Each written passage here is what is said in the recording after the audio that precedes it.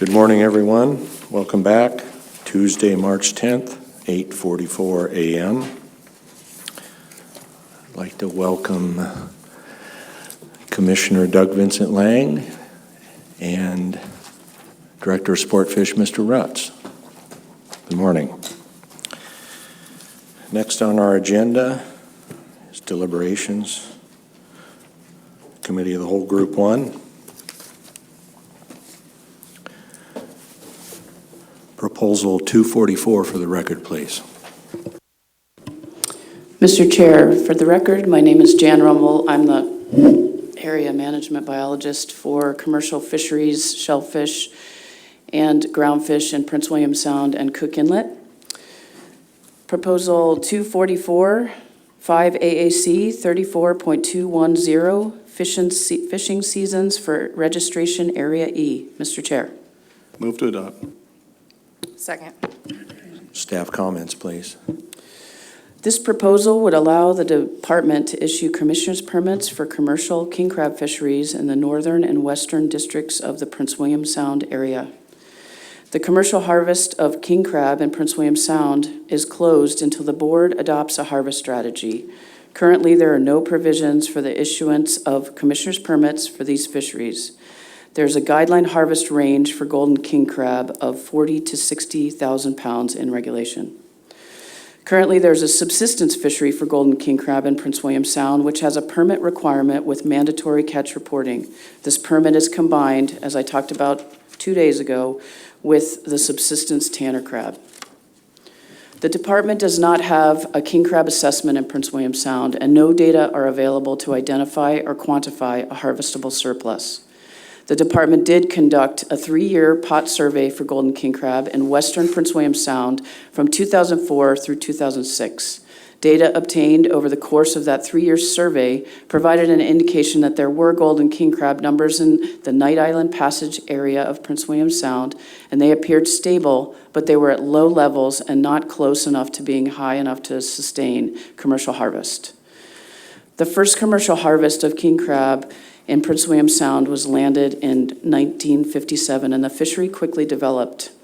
It developed through the years, but we started to have closures in the 1984-85 season through the 1990-91 season, and also 1991 through 98. These closures coincided with the development of the fishery from 1982 to 1989. Harvest levels of golden king crab were relatively low from the 1979-80 season through the 1988-89 season, with negligible harvest for the first 3 seasons. During the fishery, the average weight of golden king crab decreased from 9.7 pounds to 6.6 pounds in the 1988-89 season. Due to conservation concern, the fishery was closed for the 1989-1990 season by emergency order. In March 2008, the board made a positive customary and traditional use finding for king crab in Prince William Sound and subsequently opened a golden king crab subsistence fishery. Harvest in this fishery is monitored with a required permit, as I talked about before, and administered in conjunction with that subsistence tanner crab fishery. Harvest and participation have remained low since the fishery opened in 2008. The number of trips has ranged from 0 in 2012-2013 to a high of 42 trips in the 2018-19 season. The 2018-19 season produced the highest harvest of golden king crab since the subsistence fishery was implemented in 2008. And during that season, there were 181 legal male golden king crab caught and 230 sublegal male crab released and 605 females released. And that's also in a table in 244-2. As I talked about before, we have a commissioner's permit for tanner crab going on in the Sound currently. And they have been catching golden king crab as bycatch, and I've encouraged the fleet to make sure that they report this in their logbooks and in mandatory call-ins that they have every day. So we're trying to quantify golden king crab occurrence in that way as well. I know that you've heard testimony, and we've been working with industry for a path forward in a responsible manner. Using a test golden king crab fishery with parameters recommended by industry is something that we're interested in pursuing. And one of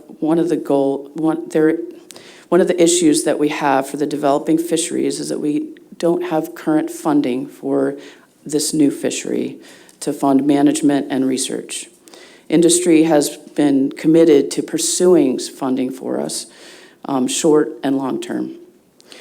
There are also regulatory barriers in developing this kind of fishery, and that includes that harvest range that I mentioned earlier, 40 to 60,000 pounds, which is in regulation. So developing a small fishery would be difficult with that regulation on the books.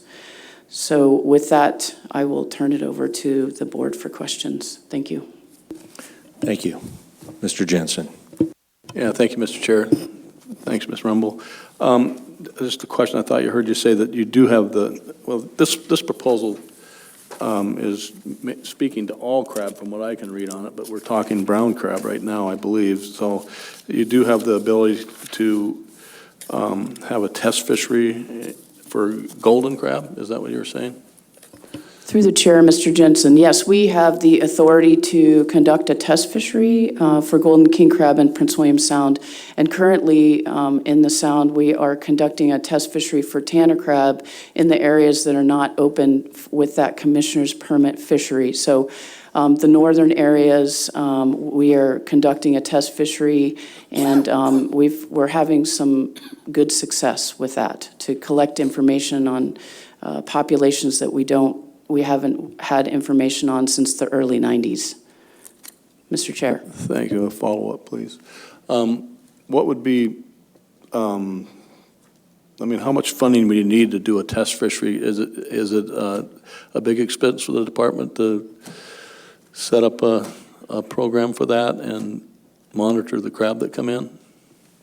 Through the chair, Mr. Jensen, we would want mandatory observers on board all the vessels that would participate in this test fishery. And as you know, that can be expensive.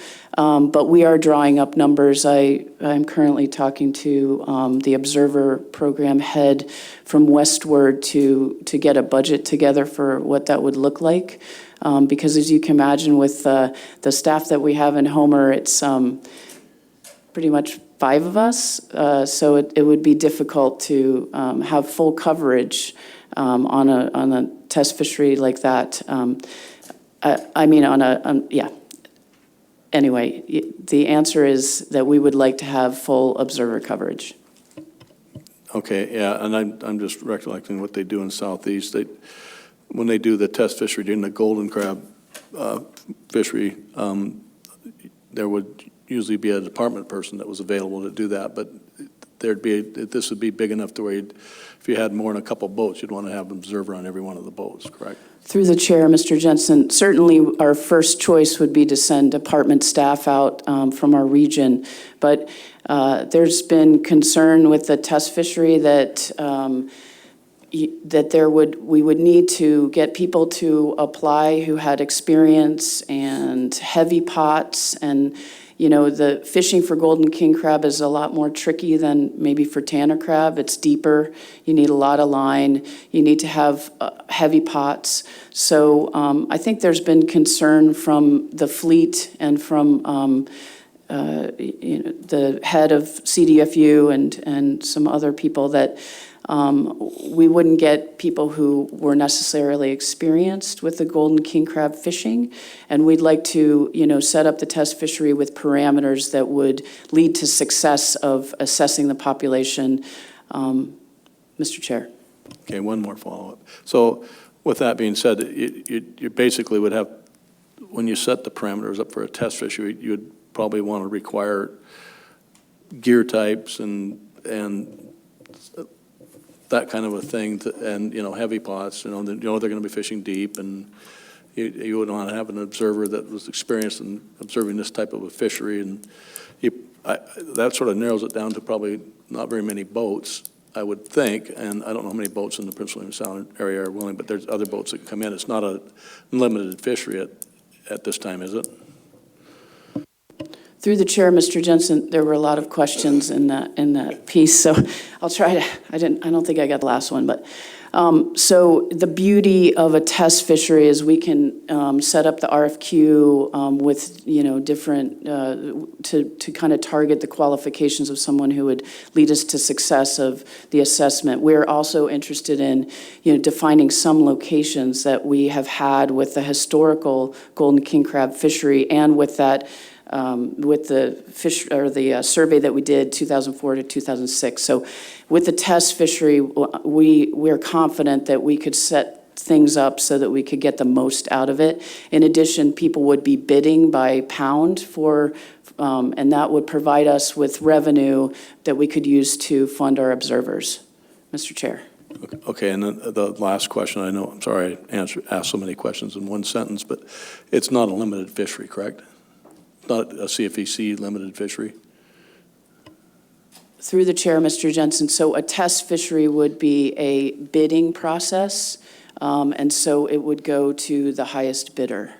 Yeah, I understand that, but as far as getting qualified boats, if you didn't have them in Prince William Sound, there's probably other boats that come from elsewhere. You don't have to have, this fishery doesn't require a CFEC permit. I know the test fishery doesn't, but the actual fishery doesn't require a CFEC permit? Or does it? Through the chair, Mr. Jensen, so test fishing, I believe they have to have, I do believe they have to have a CFEC card in order to participate in the test fishery. And then that's another part of your question was, could people come from other places and apply? Anybody would be able to apply. And then as far as if a fishery was developed for golden king crab, they would have to have a CFEC permit. Did I answer all the questions? Yeah. Okay, yes, it's maybe what you're asking, Mr. Jensen, is it limited entry, and it's not? It's an open access fishery at this time. Yes. Thanks. Thank you.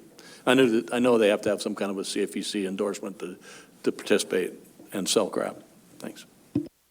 Mr. Woods. Thank you, Mr. Chairman. Sometimes up here on the table, you're more inclined to try and get the business done and move on. But sitting overnight, I was giving this some thought along with the next proposal, 245, which deals with the commissioner permit request, and came to the conclusion that commissioner permit would not be an appropriate vehicle under the statutes as they're presently written. So the creative mind started going to work. Is how would we get to where these people want to go in a way that protects the statute and funds itself? And the gentleman that was testifying here yesterday was saying that the people that are interested in this are willing to put up the money to fund the test fishery necessary. And I would just suggest to you that perhaps the department get equally creative and use a test fishery system and perhaps expand it and create a hybrid. And just bear with me for a second. If indeed, and this would apply across the board, not just to this particular fishery, if indeed there's an interest shown by parties that wanted to have test fisheries conducted, they could make a petition to the department to do such a thing and to show their experience, et cetera, in being able to conduct such a fishery by the standards set by the department. So then the department would estimate a budget, whether it's with full observers or whatever the criteria is, and then require that to be part of a minimum bid. Yes, you stay with the bid process, but you put a minimum bid under there so that the department is not out of dollars, because it doesn't take a financial genius, and we don't need a Ross Perot to figure out we're in financial difficulties right now, and it's not looking any brighter, okay? So the next step would be expanding your definition of bidder, and I didn't see a definition anywhere, to where a group could do so that if all the fishermen in that area wanted to combine together and become a bidder, then you would have more than just one boat collecting the data, et cetera. So anyway, I would urge the department to really look at that. And then lastly, talking with our legal expert this morning, I think he raises an extremely valid point in that this board really can't tell the commissioner what to do with that permit particularly. That's statutory in nature, nor do I want any part of being a commissioner of fish and game It's not a job where you get a lot of praise and slaps on the back. But if we can't tell him what to do, I don't know that we can't tell him what not to do either. So that if he were to issue a permit, I don't know that this body would have any jurisdiction whatsoever to be questioning that. So I want to get to the end result, get us there, I guess is what I'm asking you to do. Through the chair, Mr. Wood, we have a commitment to work with industry to move this needle. And as far as the test fishery goes and applications for the test fishery, we actually had a group of people come together to try to bid on the test fishery we have right now for Tanner crab to try to kind of cover the areas. So there is some working together to move this along, whether it's Tanner crab or we're hoping with golden king crab. But with the bidding process, we usually always have a minimum bid. So that's usually in place. But the bids are blind bids so that, people can put in bids for these different, we call them lots or areas. And so whoever's the highest bidder is the winner. But we're hoping that with the parameters that we would put in for the test fishery, that it would limit the bidding to fisher people who could actually get the work done well. So, Mr. Chair. Mr. Chairman, if I might follow up, yes, the highest bidder, but there's nothing that would prohibit the department from making that the highest and best bidder so that you can, by putting qualifications together, require personal experience in that fishery, et cetera. So somebody's not coming in from Oregon and saying, I'm the high bidder and not know diddly squat about the fishery. Through the chair, Mr. Wood, yes, that is our intention. And I have nothing against Oregon, by the way. Thank you, Mr. Woods. Mr. Payton and then Mr. Godfrey. Thank you. I'll have a question for the department, then Department of Law. In your test fisheries, you mentioned there's different areas, but typically, it seems like only one boat going out test fishing isn't that efficient, or you can have multiple boats in a test fishery, I guess. How does that work? Through the chair, Mr. Payton, the bidding process goes through, and as far as it goes with the test fishery currently going on in Prince William Sound, we have 4 different boats doing, we call them lots, but they're really areas. So we have defined these areas, and then we've also included mandatory pot locations where they have to fish these 25 pots in that area, and then they're free to explore. So we do have 4 boats doing these 6 lots or 6 areas right now. So we do have a diversity of people participating in the test fishery.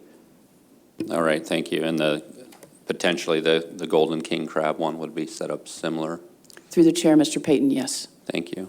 So a question for Department of Law goes to the kind of intent of the commissioner's permit, and the statute as it reads. Basically, it says to engage on an experimental basis in commercial taking of fishery resource.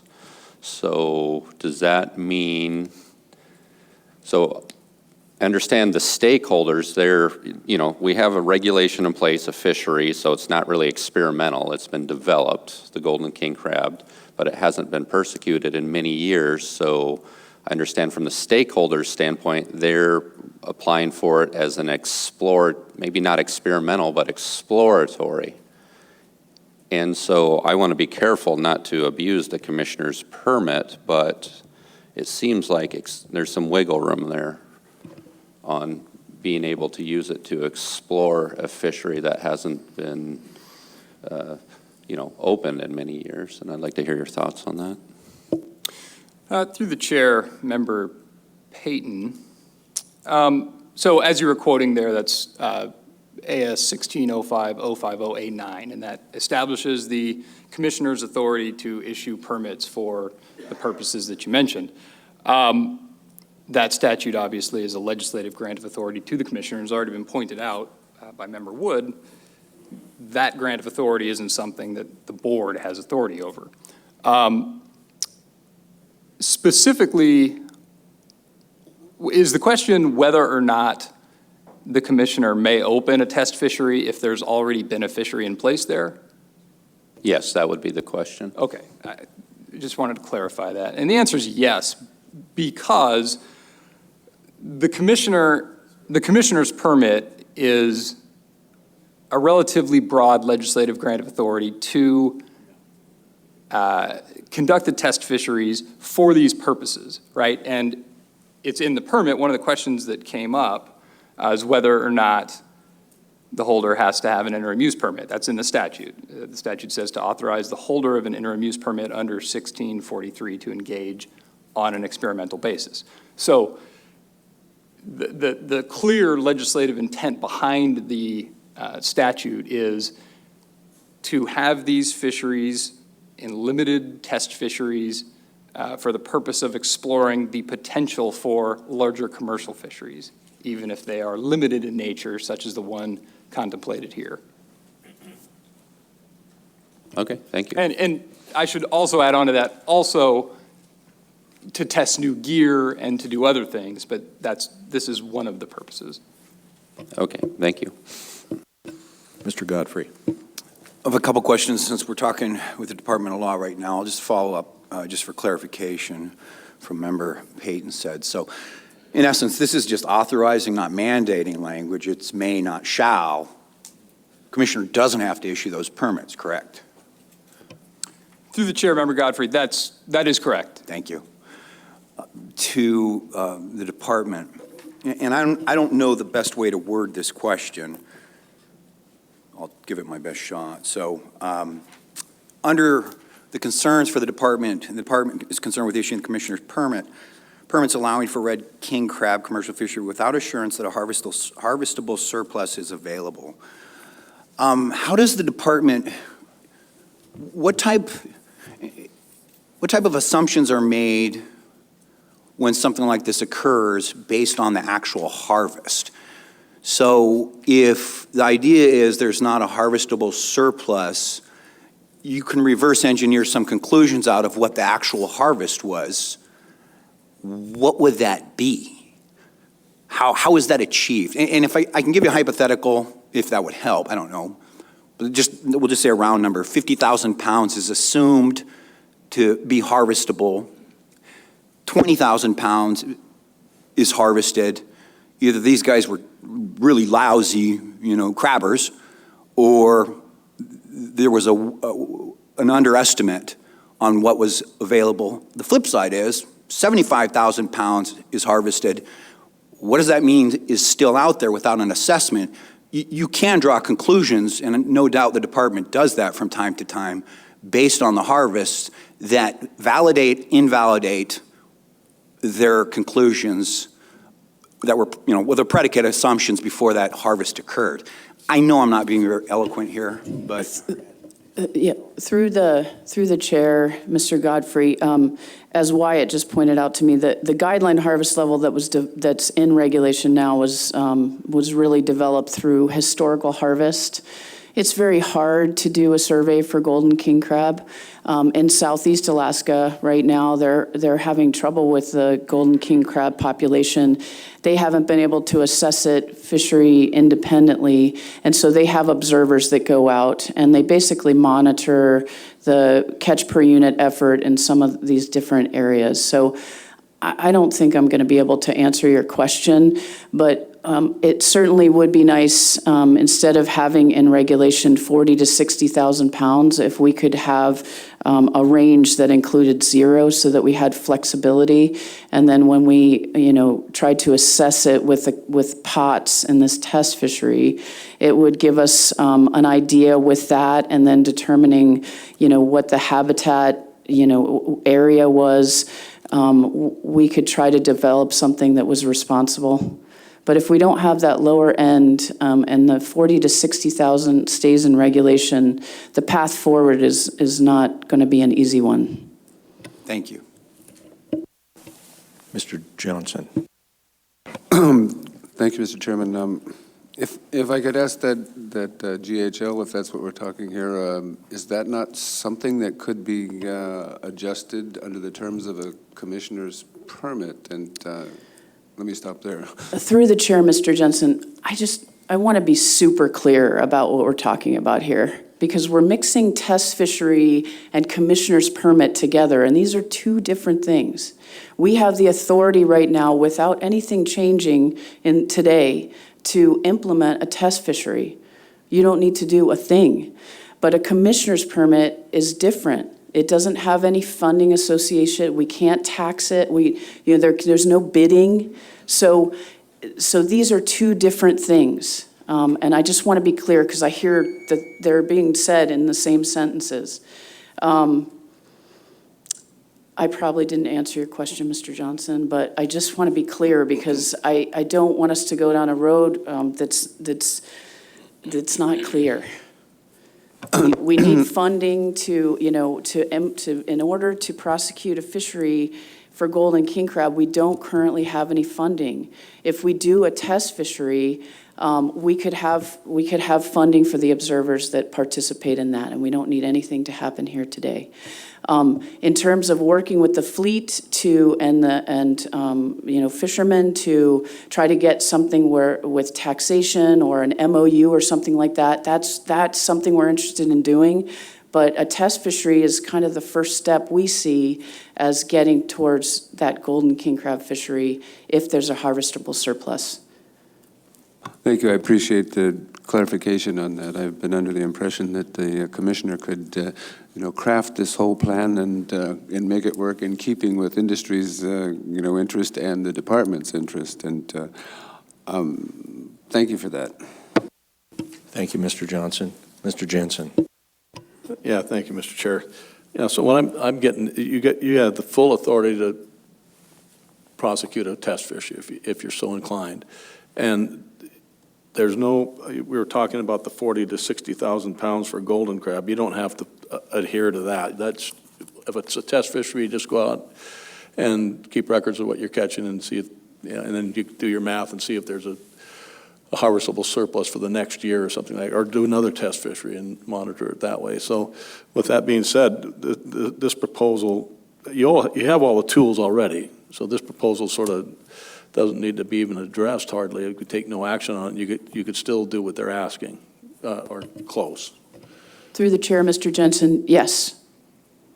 I'm just mentioning the range, the guideline harvest range, because in the future, if anything is developed and that regulation is on the books, it wasn't brought up, at this meeting. It wasn't put up as a proposal to change it.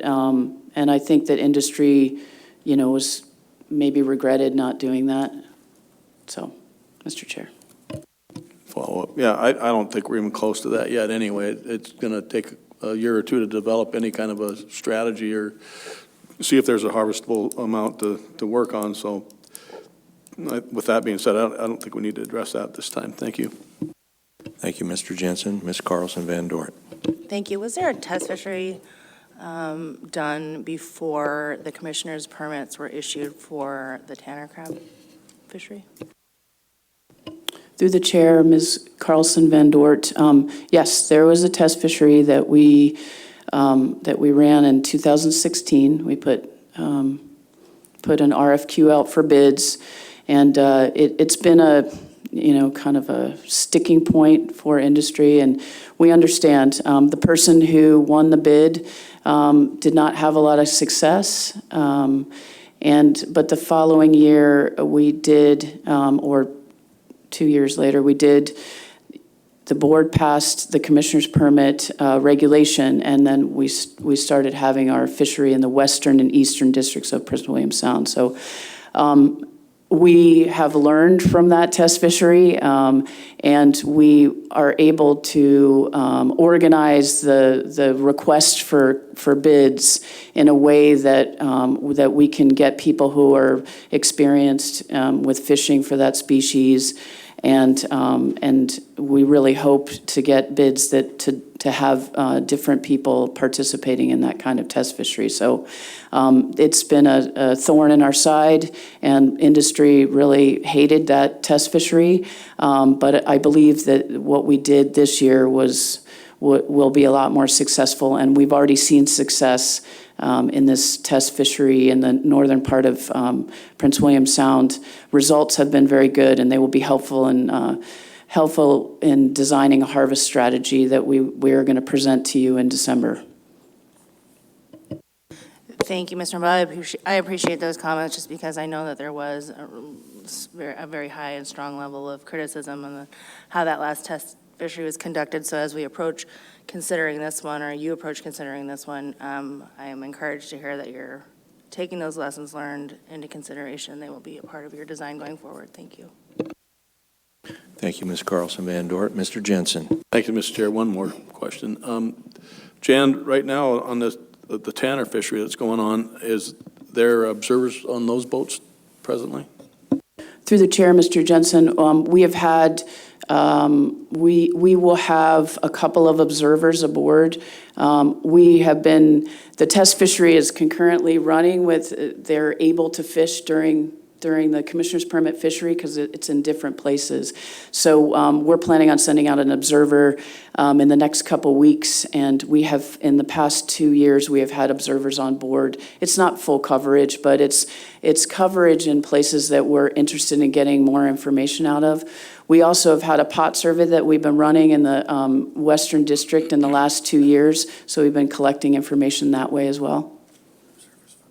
Okay, thank you. Thank you, Mr. Jensen. Mr. Payton.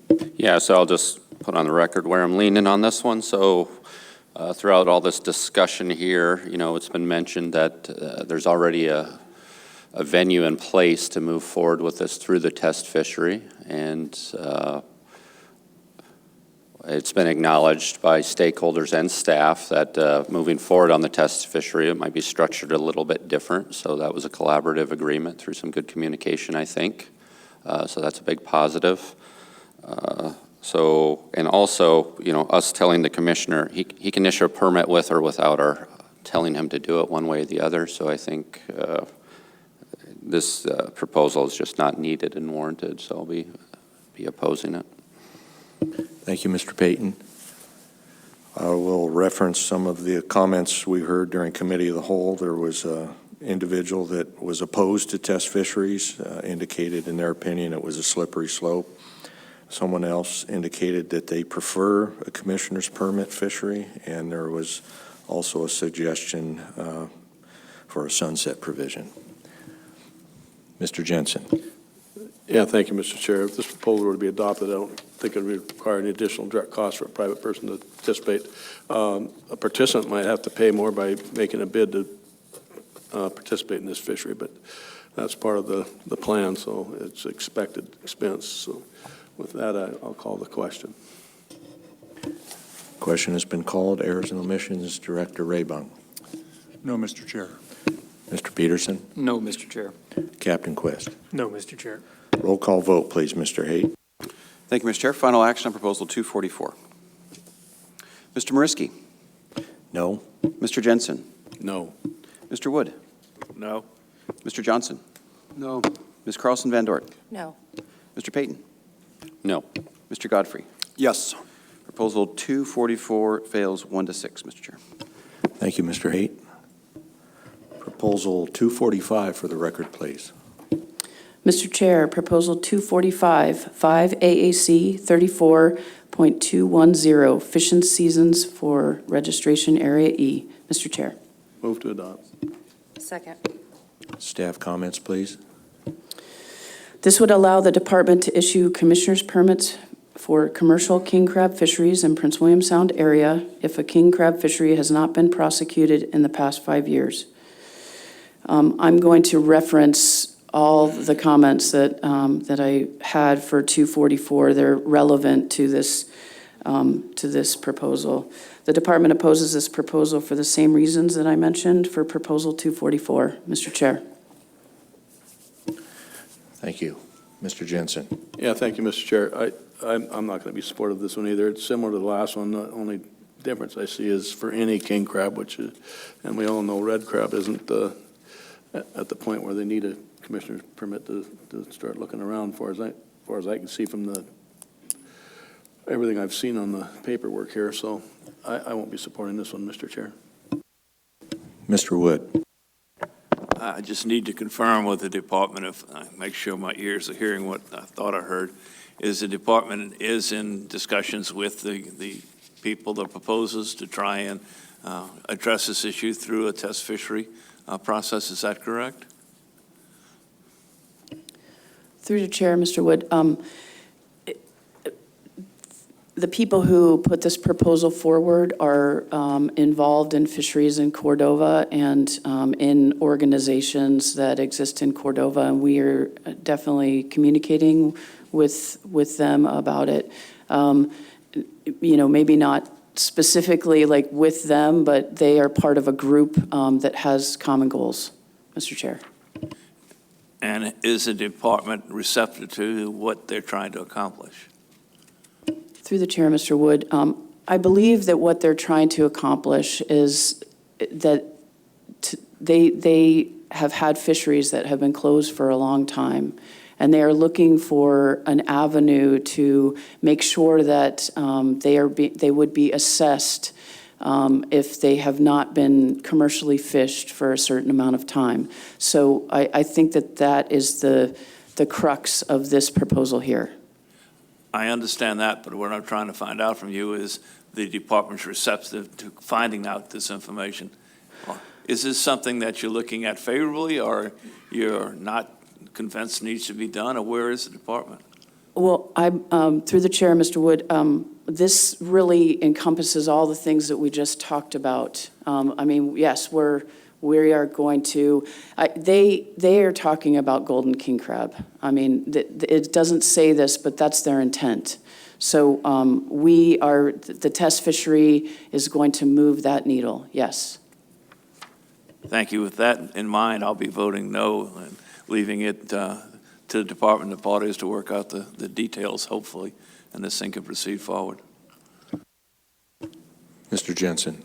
Yeah, thank you, Mr. Chair. Yeah, the heading says any king crab, and I'm assuming these folks want to try to get a crack at red king crab too, but, and from the department's comments, I don't think you believe there's enough to issue even a commissioner's permit for it this time. So I'm definitely not going to be supporting this. I just wanted to clarify it, that's what I thought that the proposal was asking for, any king crab if you didn't fish within 5 years. Through the chair, Mr. Jensen, we do have a trawl survey that occurs in an area of Prince William Sound, and we have no indication through that trawl survey that red king crab is coming, is increasing in the sound. So I would assume that they're mostly talking about golden king crab, but this is someone else's proposal, and they're not here to talk to it. So I don't really want to talk for them. No, thanks for that. I appreciate that. Yeah, okay, with that, I won't be supporting this one either, Mr. Chair. Thank you, Mr. Jensen. Mr. Johnson. Thank you, Mr. Chair. I think, for all the reasons that have been discussed here, I'm encouraged by the department's, assertion that, there is interest in addressing the question because of the, difficulties of doing it specifically as proposed. I think that was the reason that this was not approved earlier, but I get the sense that the board is not opposed to, exploring, this crab abundance. For the same reasons, I think, that my vote will be in the negative on this as well, but, I'm confident that the stakeholders and the department will be able to work together to pursue the objectives through whatever mechanisms works. So I'm not going to support this, but I think, I think the message is fairly clear that there's interest in pursuing this work. Thank you, Mr. Johnson. Mr. Godfrey. For the same rationale as the last proposal, while I would depart from the explanation that my colleague to my right said, since the commissioner can issue or not issue a permit without direction of the board, this is not binding on the commissioner. So there's a certain value and symbolism of the board's will and intent that I think is instructive to the commissioner. That having been said, I was the only person to vote for the last one. I'll be the only person most likely to vote for this one as well. And that's because it's not binding. So I'm not terribly concerned in that regard. I love to believe in, the parties act in good faith, stakeholders in the department to achieve a path forward through compromise. And I have no reason to believe that wouldn't occur here moving forward. But I look at the number of supporters and stakeholders in support of it, and to the comments during the committee of the whole, that this ends up being, goes to the highest bidder, the alternative approach. And, that's unfortunate. And because of that, I will again be supporting this one. Thank you, Mr. Godfrey. Mr. Jensen. Yeah, thank you, Mr. Chair. If this proposal were to be adopted, I don't believe it would result in any additional direct costs for the private person to participate, and I'll call the question. Question has been called. Errors and omissions, Director Raybone. No, Mr. Chair. Mr. Peterson. No, Mr. Chair. Captain Quist. No, Mr. Chair. Roll call vote, please, Mr. Haight. Yes, Mr. Chair, final action on Proposal 245. Mr. Wood? No. Ms. Carlson Van Dort? No. Mr. Payton? No. Mr. Mariski? No. Mr. Godfrey? Yes. Mr. Johnson? No. Mr. Jensen? No. Proposal 245 fails 1-6, Mr. Chair. Thank you, Mr. Haight.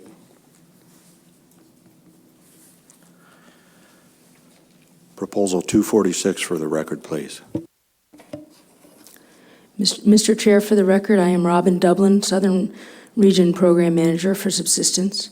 This is Proposal 246, 5 AAC 02.311, customary and traditional subsistence uses of shellfish stocks in amounts reasonably necessary for subsistence.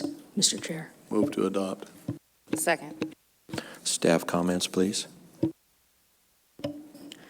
This proposal would adopt amounts reasonably necessary for subsistence, or ANS, for crab stocks in the Cook Inlet area outside the Anchorage Matsu Kenai subsistence area. We have a PowerPoint available that outlines options for the ANS, and that PowerPoint is RC4. This proposal was developed in anticipation of proposals that may benefit from the review of and potential establishment of an ANS. If the board chooses to adopt ANS findings for crab in the Cook Inlet area, it may wish to consider doing so only for Tanner crab, since no subsistence fisheries for Dungeness or king crab have been authorized for at least 20 years, and therefore no recent harvest data are available upon which to base an ANS. The department is neutral on this proposal. Thank you. We have subsistence regulation review and RC4, which indicates an option A, B, and C for this proposal. Mr. Payton. Thank you. And yeah, I think it's tab 2 and the big binder 2 has a full report on how the options were derived.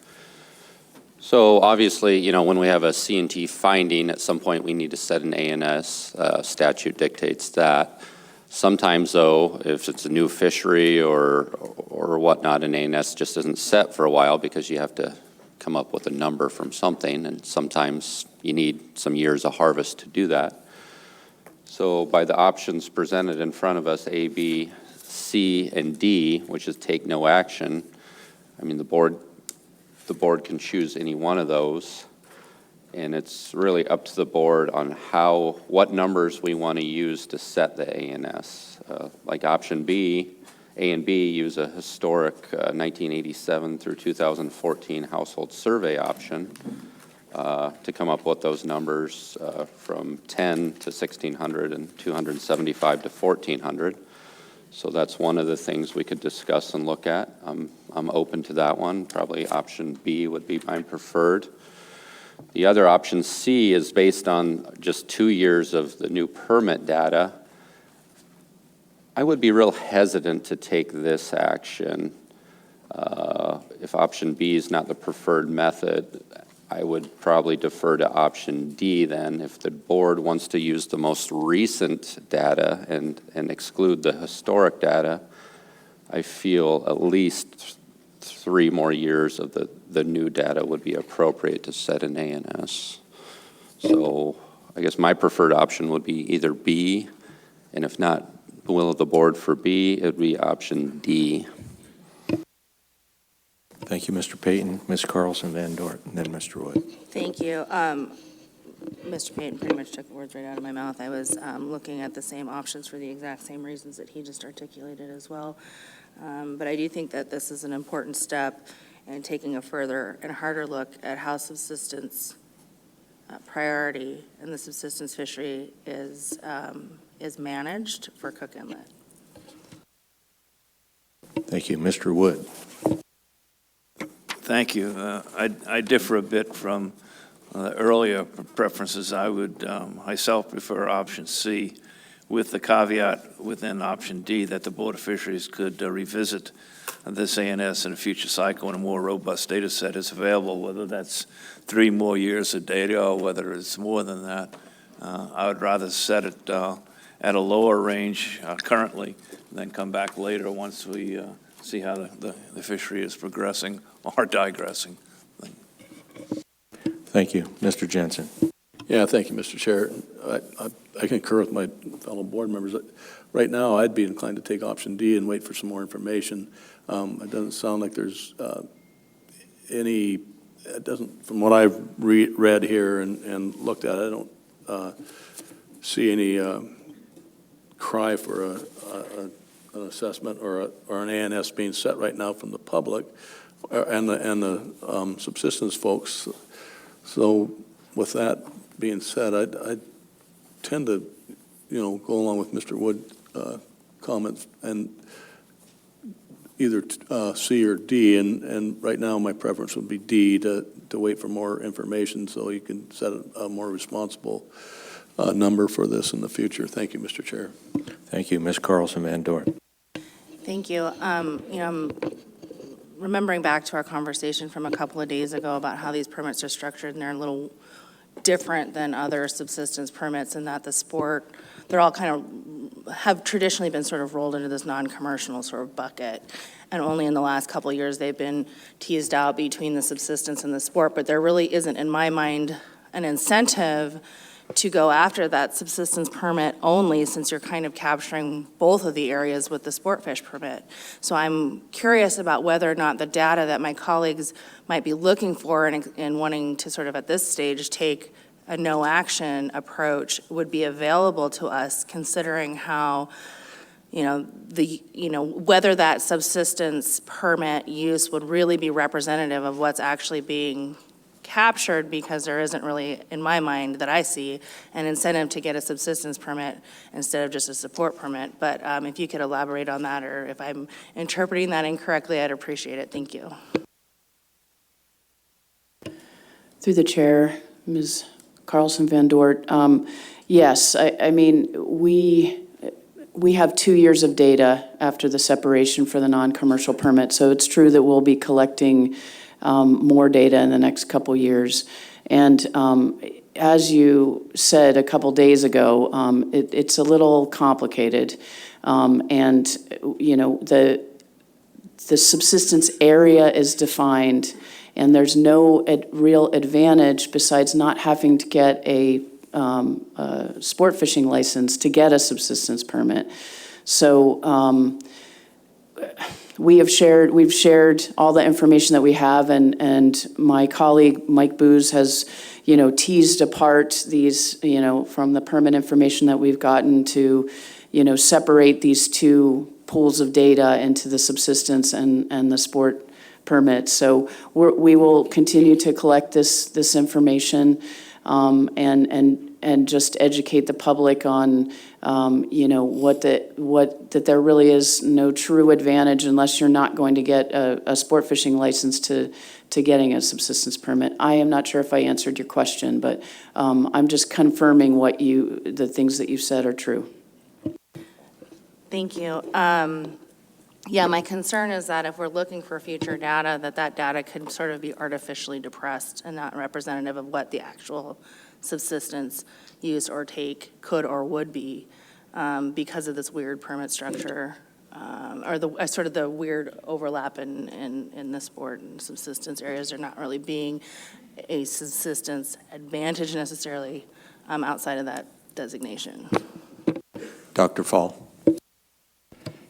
Thank you, Mr. Chair. Just to follow up on the question from Member Carlson Van Dort, there has been some questions about why the department submitted these proposals on ANS, and I'd just like to address that our goal here is to introduce more transparency into the process. There has been some discomfort expressed in past years that the public and sometimes, excuse me, board members don't find out that an ANS doesn't exist, and this should be on the agenda for the meeting until staff comments are prepared for proposals. So what we've tried to do as a staff is look at the call for proposals, look at the stocks under considerations, and identify those that don't have either a C&T or an ANS to basically alert the public, alert advisory committees that this will be something that will be coming up at the meeting. So I just wanted to clarify that. In terms of developing the options, we do our best with the available data, and it also is our obligation to identify any limitations that the data have. And there are numerous examples, both for the Game Board and the Board of Fisheries, where the board has postponed an ANS finding because of data inadequacies or lack of data entirely. And as we've identified with this particular proposal, there are limitations with the information that we have. Proposals, options A and B are based upon survey data that are pretty good data, but they're old, and they only address the 3 communities that are outside the non-subsistence area. So they don't address uses, harvests of the Tanner crab outside the non-subsistence area by other Alaskans who are certainly eligible to participate in that subsistence fishery. That's why we proposed option C, which looks at the permit data. And as we've noted, until the last 2 years for which data are available, there's been basically a single permit, and we couldn't tease out what portion of that total harvest by Alaska residents occurs outside the non-subsistence area. And that's necessary to know because we don't have subsistence fisheries in the non-subsistence area, and ANS ranges should not include harvests that occur in the non-subsistence area. So we only have 2 years of data. An additional limitation that it really didn't come up until the staff reports the other day is that, as we've noted, an Alaska resident may ask for either a sport or a subsistence permit and fish outside the non-subsistence area. If an Alaska resident chooses that sport permit and reports back to us their harvests, they choose portions of the lower Cook Inlet that are open. However, we cannot tease out what portion of their harvest occurred outside the non-subsistence area. So our option C only includes the subsistence permit data. Now, maybe that's appropriate. However, as we've noted, there's been confusion among eligible Alaska residents about which permit is needed, which they should get. There's no real advantage to get one or another. I have a sport fish license anyway, so I'll just get the sport permit. But one could argue that those harvests that are occurring outside the non-subsistence area by Alaskans with a sport fish permit should be included in the ANS range. That would be something that we would encourage the board to consider when looking at an ANS. We'd break it out, but we would show that. So again, just to follow up, I think if the board expresses an interest either to adopt option D to not take action now, or to take one of the options with the intent of revisiting this in 3 years or 6 years, the department would try its best to collect more precise harvest area information so we could break that out. I don't think that would be very hard to do, and it'd be easy for fishers to do that too. So some additional background and context, Mr. Chair. Thank you.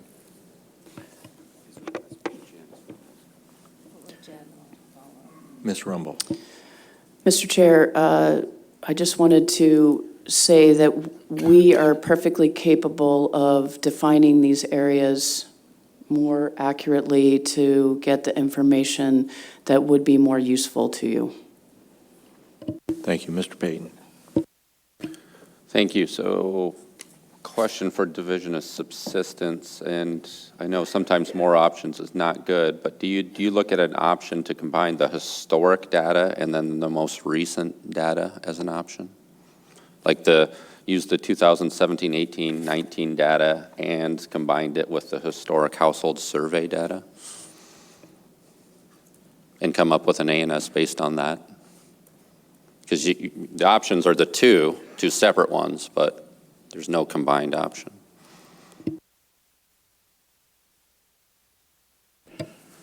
Obviously, you didn't because it's not here, but No, I mean, it answers itself. But. Yeah, Mr. Chair, Mr. Payton, no, we didn't consider adding those two sources. I think because the data sets are so different.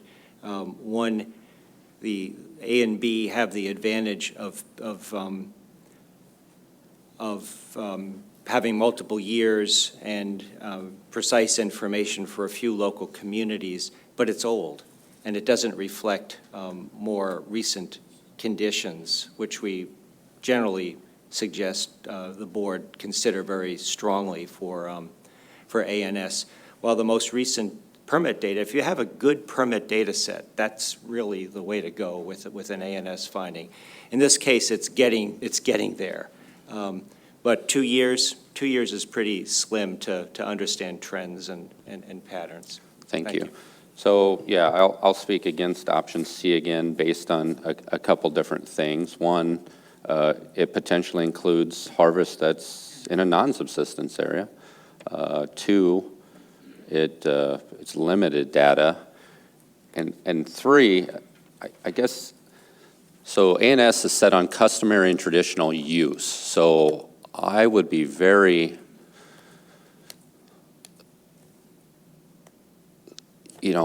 I would feel very uncomfortable to basically exclude many years of subsistence use by those remote communities and just ignore that data. That's a large household survey data set that I truly think needs to be included in an ANS. It's not the most recent data, but it's customary and traditional use for a long time. And I think that's the key to setting an ANS. So I'll listen to board discussion, then make a motion probably. Thank you. Ms. Carlson Van Dort. Thank you. I agree with Mr. Payton's comments in terms of, the old data or the older data may be old, but it's what we have. And it is representative of what the usage has been based on the household survey data. I also think that moving forward, going back to Subsistence Division's comments, that trying to get a better record of what the actual use is, the subsistence use going forward, I think is important. But procedurally, we have a subsistence use area. We now have a separate subsistence use permit. I think it is appropriate that we have an ANS based on those two things at this time. That's my feeling. And we can hope for better data in the future, but I think it's warranted to set an ANS now. Thank you. Thank you. Mr. Payton and then Mr. Johnson. Yeah, I would remind board members that we can always revisit the ANS every 3 years if we so choose. So the motion I would make would be to adopt option B. I'd second that.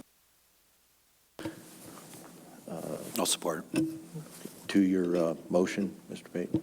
I think I've said enough to the motion. Further discussion? Mr. Johnson. Thank you, Mr. Chair. Yeah, I agree with the comments that, it's important that we establish an ANS of, some value, and the historic values are sort of the best we have. The option C, it was as it's described, is those numbers are disguised with, given the present, tendency for people to adopt, to get only a sport fish or a sport harvest license for this resource. We will be getting, the department has indicated that we will be getting, in the future, more data. We may be able to revisit at the time, but I think there's significance in establishing an ANS for subsistence because it is important to the state. So I would support the motion from Mr. Payton that we adopt option B here. Thank you. We have a motion and a second to amend this proposal with option B. And we'll be voting on that and then voting on the proposal itself. Further board discussion. We have a question on the motion for option B. Question. Question has been called. Roll call vote, please, Mr. Haight. Thank you, Mr. Chair. This is on the motion to adopt option B for proposal 246. Mr. Mariski. Yes. Mr. Jensen. No. Mr. Wood. No. Mr. Johnson. Yes. Ms. Carlson Van Dort. Yes. Mr. Payton. Yes. Mr. Godfrey. Yes. That motion carries 5-2, Mr. Chair. Thank you, Mr. Haight. Back to the proposal. Further board discussion. Mr. Jensen. Thank you, Mr. Chair. Just to qualify why I voted no, I voted no because I'm in support of option D, and I think that's the best action to take. I'm not against subsistence. I use subsistence myself, and I don't want that to be misconstrued that I'm an anti-subsistence guy by voting that way, Mr. Chair. Thank you.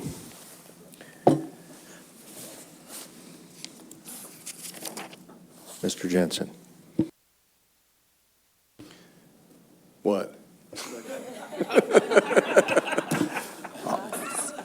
I'll read the cost if you like. I could do that. Have we done the subsistence regulation review? Oh, pardon? Have you addressed the subsistence regulation review? Subsistence review. I can do that, Mr. Chair. I can do that. Is this stock in a non-subsistence area? No. Is this stock customarily and traditionally taken or used for subsistence? Yes. Can a portion of the stock be harvested consistent with sustained yield? Yes. For tanner crab? No. For Dungeness and king crab? What amount is reasonably necessary for subsistence? And the board just determined that. Do regulations provide a reasonable opportunity for subsistence uses? I believe they do after our amendment.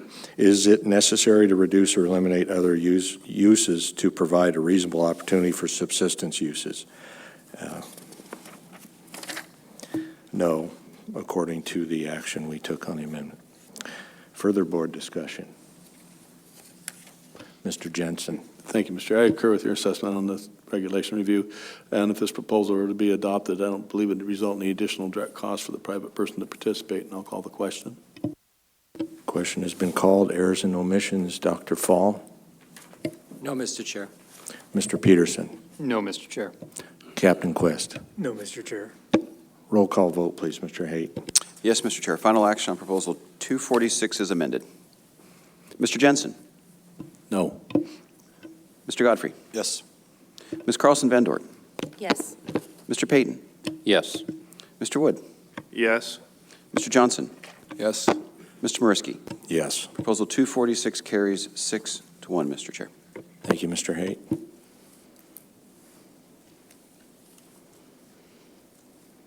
Proposal 247 for the record, please. Mr. Chair, Proposal 247, 5 AAC 02.325, subsistence tanner crab fishery. Mr. Chair. Move to adopt. Second. Staff comments, please. Mr. Chair, this proposal would align tanner crab subsistence seasons for the entire Cook Inlet area, coordinate subsistence and sport seasons, eliminate regulatory area closure dates mid-season, and implement seasonal tanner crab harvest limits. This proposal would reduce regulatory complexity by aligning the standard subsistence tanner crab seasons for the entire Cook Inlet area. It would remove a closure period, adjust the opening date, and implement a seasonal limit. Tanner crab in the Cook Inlet area have supported historically both commercial and non-commercial fisheries. Beginning in 1990, tanner crab abundance has been assessed with trawl surveys in Ketchimack and Kamishak Bays. Historically, these surveys provided abundance estimates of legal male tanner crab required by regulation to open commercial and non-commercial fisheries. The Ketchimack Bay Trawl Survey was used to manage fisheries within Ketchimack Bay, and the Kamishak Bay Survey was used to manage fisheries in the remainder of the Cook Inlet area. The Registration Area H Tanner Crab Harvest Strategy was adopted in 2002 and outlines legal male tanner crab abundance thresholds that allow commercial and non-commercial fisheries.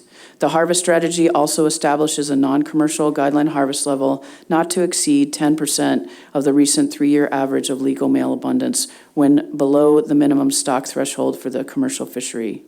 Due to low stock abundances, all commercial fisheries have been closed since 1995, and the non-commercial fisheries have had experienced periodic closures since 1989. In 2017, the board adopted a department proposal to allow a more restrictive, limited, non-commercial fishery in the absence of trawl data or when abundance estimates were below the thresholds required for the standard non-commercial fishery. The season opening date was changed in 2014 to avoid molting and mating, but not changed in some areas and for the subsistence fishery. This proposal would standardize season dates. Most of the Cook Inlet area non-commercial tanner crab harvest has occurred in Ketchimack Bay. During the 2017-18 and 2018-19 seasons, subsistence harvest was 363 and 260 tanner crab respectively, with 96% of the harvest occurring in the Ketchimack Bay area. Subsistence harvest averaged 4% of the total non-commercial harvest during these 2 seasons. The department submitted and supports this proposal, aligning the Cook Inlet area subsistence tanner crab season with the Cook Inlet Resurrection Bay sports season in all non-commercial areas, simplifies regulations, eliminating the 2-week January closure for the standard fishery in Ketchimack Bay, removes a currently unnecessary closure in the middle of the season. Implementing a seasonal tanner crab harvest limit for the standard and limited non-commercial fisheries would stabilize harvest. Mr. Chair. Thank you. Mr. Payton. Thank you. So reading through the department report here, comments, basically it looks like it extend the season in E by I think 11 days, but it'd shorten the subsistence season in A, B, and C by 48 days. And then go back to the criteria 5. Do the regulations provide a reasonable opportunity for subsistence use? Looking at the map, I can't imagine a lot of use in A, B, and C. Most of the use takes place in E. So I guess I feel comfortable restricting it in those other areas and providing more use in the popular area that most people use. But furthermore in their comments, so it says if this proposal and Proposal 28 are both adopted, sport and subsistence fisheries would have the same seasonal harvest limits and the standard limited fisheries. However, the board will need to consider if the regulations continue to provide a preference for subsistence use as well as a reasonable opportunity. So I think that's important to consider. All that being said, I'll be in support of this proposal. Thank you. Thank you. Mr. Jensen. Yeah, thank you, Mr. Chair. Yeah, we have to provide a preference for subsistence. And I'm in agreement with this proposal. I like reducing complexity. I like alignment of seasons. It makes it easier for everybody to understand in the public. I think we'd still have as Mr. Payton said, the areas that are reduced to the areas where I think most subsistence people wouldn't probably participate. It's sort of out in the middle of nowhere, and A and B and C can be pretty treacherous waters. I think it's still consistent with the subsistence regulation review. I think it wouldn't change much there, so I'll be in support of it, Mr. Chair. Ms. Carlson Van Dort. Thank you, Mr. Chairman. I am also in support of this. I do like the, sort of the regulatory consistency, but also more importantly, it's going to make it easier for the public, hopefully, to remain compliant, and that's, in my mind, the priority. You're not trying to set up a situation where people are inadvertently operating outside the bounds of the regs. But I do think that at some point in the future, we do need to sit down and think a little bit more carefully about what this, subsistence preference looks like. Should there be a step-down restriction in the sport fleet before it hits the subsistence fleet? Because currently that isn't the case. I'm not sure I want to tackle that here now with this proposal, but that is a conversation that I'm interested in having. Thank you. Thank you. For subsistence regulation review, is this stock in a non-subsistence area? Yes. Is this stock customarily and traditionally taken or used for subsistence? Yes. Can a portion of the stock be harvested consistent with sustained yield? Yes. What amount is reasonably necessary for subsistence uses? I will reference the previous proposal, 246, and the action the board took there. And do the regulations provide a reasonable opportunity for subsistence uses? Mr. Payton addressed that. And is it necessary to reduce or eliminate other uses to provide a reasonable opportunity for subsistence uses? No. Mr. Jensen. Yeah, thank you, Mr. Chair. If this proposal were to be adopted, I don't believe it would result in any additional direct costs for the private person to participate. And I'll call the question. Question has been called. Errors and omissions. Dr. Fall. No, Mr. Chair.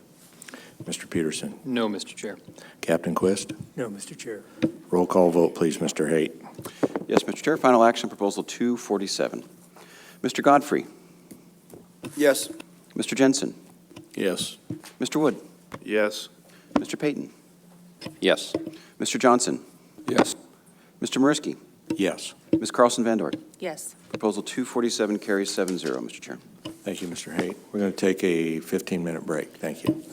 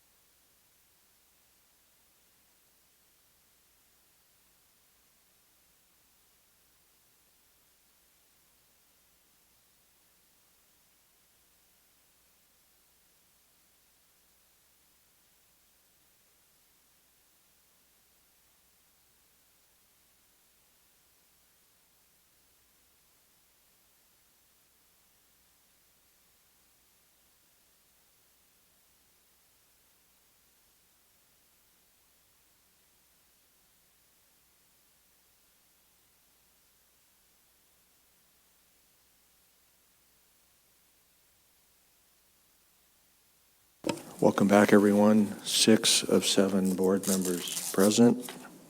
10:16 a.m. Continuing deliberation, Committee of the Whole, Group 1. Next, we have Proposal 254 for the record, please. For the record, Proposal 254, 5 AAC 02.307, lawful subsistence fishing gear for the taking of tanner crab, and 5 AAC 02.325, subsistence tanner crab fishery. Mr. Chair. Move to adopt. Second. Staff comments, please. This proposal would allow the use of ring nets stated as crab rings in the proposal and the Cook Inlet Tanner Crab Limited Subsistence Fishery and establish limits on the number of ring nets allowed in the standard subsistence fishery. Currently, in the Cook Inlet area Tanner Crab Subsistence Fishery, ring nets are listed as legal gear. However, the limits to the gear are set specifically for pots in Section 3 and do not include ring net limits. The gear for the limited subsistence fishery is limited to 1 pot and does not include provisions for ring nets. The department supports this proposal in order to provide clarity on legal gear types and limits. Mr. Chair. Thank you. I'll note that during Committee of the Whole, we did not have any comments. Mr. Jensen.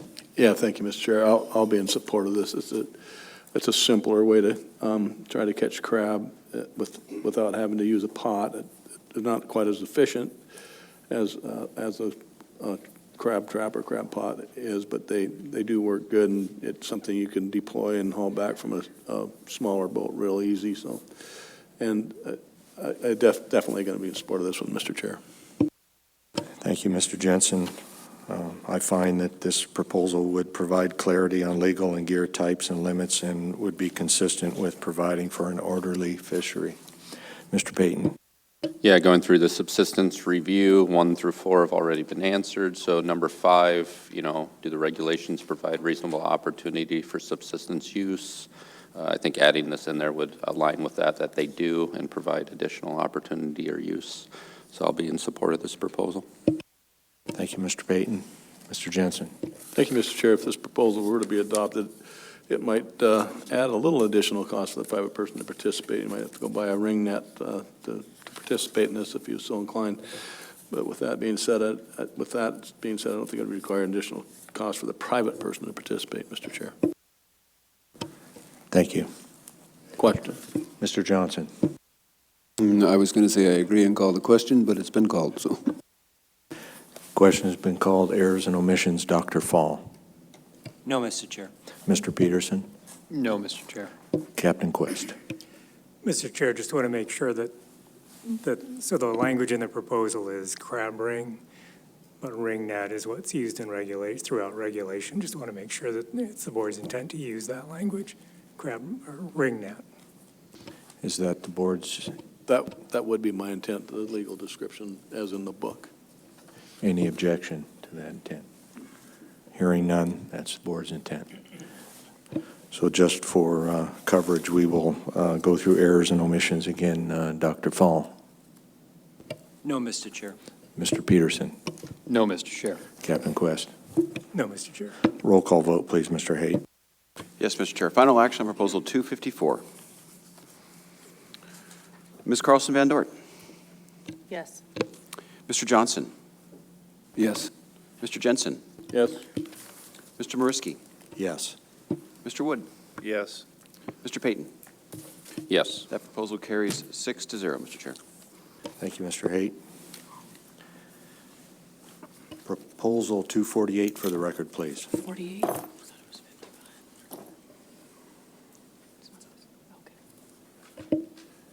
Good morning, Mr. Chair. Matt Miller, Cook Inlet Sport Fish Management Coordinator. Proposal 248, 5 AAC 58022, water seasons bag possession, annual size limits, and special provisions for Cook Inlet Resurrection Bay saltwater area. Mr. Chair. Move to adopt. Second. Staff comments, please. Good morning, Mr. Chair. Mike Booz, Lower Cook Inlet Sport Fish Area Manager. This proposal would establish a seasonal limit of 40 tanner crab in the standard sport fishery and 20 tanner crab in the limited fishery in the Cook Inlet Resurrection Bay saltwater area. The department submitted and supports this proposal since it would stabilize harvest. Mr. Chair. Thank you. Mr. Jensen. Yeah, it's probably in our informational sheets that you've given us, but what is the average user catch in the sport fishery in either area? Through the chair to Mr. Jensen, you can reference the comments for Proposal 247, or there's a harvest table there in Proposal 247. The two different fisheries, the limited fishery that's occurred the last 2 years, the harvest has been approximately 8,400 crab. Historically, in the standard fishery, the harvest has been upwards of 15,000 to 18,000, Mr. Chair. Thank you. Thank you. Mr. Payton.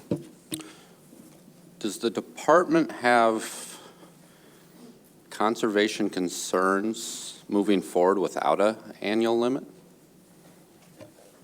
Through the chair to Mr. Payton, the limited fishery that was established in 2017 was intended to provide a small harvest opportunity when stocks are below threshold or in the absence of trawl survey data. And so what we saw in prosecuting that fishery over the last 2 years was that there were approximately 50% of the crab were harvested by 10% of the users. And so we were just looking for a way to, if we don't have abundance data or when the stock is below threshold, to kind of stabilize the harvest at that level, Mr. Chair.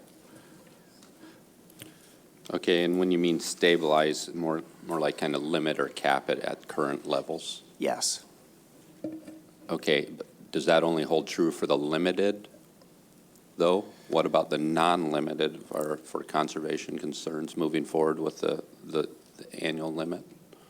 Through the chair to Mr. Payton, yes. I mean, overall, this fishery has the potential to grow. The number of permits that are being issued are 1,000 to 2,000, but only approximately 60% of those are actually fishing. And so we recognize that the users, have interest in participating and might not have. And so we have currently the standard fisheries occurring right now in Kachemak Bay area. And just to keep the harvest at below where we want it to be, we expect the harvest not to exceed 10%. And so to do that, we issued an emergency order this year to take away the month of September because we were just uncomfortable with how close it would be. Mr. Chair. All right, thank you. Thank you. We've had 7 of 7 board members present for the full deliberation on this. Mr. Godfrey.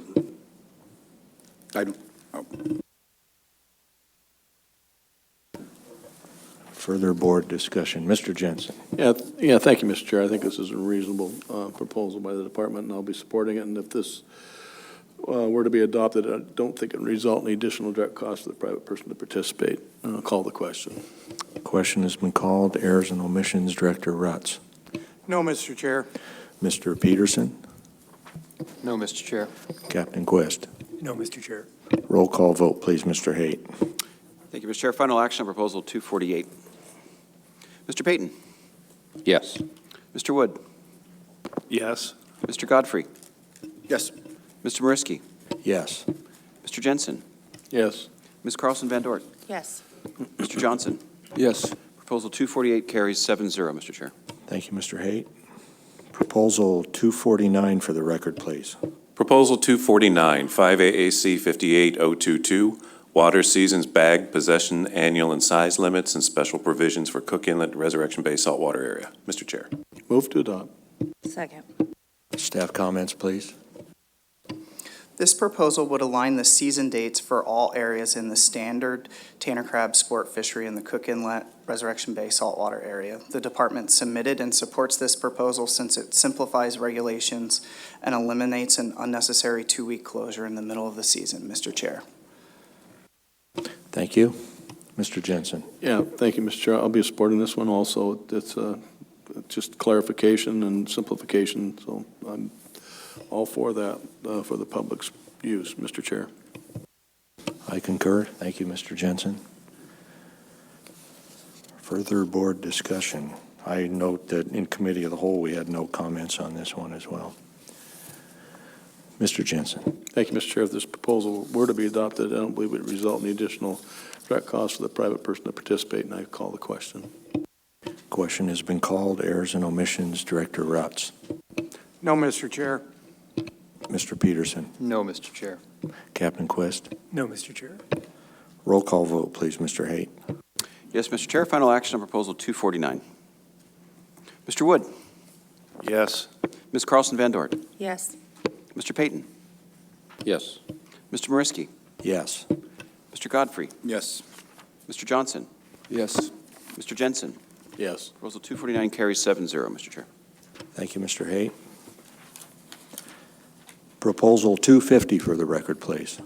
Proposal 250, 5 AAC 58026, shellfish harvest recording form required. Mr. Chair. Move to adopt. Second. Staff comments, please. This proposal would enact an appeal process for the failure to report for the Tanner Crab Sport Fishery harvest recording form in the Cook Inlet Resbay saltwater area. The department submitted and supports this proposal since it would provide an appeal process for failing to report consistent with subsistence and personal use fisheries, Mr. Chair. Thank you. Mr. Jensen. Yeah, thank you, Mr. Chair. I'll be supporting this one also. It's clarification and alignment with other regulations, and it'll definitely, I will be supporting this, Mr. Chair. I concur. Thank you, Mr. Jensen. Mr. Jensen. Thank you. I'd also note that there's on-time comments. Homer AC was in support of this one, Mr. Chair. And if this proposal were to be adopted, I don't believe it would result in the additional direct cost for the private person to participate, and I'll call the question. Question has been called. Errors and omissions, Director Rutz. No, Mr. Chair. Mr. Peterson. No, Mr. Chair. Captain Quest. No, Mr. Chair.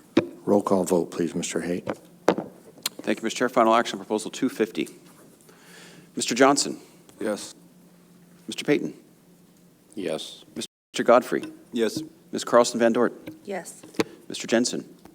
Yes. Mr. Mariski? Yes.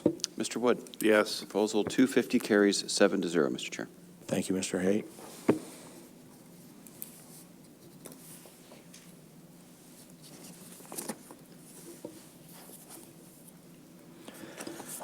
Proposal 251 for the record, please.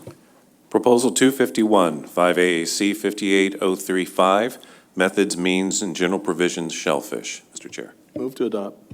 Second. Staff comments, please. This proposal would require 2 escape mechanisms per pot in the Tanner Crab Sport Fishery for the Cook Inlet Resbay saltwater area. The department opposes this proposal since current regulations are adequate for allowing crab and other animals to escape lost pots. Mr. Chair. Thank you. Mr. Jensen. Yeah, thank you. This would be overcompensating. I'm not going to be supporting this one either. And one is adequate. When it breaks, the crab can get out of the pot and it doesn't keep fishing. So 2, I don't think it's necessary, so I won't be supporting this one, Mr. Chair. I concur on both accounts. Ms. Carlson Van Dort. Yeah, thank you. I agree with Mr. Jensen's comments that it just doesn't seem, complicate the regs for no demonstrable, discernible advantage, reason. I will not be supportive. Thank you. Thank you.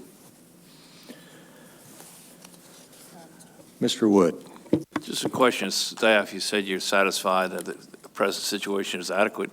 Do we have any history as to what might be still captured in those ghost pots that are sitting down at the bottom? Through the chair to Mr. Wood, no, we don't have any information on what would be in those pots. For the most part, the Tanner crab pots that are used in the sport fishery are a pyramid style that are really open-ended, and so crab come and go from these, and so do other critters. Thank you. Mr. Chair. Mr. Jensen. Yeah, thank you, Mr. Chair. Yeah, once those biodegradables go, that it's pretty open access and egress for the crab.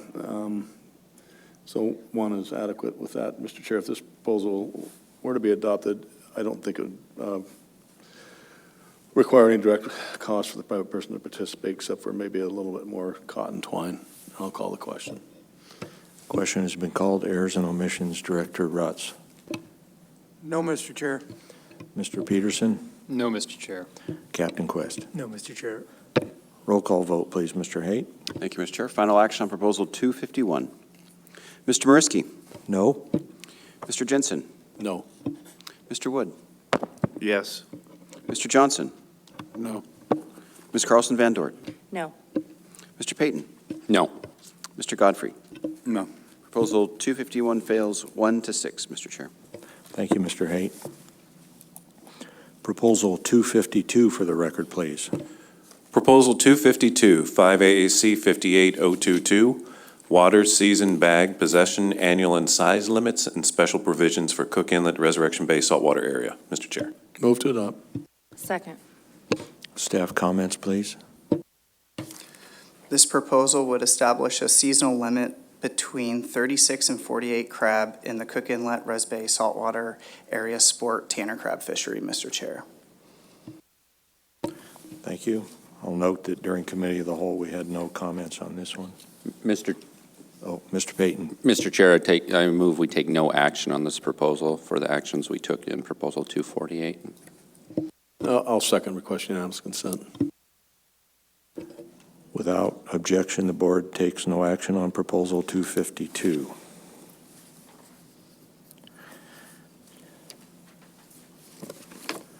Proposal 253 for the record, please. Proposal 253, 5 AAC 58022, water season bag possession annual and size limits and special provisions for Cook Inlet Resurrection Bay saltwater area, and 5 AAC 58035, methods, means, and general provisions shellfish. Move to adopt. Second. Staff comments, please. This proposal would allow the use of crab rings in the limited tanner crab sport fishery and limit the number of crab rings that can be used in the standard fishery for the Cook Inlet Res Bay saltwater area.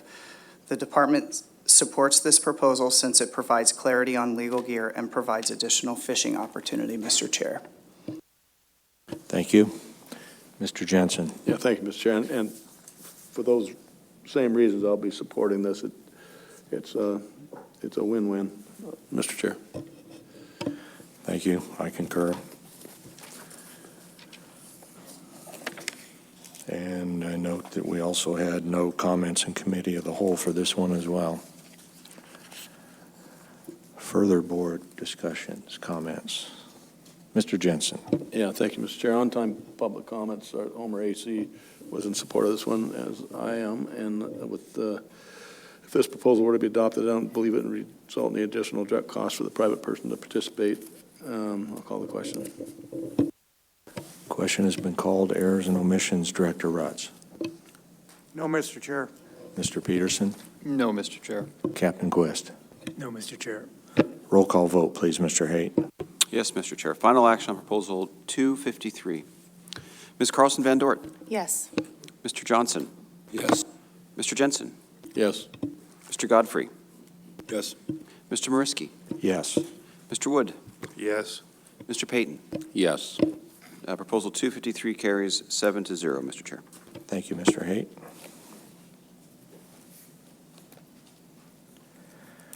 Proposal 255 for the record, please. For the record, Proposal 255, 5 AAC 35.408, Registration Area H Tanner Crab Harvest Strategy, and 5 AAC 35.410, Fishing Seasons for Registration Area H. Mr. Chair. Move to adopt. Second. Staff comments, please. This proposal would amend commercial and non-commercial thresholds and management based on thresholds for the Cook Inlet area Tanner Crab fisheries. Tanner crab abundance thresholds necessary to open Cook Inlet area Tanner crab commercial and non-commercial fisheries are established in Registration Area H Tanner Crab Harvest Strategy and are based on our old legal size currently. In 2017, the legal size was reduced, and we used this size to recalculate these thresholds that you are considering. updating commercial and non-commercial thresholds based on most recent analysis, which included a reduction in the legal size limit from 5.5 inches to 4.5 inches in 2017, will provide minimum thresholds for sustainable harvest in commercial and non-commercial fisheries. It will also use the abundance of legal male tanner crab estimated in the Ketchimack Bay Trawl Service for the management of non-commercial fisheries in all areas. This will reduce regulatory complexity by aligning regulations in all non-commercial areas for a given season and improve tanner crab stock conservation. Mr. Chair. Thank you. Thank you, Mr. Chair. Mr. Jensen. I'll be voting in support of this one. I like it when they come up with proposals to make things more clear and conserve on the stocks that are there, so I'll be supportive of it, Mr. Chair. Thank you. Mr. Payton. So yeah, looking at the public comments and opposition on this one, and I'll be the first to admit I haven't spent much time on this proposal, but it seems, I'll try to have department explain it to me a little better, maybe through some questions, but in other crab fisheries, we're trying to figure out maybe to put in proposals to lower some of the thresholds to have a fishery, and this one, I understand we lowered that size, but when I look at the numbers and the thresholds to go from 700,000 crab to 4 million crab as a bottom threshold or guideline harvest level, it's a big change. And I guess I don't understand that quite fully, but it seems like these numbers, this fishery would never be open in the future, but maybe I'm wrong. Through the chair, Mr. Payton, these numbers that we have put forward use the new legal size and used historical trawl information to calculate these. So they weren't just picked. It was a formula used on those smaller sizes. So there was a large amount of smaller sized crab, and that resulted in these high numbers. But these thresholds were developed on historical trawl information.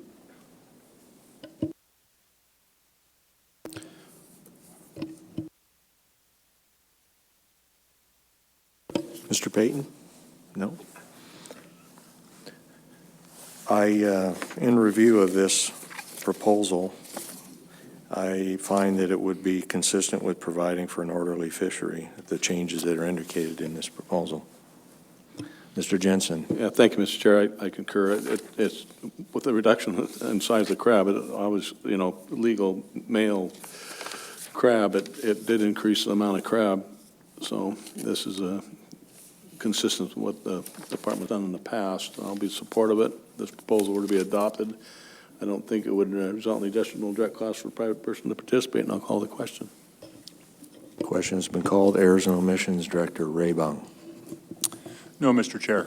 Mr. Peterson. No, Mr. Chair. Captain Quest. No, Mr. Chair. Roll call vote, please, Mr. Haight. Thank you, Mr. Chair. Final action on Proposal 255. Mr. Wood. Yes. Mr. Payton. Yes. Mr. Godfrey. Yes. Mr. Mariski. Yes. Mr. Jensen. Yes. Ms. Carlson Van Dort. Yes. Mr. Johnson.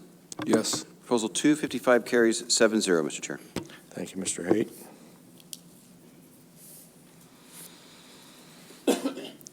Proposal 284 for the record, please. Proposal 284, 5AAC 57120, general provisions for seasons, bag, possession, annual and size limits, and methods and means for the Kenai River drainage area. Mr. Chair. Move to adopt. Second. Staff comments, please. Mr. Chair, this proposal's following up from actions that were taken by the board at the Upper Cook Inlet meeting on the Kenai River. This would amend the size limit for the Kenai River early run king salmon sport fishery from 36 inches to 34 inches to be consistent with the size limit in the Kenai River late run salmon management plan. Mr. Chair. Thank you.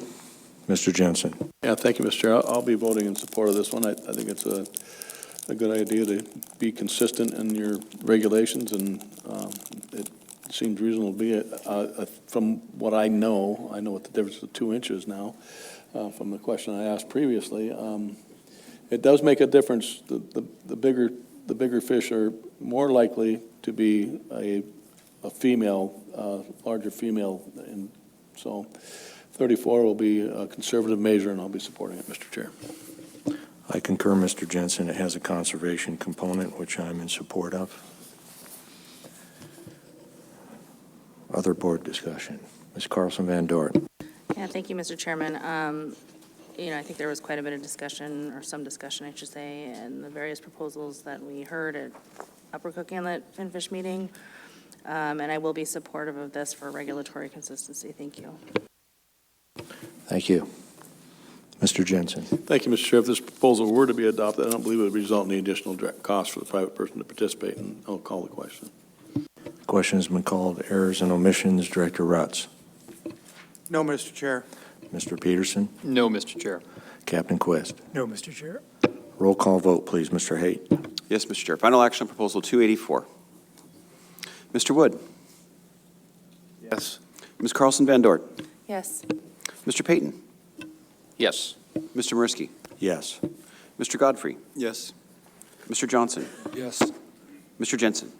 Yes. Proposal 284 carries 7-0, Mr. Chair. Thank you, Mr. Haight.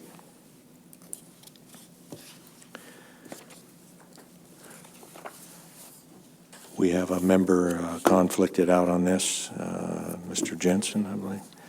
So we'll have 6 of 7 present for this.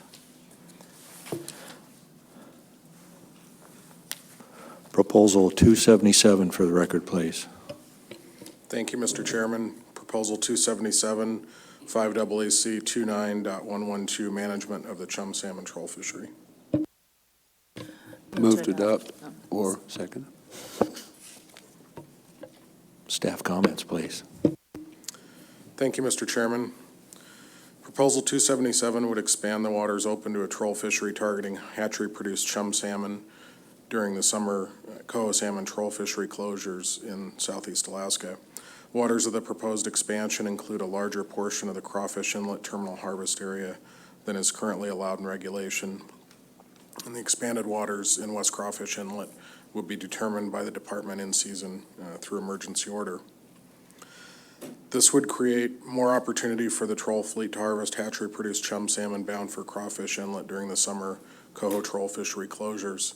The harvest of hatchery chum salmon by the troll fleet would increase by an unknown amount, and there would also likely be a small, insignificant increase in coho and king salmon encounters by trollers targeting hatchery-produced chum salmon if this proposal were adopted. Northern Southeast Regional Aquaculture Association began releasing hatchery-produced chum salmon at the Crawfish Inlet remote site during 2015, and chum salmon began returning in 2017, with king salmon also returning in 2018. This remote release site was established to provide additional opportunity to the troll fleet in an attempt to bring the troll fleet closer to their enhanced salmon fishery allocation percentage. Large runs of hatchery-produced chum salmon to Crawfish Inlet were observed in 2018 and 2019. Chum salmon harvest in the troll and purse seine fisheries and aerial survey observations suggest that most chum salmon returning to rearing sites in Crawfish Inlet do so by first entering West Crawfish Inlet rather than Crawfish Inlet itself. And I just refer you to the map on page 34 of RC 2, that's figure 277-1. Crawfish Inlet is the area to the southeast of West Crawfish, and so the fish actually enter West Crawfish and then transit over into Crawfish Inlet, which was not the expected entry pattern when this remote release site was permitted. The harvest of chum salmon in the directed chum salmon troll fishery in Crawfish Inlet and West Crawfish Inlet in 2018 and 2019 was 254,800 fish and 188,500 fish respectively. The majority of the troll harvest of hatchery-reared chum salmon comes from West Crawfish Inlet. Coho salmon run strength is assessed in August to determine if a troll fishery closure is needed to meet allocation and conservation requirements established by the board. The August assessment includes updated projections of the total commercial catch and regional abundance of wild coho salmon, as well as recommendations for the length and timing for a troll closure. The strength of coho salmon returns to inside waters is evaluated in part by assessing the cumulative catch per unit of effort in the 4 major drift gill net fisheries. A troll closure for up to 10 days typically occurs in mid-August. If a coho conservation closure is not warranted, a fair start closure is required by regulation to be a minimum of 2 days and prior to any king salmon retention period. The actual length of the closure is decided in early August when an assessment determines whether the number of coho salmon reaching inside waters is adequate to provide for spawning requirements, given unusual or restricted inside fisheries on coho salmon and other species, or whether the proportional share of coho salmon harvest in the troll fishery is larger than that of inside gillnet and recreational fisheries compared to the 1971 to 1980 levels. During the 8-day coho salmon conservation closure from August 5th to August 12th, 2019, the department opened waters of the Crawfish Inlet Troll Terminal Harvest Area by emergency order to allow for a directed troll fishery targeting hatchery-produced chum salmon. The southern boundary lines were modified to exclude waters that may have increased encounters of southeast Alaska coho and coastwide king salmon stocks, which are closed to retention during that time period. The department is neutral on this allocated proposal. The department does not have any conservation concerns for sporadic incidental encounters of wild coho or king salmon during this proposed fishery, and hatchery-produced chum salmon are the predominant fish present and harvest during the time period for the area proposed. And this, as I mentioned earlier, this action mirrors the action that was taken by the department in 2019 with the addition of the adjacent waters of West Crawfish Inlet. Mr. Chairman. Thank you. Mr. Johnson. Thank you, Mr. Chair. I think this is a good proposal. It, among other things, helps balance the allocation between the different gear groups. There are apparently no conservation concerns here, and it has wide support from different groups in the on-time comments. Thank you. Mr. Wood. Thank you, Mr. Chairman. This one, going into the meeting, was giving me heartburn. And during the meeting, I was questioning staff as to these facts that were presented by the Sitka tribe, and I can't find it right in front of me at the moment. But it was alarming, the number of fish, hatchery fish that were being caught in some of the streams over on West Crawfish. And the response was, well, this was a picture in a moment of time, but the overall harvests don't indicate those kind of interceptions. And yet I didn't get anything from the department to show me what it had been over the season. And that's something I requested. Now, I wish I had that in front of me, but that's neither here nor there. Seems like most of the objection to this particular proposal really is at the objection as to how the fishery is managed itself, number of fish being produced, et cetera, rather than this particular proposal. What really put me over the top, and I'll be voting in favor of it, was the RC 24 that was presented here, both orally and in written form. And the catch that will be anticipated is really minimal, and I don't see that being an issue. And I think allowing the fleets to be able to do the turning radius and everything else that was described in the proposal warrants a yes vote, so I'll be supportive. Ms. Carlson Van Dort. Thank you, Mr. Chairman. I will be supportive of this proposal at this time, although I will say that I do have some concerns. This is a fairly new release site, only since 2015. You've had, 2-3 years of return so far. The first year was a lot higher than I think what people were anticipating, in excess of 3.5 million returns. I'm concerned about that level of return and what potential conflicts that could pose, conservation conflicts for coho. But at this time, I think that I will be supportive. I think it is important that if you are having those levels of return, that you need to harvest those fish and get them out of the system. So I will be supportive, but I do think that we need to be closely monitoring these returns, and would recommend taking a hard look at the numbers released if we continue to experience these sort of excessively high returns, which could potentially put additional pressure on the system that we're not experiencing or witnessing now. Thank you. Thank you. Yes, I'll note the Sitka Tribe's PC 30 And I also reviewed that, and they indicate that while this proposal may address an imbalance, it will also have a negative impact on the wild chum stocks within West Crawfish. That's their contention. The increased fishing pressure associated with this proposal will have minimal impact on the vast number of hatchery chums entering the index stream, but will have a significant impact on the limited number of wild chum making it back to their natal stream. And then I'll back reference the department's indication of no biological concern at this time. However, our Alaska policy for management of sustainable salmon fisheries calls out a precautionary approach which requires avoidance of potentially irreversible changes. So I still have concerns with this proposal. Mr. Bowers. Thank you, Mr. Chairman. Just to speak to a couple of the comments I heard from Ms. Carlson Van Dort and Mr. Wood and yourself. So in this area that we're discussing, there is a directed pink salmon fishery that occurs from time to time using purseine gear, which is a gear that has a much higher harvest rate and is much more effective than troll gear that we're talking about. And so in some years, there are as many as 600,000 pink salmon caught in this area in this purseine fishery. So I just wanted to make sure you're aware of that there are other fisheries occurring here that have potentially high harvest rates. And, we don't have concerns with, the harvest of the wild chum and coho in those fisheries. I mean, there is some catch, but there's some temporal separation as well. And then I heard reference to, I didn't hear PC 27 directly referenced, but PC 27 has some substitute language that would slightly expand this THA to allow the troll vessels to turn around when they come out of West Crawfish Inland. So I did hear a comment on that. I think Mr. Payton might be about to reference that.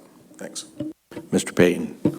Thanks. I was going to ask some questions on it, and I guess it'd probably take an amendment or board intent, probably amendment, but I'll ask Director Bowers' question on it first. So in PC 27, I'll refer board members to that, PC 27, and it's page 3 of 3. There's a map there. And it basically expands the area, looking at the scale, a couple miles out and a couple miles wide there to allow in the letter it says to allow trawl vessels to do an efficient turnaround and head back up the inlet there. So I guess the question to Director Bowers, I mean, that's the intent of them to turn around and head back up the inlet, but nothing would prevent troll vessels from staying out in that new area and fishing there or right on the line. That being said, if the board chose to amend and adopt this area and fisheries will be taking place there, you mentioned you have no conservation concerns. Would that still hold true? Or is there migrating wild fish stock there that will have a higher exploitation rate going somewhere else? I just don't know. Through the chair, Mr. Payton, that's a good question. And the coordinates that are described in PC 27, those were developed in coordination with Grant Hagerman, who's our troll management biologist in Sitka. And so when he looked at this, he didn't have any concerns for increased coho or king salmon take in that area. Thanks.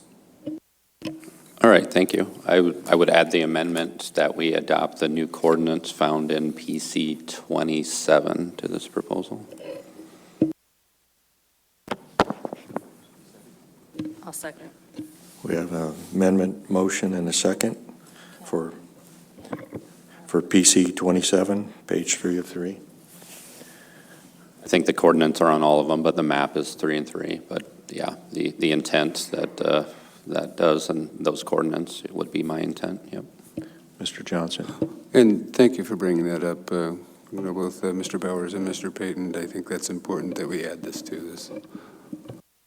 And I am in support of the amendment. Ms. Carlson Van Dort. Thank Thank you. I think Mr. Bowyer might have answered this already, but I just wanted to make clear for the record that there won't be any gear conflicts with any other fisheries being prosecuted in that area at that time.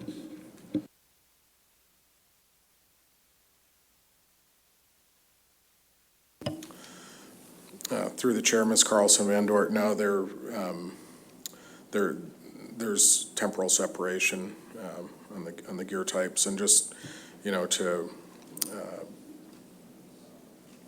address, the concern of over king and wild coho catches. I mean, if we see elevated catch rates on those species, we can take BO action to restrict the fishery in season, and, we monitor those catch rates really closely in season.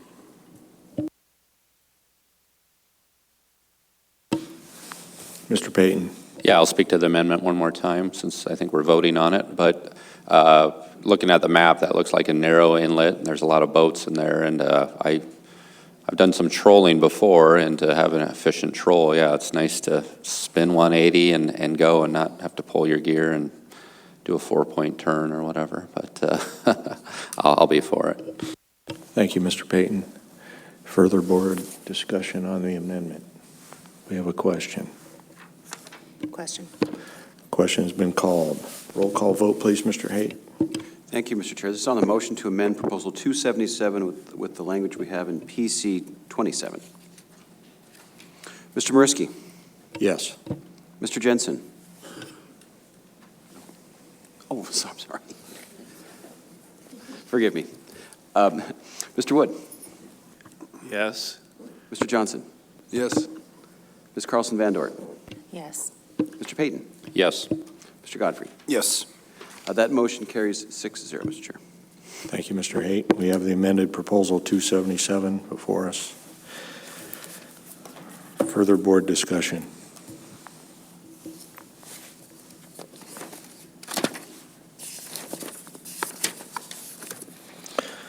Approval of this proposal is not expected to result in additional direct costs for a private person to participate in this fishery.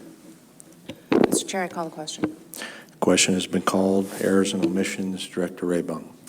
No, Mr. Chair. Mr. Peterson. No, Mr. Chair. Captain Quist. No, Mr. Chair. Roll call vote, please, Mr. Haight. Thank you, Mr. Chair. Final action on Proposal 277 as amended. Mr. Godfrey. Yes. Ms. Carlson Van Dort. Yes. Mr. Payton. Yes. Mr. Wood. Yes.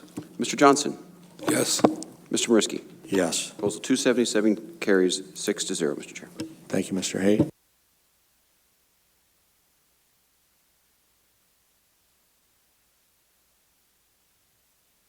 Seven of 7 board members present.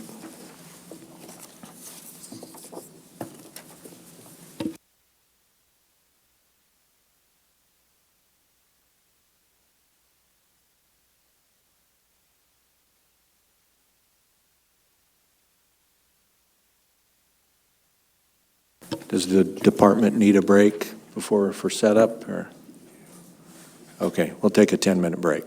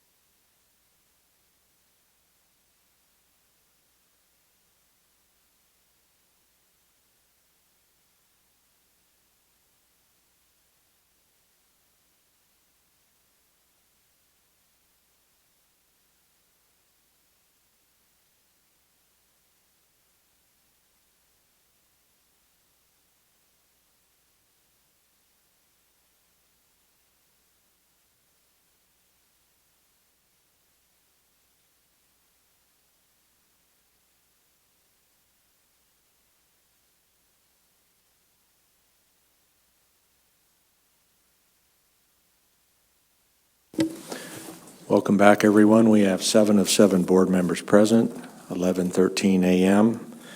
We now move into deliberations on Committee of the Whole Group 2. Proposal 273 for the record, please. Good morning, Mr. Chair, members of the board. My name's Chuck Brazil. I'm the AOAK Regional Management Coordinator for the Division of Commercial Fish. For the record, Proposal 273, amend the season dates for king crab in the Northern District Sound Section, 5AAC 24.910 fishing seasons for registration area Q. Move to adopt the substitute language found in RC 34, Mr. Chair. I'd second and ask unanimous consent. Without objection, the language in RC 34 is before us.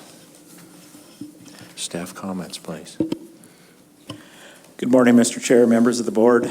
I'm Jim Menard, Commercial Fisheries Area Manager for Norton Sound. Current regulations allow this fishery to open by emergency order on or after July 15th. This regulation has been in effect the last 5 seasons of the crab fishery. And the earliest the crab season has opened is February 7th, and for the 5 years it has opened after mid-February. The department is neutral on this proposal. Thank you. Mr. Jensen. Yeah, thank you, Mr. Chair. The reason I put this in at the request of the Norton Sound folks there is that this would still allow for fishing and it would close east of 167 longitude, the approximate. That's kind of an approximate. I don't have an exact one, but right now it's 167 longitude. And it closes east of that to male red king crab. And with that being said, it would open the rest of the area to the traditional crab that are getting caught in that area.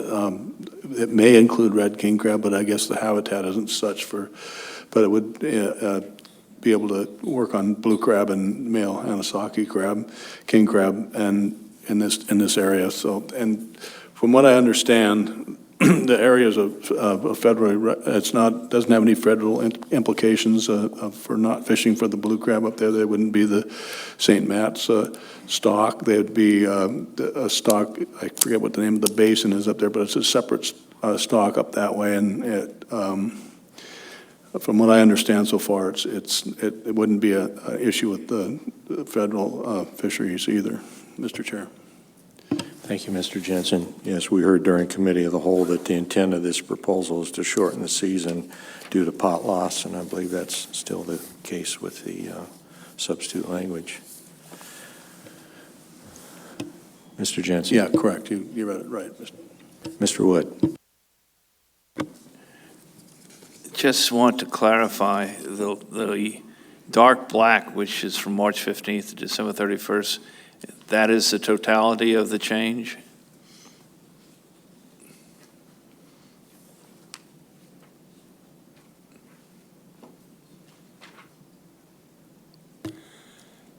Through the chair, members of the board, I don't have a copy of the RC in front of me at this time. If you give me a moment, I can grab a copy and we can look at that.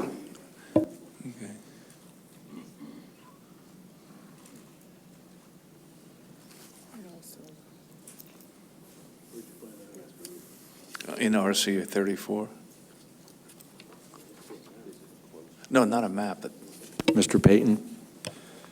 Yeah, so I'm trying to figure all this out. So we just substituted this for RC 34. So the original proposal was just looking at on 273 to move it to later in the year to allow more ice so people would lose less pots. To me, this RC is really flipping the proposal and doing something much different.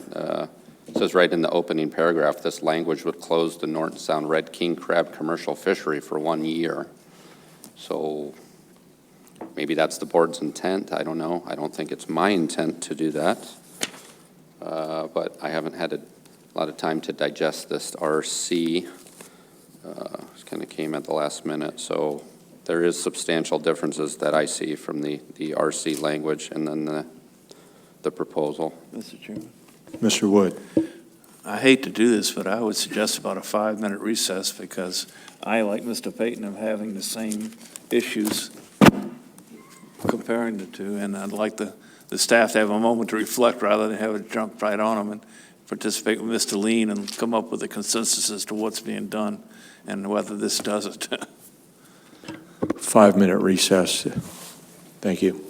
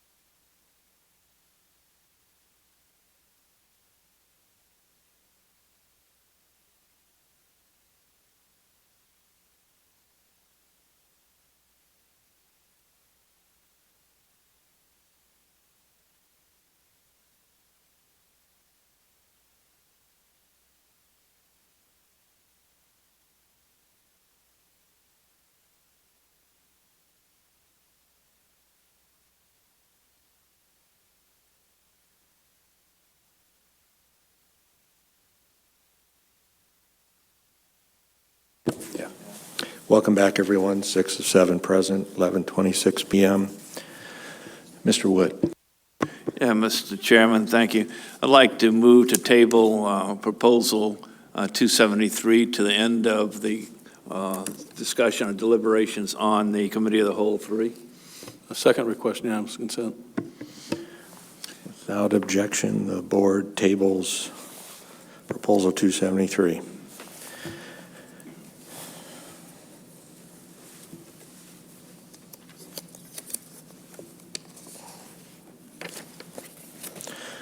Proposal 274 for the record, please. Proposal 274, limit the number of pot tags per permit preseason in the Norton Sound section, commercial king crab fishery, 5 AAC 34.925, lawful gear and registration for Area Q. Move to adopt. Second. 7 of 7 board members present. Staff comments, please. Mr. Chair, Jim Menard. The regulations allow a permit holder to operate no more than 20 pots during the winter through the ice commercial season. Pot tags are needed. When a pot is lost, a permit holder may get a replacement pot tag. This proposal may result in reduced harvest rates if they are limited not to be able to get a replacement pot over the course of the season. Mr. Chair. Mr. Jensen. Yeah, thank you, Mr. Chair. Question for Mr. Menard. These pots are rigged with all the escapement panels and escapement rings and such like all the other areas for crab fishing? Through the chair, Member Jensen, yes. Thank you. I believe this is a Category 2, Group 2 regarding pot limits. Mr. Payton. Yeah, I'll be in support of this proposal. Looking at that data earlier in the report, I was surprisingly alarmed at the amount of pots that have been lost recently, and potentially other actions we may take may address that as well. But I think that seems reasonable to incentivize users to maybe take less risks on when and where they set the pots, or to we heard that there is escapement rings and cotton and all that, but some of that doesn't atrophy and go away till 2 or 3 months. So this seems like a responsible direction we should take in this fishery, so I'll be in support of it. Thank you. Mr. Johnson. Thank you. I'd agree. I think, particularly, with weather climate conditions changing, it would be incumbent on the participants here in this fishery to, take extra care. The numbers that have gotten lost in recent years is significant. So I think this is a good idea. Thank you. Ms. Carlson Van Dort. Thanks, Mr. Chairman. I don't know how the pot loss that was represented in the presentation compares to other crab fisheries and pot loss, but it seemed excessive to me, especially as was mentioned, I think, in Committee of the Whole, that it's not really accounting the end-of-season pots that are just kind of left. So I'm going to be supportive of the proposal just because it seems like an awful waste. Thank you. Thank you. Mr. Jensen. Yeah, thank you. Yeah, my biggest concern on the lost gears was if they were still fishing, but it doesn't sound like if they're configured right, they wouldn't be fishing after the biodegradable rotted out. But if you want to address the Category 2 framework, we do have the ability to adjust pot limits, and this would definitely adjust pot limits a little bit, depending on a lot, depending if you lost all 20, you wouldn't be able to replace them. So if this was done this way, I think it would ensure long-term viability of the crab populations. Minimizing gear conflict amongst fisheries, I don't think that's going to be a problem here. I think I'm just trying to go through some of the 10 national standards here real quickly. and would it minimize bycatch and bycatch mortality? It's quite possible if the mechanism failed or didn't land on the right side, you still might be ghost fishing until the pot rolled or something like that. So allow for variations and contingencies. We do have problems with the ice flows and stuff up there, and it's not conducive to a winter fishery as much anymore as it used to be. Does it prevent overfishing? Yeah, I think it could possibly do it if the pots were kept fishing, Mr. Chair. Thank you, Mr. Jensen. Ms. Carlson Van Dort. Thank you, Mr. Chairman. I would also just note that both the Northern Norton Sound and Southern Norton Sound ACs were in favor of this proposal. Thank you. Thank you. And that we have show no opposition and on-time comments as well. Further board discussion.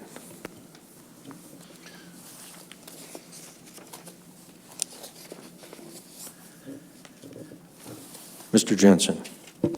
Yeah, thank you, Mr. Chair. If this proposal were to be adopted, I don't believe it would require an additional direct cost for the private person to participate.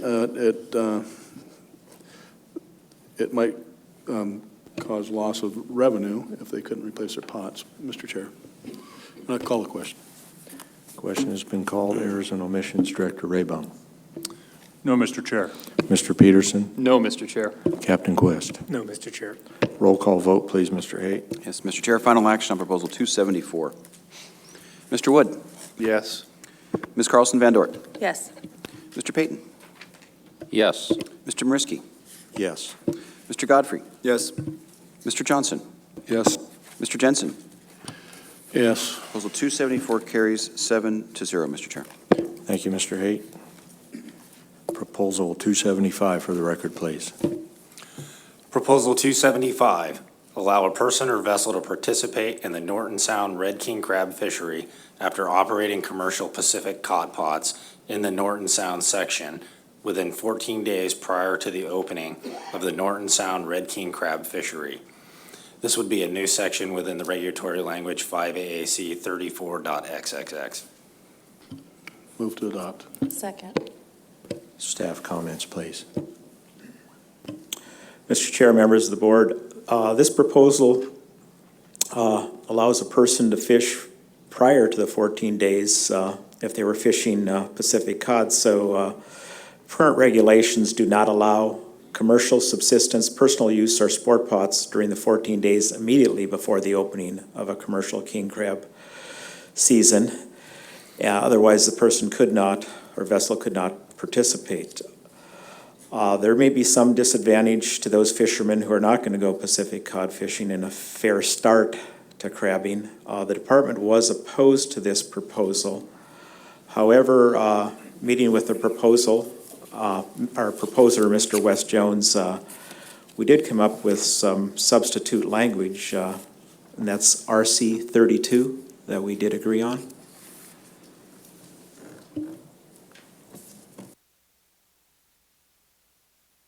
Mr. Payton. Yes, thank you. So looking at RC 32, it looks like the proposed new language would potentially be 7 days. Is that correct?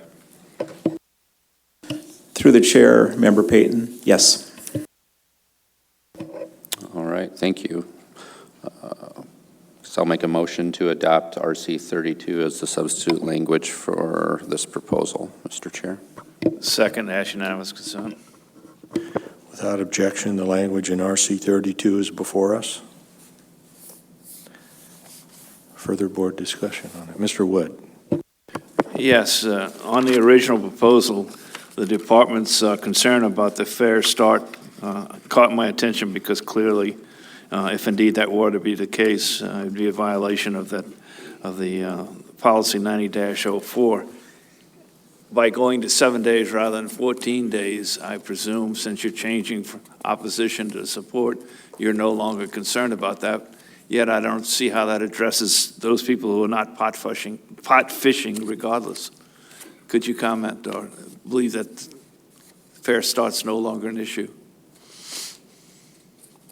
Through the chair, Member Wood, now everyone can continue prior to 7 days before the start of the season, they don't necessarily have to be fishing Pacific cod. They could be subsistence fishing for crab. So there is no real advantage. Everyone has to stop 7 days before the season. So there's no longer any question whatsoever about a fair start issue? Through the chair, Member Wood, yes, that is correct. Thank you. With that being the case, I'll be supportive of the proposal. Thank you, Mr. Wood. I'd like to reference that RC 32 indicates, quote, cod fishing up to 7 before, and we're talking about days, so just clarification there if that's the board's intent. Any objection to that? Mr. Jensen. Yeah, thank you, Mr. Chair. I was just wondering if there's any kind of a stipulation if they're fishing for cod up to 7 days before. Do they have to have some kind of a crab excluder in their pots so they don't catch the king crab, or do they just release them to the sea unharmed if they inadvertently catch a king crab? Through the chair, Member Jensen, usually the cod pots do have an excluder, but the way the regulation was written, that any pot could be used. So, I mean, somebody could be crabbing subsistence-wise and use a crab pot. So, but if they're commercial fishing, I don't know if I have an answer on regulations on crab or cod pots at this time. Okay, and what I'm basing that question on is, I know in the Bering Sea and stuff, when they go cod fishing, they put excluders or fingers in the tunnels of their pots so crab won't get in, and just cod will get in. And I'm just wondering if there's any thought given to that on some kind of a device to keep the king crab out while you're pot codding.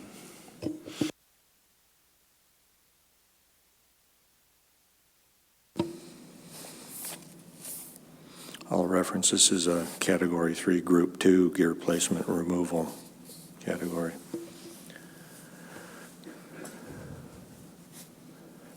Mr. Jensen.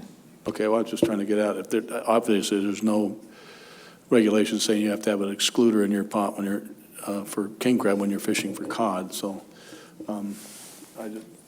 that's what I was concerned about, the fair start issue.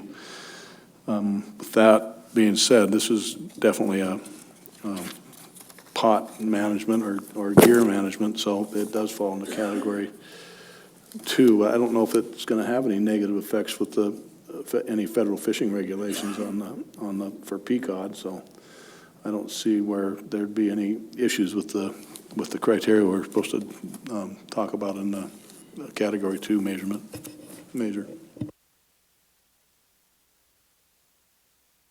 Thank you, Mr. Jensen. Comment, staff?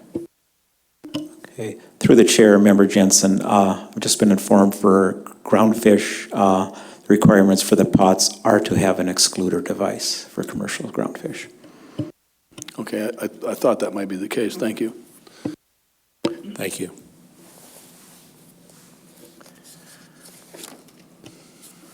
Mr. Jensen. Yeah, thank you. With that being said, I can support this language found in RC 32, Mr. Chair.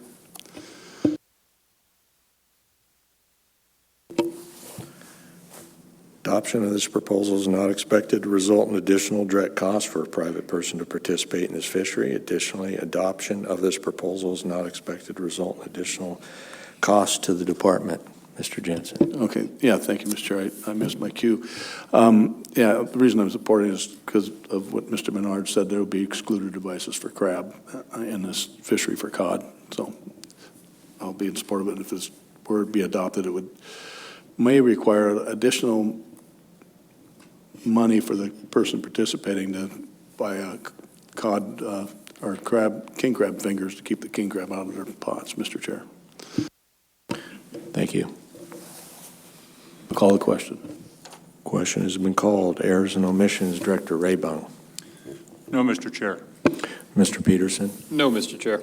Captain Quest. No, Mr. Chair. Roll call vote, please, Mr. Hay. Yes, Mr. Chair. Final action on Proposal 275, substitute language found in RC 32. Mr. Jensen. Yes. Mr. Godfrey? Yes. Ms. Carlson Van Dort? Yes. Mr. Payton? Yes. Mr. Wood? Yes. Mr. Johnson? Yes. Mr. Mariski? Yes. Proposal 275 carries 7-0, Mr. Chair. Thank you, Mr. Haight. Next proposal, I'll reference my fellow board members to RC 33, where the proposer requests a withdrawal. Proposal 276 for the record, please. Proposal 276, allow a person or vessel to operate commercial Pacific cod pods in the Norton Sound section within 14 days of the closure of the Norton Sound Red King Crab Fishery after participating in the Norton Sound Red King Crab Fishery. This would be a new section under 5 AAC 34. Mr. Chair, I move to take no action on RC 33 based on the, no action on 276 based on RC 33 with the proposal withdrawal of his support for the proposal. Second, ask unanimous consent. Without objection, the board takes no action on proposal 276. For the next proposal, 279, we have three members conflicting, Mr. Jensen, Mr. Godfrey, and Mr. Johnson.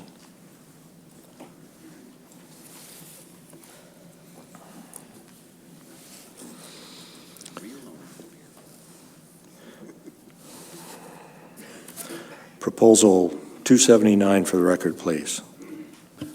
Good morning, Mr. Chairman, members of the board. Tim Sands, Area Management Biologist for the west side of Bristol Bay, Commercial Fisheries. Proposal 279, 5 AA606.333, requirements and specifications for the use of 200 fathoms of drift gill net in Bristol Bay. Mr. Chairman. Move to adopt. Do we have a second? Second, and ask for unanimous consent. So it's just second. Second. Staff comments, please. Mr. Chairman, this proposal would allow the use of dual permit drift gill net operations in Bristol Bay when the Naknek River Special Harvest Area is open. Thank you. Mr. Wood? I just have a question. I guess as a new member, why are we not considering this when we deal out in Bristol Bay rather than here at Statewide? Mr. Payton. Or maybe Director Haight can answer that better, but I believe it was because we adopted an agenda change request and voted on that. Okay. Ms. Carlson Van Dort.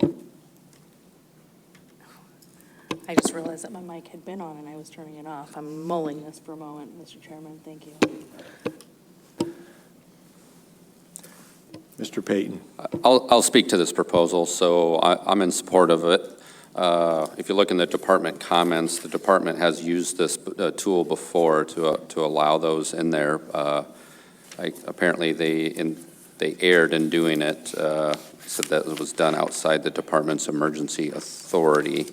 So to me, this is just basically adding a tool that they can use. So addressed some of the Nushagak AC's comments, I understand, that they might not have been fully up to speed on it, and I'm a stickler for public process as well. But this did go through the public process as, we voted on it as an ACR, and that passed, and I'm sure regional coordinators sent that out to stakeholders in the area. And I don't really see this as real allocative in any way. Just allows fishermen with D-boats to be a little bit more efficient, and we heard in the committee of the whole on what they have to do sometimes to store their nets and get rid of their extra 50 fathom. And I don't see any conservation concerns really associated with this other issue. There's a lot of fish coming back right now, so I'll be in support of it. I concur with Mr. Payton, and I'll note for on-time comments, we have one AC in support, the Homer AC, and one AC in opposition, the Nushagak AC. Ms. Carlson Van Dort. Thank you, Mr. Chairman. I'm just jogging my memory here a little bit. So one of the issues that I had or have with the proposal was kind of the process issue. And I questioned one of the stakeholders about why this wasn't brought up at the Bristol Bay cycle previous, and the answer that I received was that Naknek Special Harvest Area hadn't really been employed. And so it wasn't an issue necessarily before, what was it, last year, right? So that helped my understanding of why the ACR came through, and and there was process around that, as Mr. Payton noted. With respect to removing gear when you're in the special harvest mode and put it onto a tender, and that might be making it back on for whatever. I mean, to my mind, that's kind of the risk you take for the ability to have that extra gear advantage. But I think that there is an abundance of fish right now, and I will be in support. Thank you. Thank you. Mr. Wood. Looking at RC 19 more carefully, I should preface my remarks on the merits of the proposal itself. I'd be a positive, a yes vote. My sole concern is on the process. And indeed, if this issue has been before this board as many times as is indicated in that RC 19, I would think that it should have been in front of the Bristol Bay meeting, and I would not be supportive. So I'd just like staff to comment whether the account given in RC 19 is accurate. Mr. Chairman, Member Wood, I'm sorry, I'm not familiar with RC 19 at this time.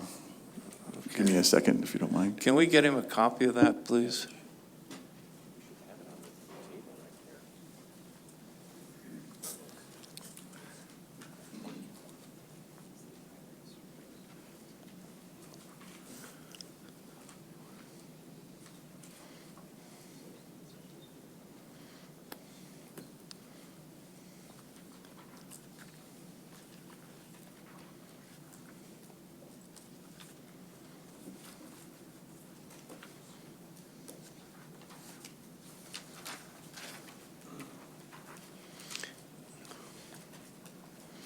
And I'm focusing on that middle paragraph where it lists 5 times that this was purportedly in front of the board.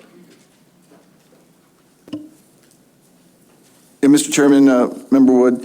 So, yeah, I think this is accurate.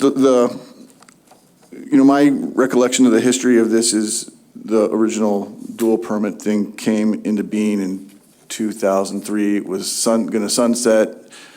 The sunset was made permanent, and then there was these multiple times where the actual, I think every board cycle there's been proposals for the dual permit operation. This proposal that's before you now, it's the first time I think that they've tried to get rid of the regulation that was passed in, I believe, 2006 or 2009 that eliminated the dual permits in all of Bristol Bay when the Naknek River Special Harvest Area was open. So that part of it hasn't come before the board before, because between 2009 and 2018, the Naknek River Special Harvest Area was never used. I think most people forgot that provision even existed until 2018, and when we went into the Naknek River Special Harvest Area, there was a lot of surprise that the dual permits had to come off everywhere in Bristol Bay. So if I'm hearing you correctly, items 3 through 5, which dealt with meetings in 2012, 15, and 18, this specific issue was not addressed by the board. Is that what you're saying?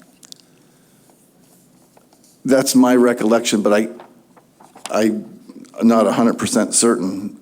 I mean, I know there's been proposals, like I said, every year to change the dual permit regulations one way or the other. If I just might continue, if we could get somebody that is familiar with it, my vote's going to hinge on that. Apparently law has an answer to that. Yes, through the chair, Member Wood. So at the 2018 Bristol Bay meeting, Proposal 25, which is referenced in RC 19, that was it was a dual permit proposal titled Requirements Specifications for the Use of 200 Fathoms of Drift Gill Net in Bristol Bay. But it isn't specific to when the Naknek River Special Harvest Area is open.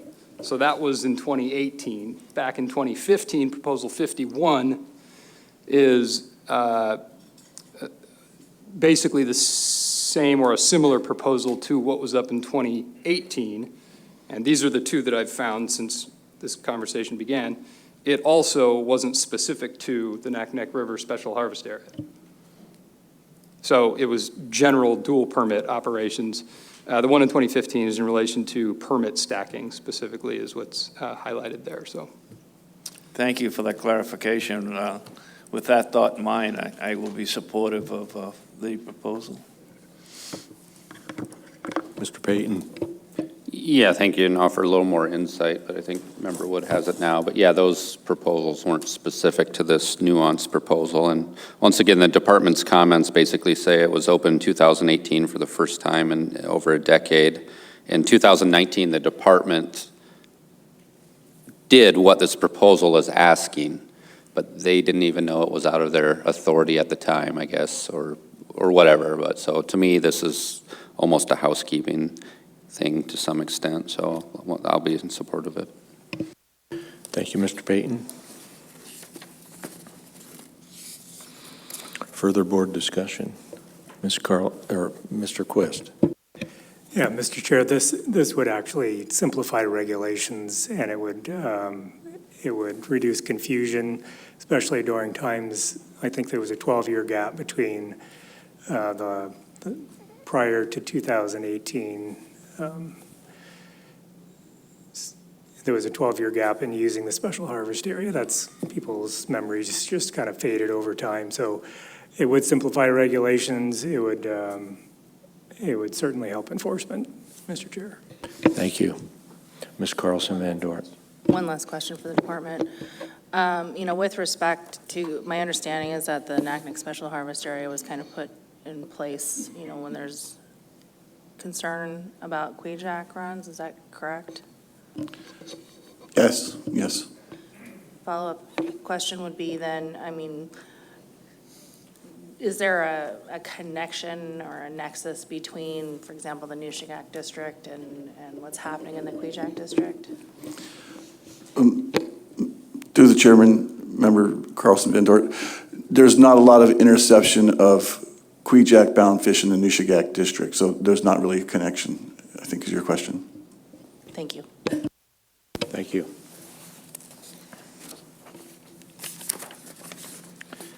Approval of this proposal is not expected to result in additional direct costs for a private person to participate in the fishery. Approval of this proposal is not expected to result in an additional direct cost for the department. Mr. Chair, I call the question. Thank you. Question has been called. Errors and omissions. Director Raybell. No, Mr. Chair. Mr. Peterson. No, Mr. Chair. Captain Quest. No, Mr. Chair.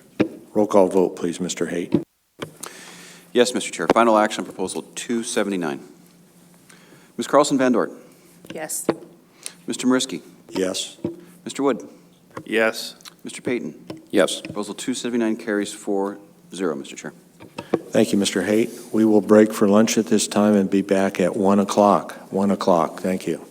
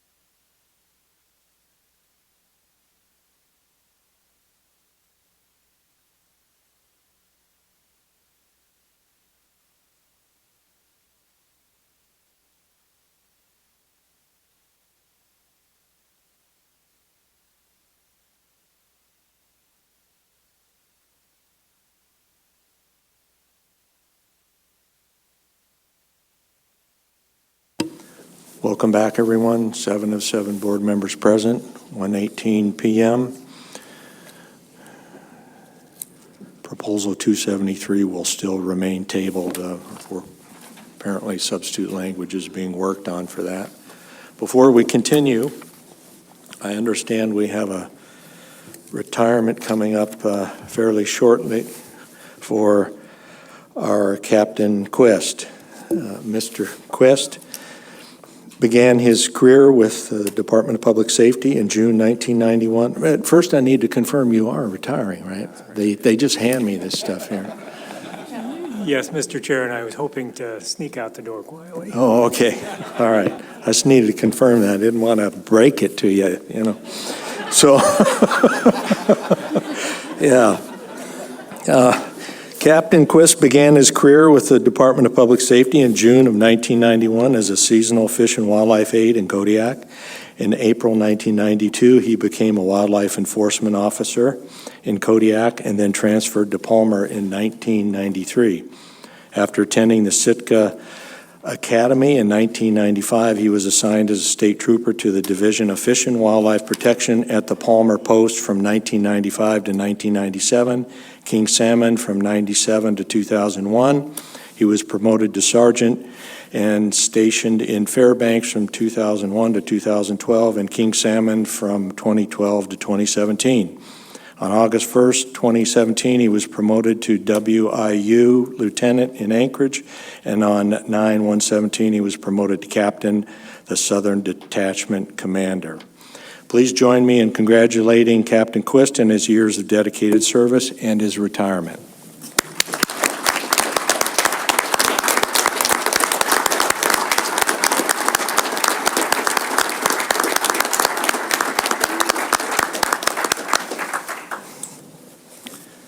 Thank you, Captain Quist, and congratulations. Thank you, sir. Mr. Chair. Mr. Commissioner. It has come to my attention that somebody else will be leaving this table after this meeting, and that's our chair. So Reed started with the board in 2013, and the last 2 years served as chair during some of the more controversial issues this board has tackled its way through. Sitting as on the Board of Fish is not an easy job, as I think we all around this table and members of the public appreciate. There are controversial issues. They are hard to deal with, and they have a lot of thought and care by the public about how your votes are. That said, public service is vastly appreciated by not only us in the department, but also the governor's office and the people of Alaska. So with that, I want to take the time to thank you. And of course, after this meeting, you'll have to spend 2 weeks at home in quarantine and with no phone calls or no cell phones, getting yourself back in shape. But thank you, Reed.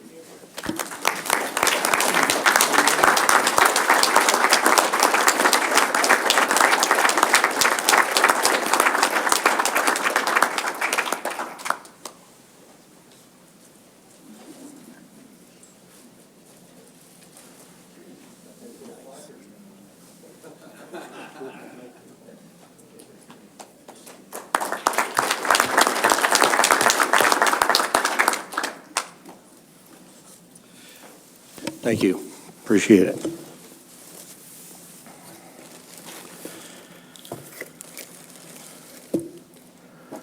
I believe we are on proposal 280 for the record, please.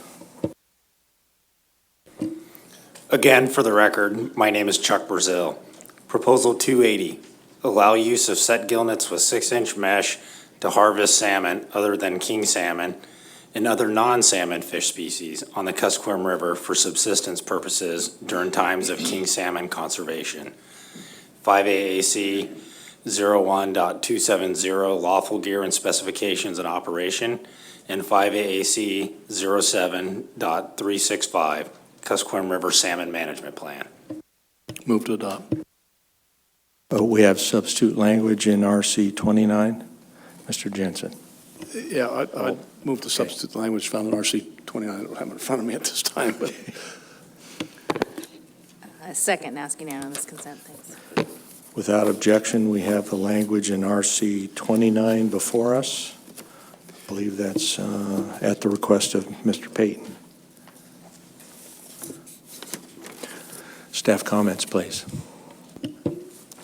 Mr. Chair, members of the board, for the record, Nicholas Smith, Cusco-Mary Management Biologist, Division of Commercial Fisheries. The department submitted RC 29 with substitute language agreed upon by working with area AC representatives at this meeting. The department supports the substitute language for proposal 280 found in RC 29. Mr. Chair. Thank you. Mr. Jensen. Yeah, thank you, Mr. Chair. Yeah, I really appreciate you guys sitting down and going to work on this and coming up with an equitable solution that seems to work for everyone. So I'll be in support of this language, Mr. Chair. Thank you. Ms. Carlson Van Dort? No. I'll show on-time support. We have 1 AC in support and 3 ACs in opposition. Mr. Jensen. Yeah, thank you, Mr. Chair. I think if this were to be adopted, I think it would be consistent with the Sustainable Salmon Fisheries Management Policy. I don't see, well, maybe just a little bit of allocation, but not much. So I think it's not, I'm just going to mention that it could be slightly allocative. So with that, Mr. Chair, I'll look for other comments from other board members. Further board discussion. Mr. Jensen. Okay, seeing none. If this proposal were to be adopted, I don't think it would result in any additional direct cost for a private person to participate unless he or she had to buy a 6-inch net, Mr. Chair. And I'll call the question. Question's been called. Errors and omissions. Director Raybon. No, Mr. Chair. Mr. Peterson. No, Mr. Chair. Captain Quest. No, Mr. Chair. Roll call vote, please, Mr. Haight. Thank you, Mr. Chair. This is final action on proposal 280, substitute language found in RC 29. Mr. Mirsky. Yes. Mr. Jensen. Yes. Mr. Wood. Yes. Mr. Johnson. Yes. Ms. Carlson Van Dort. Yes. Mr. Payton. Yes. Mr. Godfrey. Yes. Proposal 280 carries 7-0, Mr. Chair. Thank you, Mr. Haight. Proposal 281 for the record, please. My name is Klaus Wittig. I'm the Management Coordinator for Region 3, Division of Sportfish. Proposal 281, 5 AAC 75022, freshwater sport fishing. Mr. Chair. Move to adopt. Second. Staff comments, please. This proposal would prohibit sport anglers from using live non-native earthworms of the genus Lumbricus, commonly called night crawlers, as bait. Currently, there are no regulations that prohibit the use of invertebrates as bait, including earthworms. The objective of this proposal was to prohibit the use of Lumbricus earthworms to reduce the spread of non-native earthworms. There are approximately 13 non-native earthworms that have been established in Alaska, and of these, Lumbricus terrestris and Lumbricus rubellus are a potential concern because of their ability to alter terrestrial and riparian environments and compete with native earthworms. The most common means of their transport is accidental inclusion of earthworms, eggs, or cocoons in plant pots, mulches, and other materials moved by people in the agricultural industry. Logging, backcountry fishing, and off-road recreation are significant transport vectors into remote areas. The dispersal of earthworms in Alaska has been caused by humans, and it appears these worms are being introduced into some areas when unused fishing bait is dumped. Night crawlers are used by anglers and can be easily purchased throughout South Central, Southeast, and Interior Alaska at major outdoor retailers and locally owned stores carrying fishing tackle. The distribution of both Lumbricus species in Alaska appears to be limited by cold temperatures, with no populations known to survive north of the Alaska Range. Minnesota and Wisconsin have both recognized earthworms as problematic invasive species, but live earthworms or night crawlers are still permitted to be used as live bait by anglers. However, these states have made it illegal to release unused bait back into lakes and streams. The department reviewed fishing regulations in several western states, for example, Washington, California, Idaho, and all permitted the use of live earthworms as bait. Bait prohibition in these western states generally relate to the illegal transfer or use of live bait fish or exotic fishes. The department is neutral on this proposal. The protection of Alaska's aquatic and riparian environments from invasive species cannot be accomplished exclusively by prohibiting the use of night crawlers, because there are several other vectors of dispersal. Lumbricus earthworms alter terrestrial and riparian environments. The detrimental effects of invasive lumbricus species on aquatic ecosystems is unknown. Banning only lumbricus species would be difficult for enforcement because of species identification relative to alternative earthworm species native to Alaska or those used for composting. Mr. Chair. Thank you. Mr. Payton?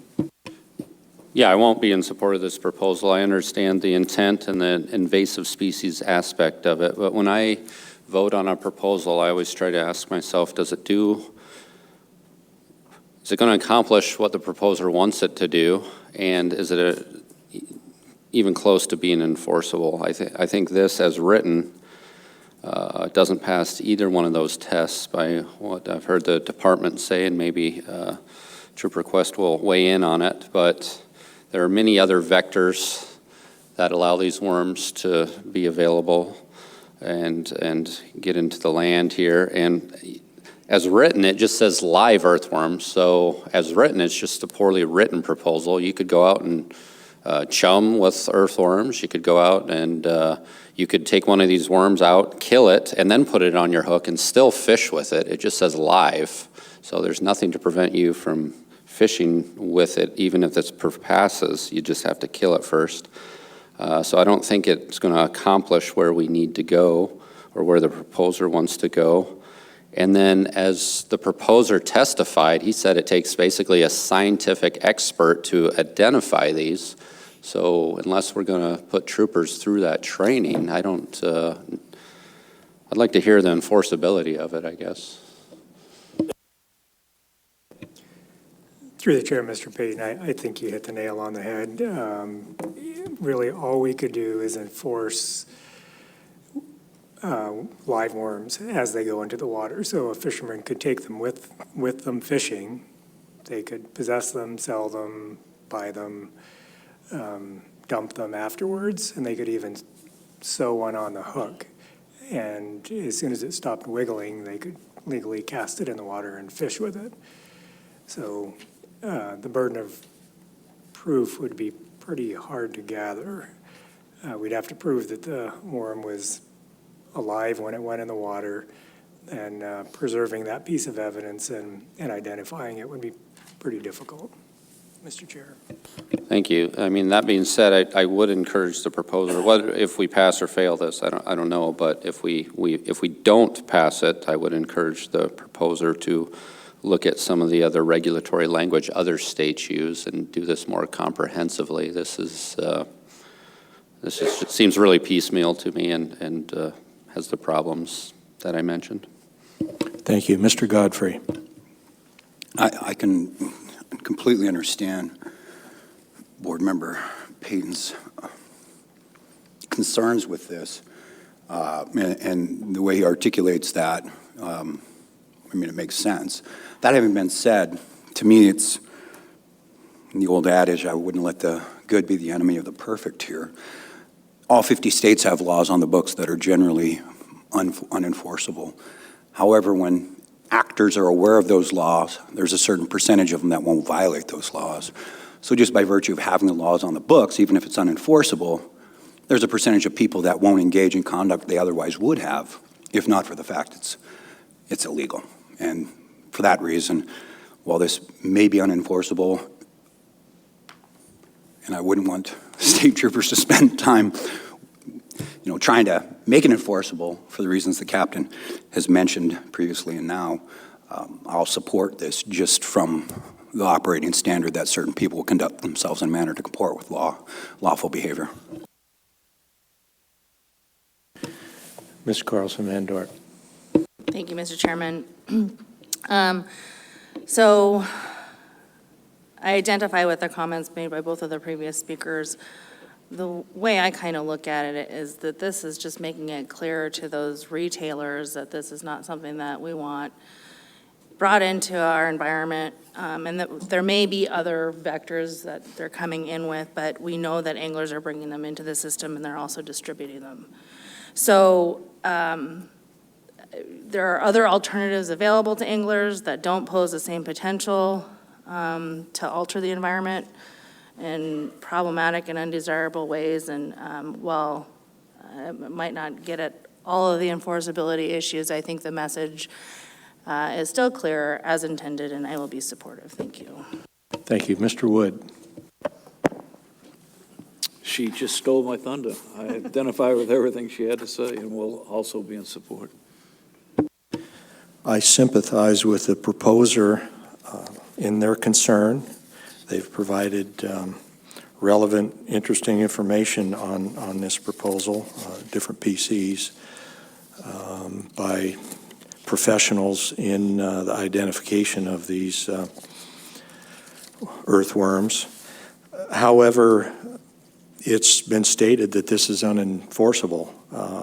So if this were to pass, retailers could still sell these, but fishermen could not fish with these. But enforcement doesn't at present, and probably won't in the future, have the ability to discern if the worms are illegal, if you will. So, again, if it were to pass, retailers could still sell them, so the proposer and others could potentially go to retailers and tell them that you're selling worms that people can't use for fishing. But I don't even know, or I've not heard during our process here, that these bait buckets or the styrofoam cups they sell worms in are even identified with lumbricus. I doubt if they are. So I've also heard that it might be more appropriate for those that are concerned about this to go, maybe not through the legislative process, but to DNR and try to get these classified as an invasive, similar to Alodia and other invasives. But so I'm not inclined to support this, although I am concerned for people using these and dumping them out at boat launches and whatnot. And these things, they said, one of the testifiers in PC 19 said that once they're established, there's nothing we can do to get rid of these pests. So I don't know if that's true or not. But other board comments. Mr. Johnson. Thank you, Mr. Chair. I recognize that some of the issues that have been spoken to here are problems for sure. I think, though, that the board has an opportunity here to make a statement that saying that we're not in favor of these worms colonizing the state. I'd feel much more comfortable by approving this and letting the worms find their way here by themselves if they're so inclined. But I don't think that that's going to happen very rapidly. The issues that have been described in public testimony, I haven't observed that myself, but the gentleman who spoke to us, seemed to outline a number of issues that, make me want to support this proposal. Further board comments. Mr. Jensen? Thank you, Mr. Chair. If this proposal were to be adopted, I think it may require additional cost for the private angler to find a different worm or a different kind of bait, and with that, I'll call the question. Question has been called but not heard. Captain Quist. Yeah, thank you, Mr. Chair. I think the board really needs to consider this in the bigger picture. You're about to vote on a regulation that we know is not enforceable. And so it certainly puts my department in a bad position. The public will see us out in the field making a decision to ignore a regulation that the board has enacted. That's not a good place for us to be. People will call in complaints and say, report a violation, and and we know that there's nothing that we can do with it. So I really think you need to take that into consideration, not just for this regulation, but others like it. It doesn't do us any good to have a regulation on the book that you can't enforce, Mr. Chair. Thank you, Captain. Mr. Payton. Yeah, I'll take one more swing on it. I think looks like a 4-3 thing here right now, so one more low go around. So we heard from the department it's not going to accomplish stopping the spread of earthworms. So that's a fact of these worms. We heard that. There's other vectors. So it's not going to stop anything. It's not enforceable. And to Member Godfrey's comments, I understand what you're saying on that, but what we do and what we put in regulation has real actions. And the people that deal with those actions aren't us sitting here. They're the members in the blue. And so we do need to be cognizant of that. The proposal is just poorly written. It just says live worms. Retailers can still sell these, and you can still use them to fish. You can dump them out on the ground while they're alive, let them crawl around, kill one, put it on your hook, and use it for fishing as long as it's dead. So I'm not against revisiting this and coming up with something that's enforceable and realistic. This one doesn't accomplish what the proposer wants to do at all. Ms. Carlson Van Dort. Seems to me that this could be clarified by removing the word live, and perhaps just prohibit from using non-native earthworms of the genus Lumbricus. Mr. Rutz. Mr. Chairman, I just kind of wanted to let you know that every day it rains in the summer, I have friends that call me early in the morning because my whole driveway is full of earthworms, and they come and pick earthworms, start their own little farms with them, and then they go trout fishing with them. And so they do this really early in the morning because they'd want to do it before the robins are around and eating them all. So there's a lot of people that are using earthworms for bait, and Captain Quist's troopers would really have a difficult time in looking at these earthworms and saying, hey, what is it, So that being said, I feel sorry for, if this proposal's to go through, I feel sorry for Captain Quist's troopers to try to enforce any of this. Mr. Chair. Ms. Carlson Van Dort. So I have a question. I don't know who the question should be directed to, quite frankly, but I looked up some photographs of this particular species, and it's large, and it also has sort of a distinguishing flat end. And I'm just wondering, are there a lot of earthworms in Alaska that have similar characteristic, or is it just, that seems to be a distinguishing characteristic of this particular species. Captain Quist.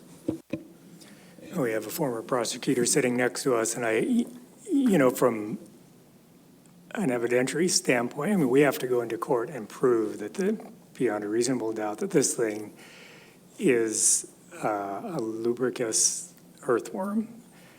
And from the reading that I've done, there are 33 different species of lubricus earthworms, and trying to differentiate them is very difficult, and it would take a lab to do it. So we'd have to send this worm to a lab somewhere, and I talked to the proposer about this, and he said himself and one other person in Fairbanks would be qualified to do this, but he balked when it came to actually going into court and testifying about her being available to do it. So I don't think, whether they're alive or dead, that this is enforceable. I don't think that we can identify them reasonably, nor do we have the resources to send them someplace and pay the expense of getting them identified and then bringing someone into court to testify. Follow up. Okay, thank you for that. You're convincing me to change my stance, slowly but surely. But I would like to add that, just sort of editorializing a little bit, I think that any opportunity that we have to prevent invasive species, potentially harmful invasive species coming into our ecosystems is always important and a good thing to look at. And so while, I feel like some of the meeting has been, sort of been lightened by the fact that we have this particular proposal in front of us, I would like to just extend to the proposer that I really appreciate his earnestness and his interest in this problem. And I would really advise him and encourage him to continue to look at different avenues for preventing, potentially harmful invasive species from entering Alaska. With that, Thank you. Mr. Johnson, then Mr. Godfrey. Thank you, Mr. Chair. The complexities that Captain Quist has laid out here are turning the corner for me on this. It would be nice, I think, if it would be helpful, if there were some way that the board and/or the department, or perhaps working in concert, could, make some effort to discourage the use of this critter. But the complications of enforcement, I think, argue against supporting this as a regulation. Mr. Godfrey, then Mr. Rutz, or Mr. Rutz first. Through the chair, I just want to tell, some people think that these are really readily identifiable because of their size, but, big night crawlers start out as small worms, and so in that case, there would be no identifiable marks for state troopers to, if they were smaller size, so. Mr. Godfrey. I'd like to ask the captain, just for clarification. So you're saying that that AST would get calls reporting this, but then they would respond and not be able to prove anything. And so I guess what I'm getting at, so it becomes a resource drain on something you can't enforce or defend in court anyways, in all likelihood. And if you respond and say, can't enforce it, it's unenforceable, then it's a reputational harm to the department from those people calling and reporting it.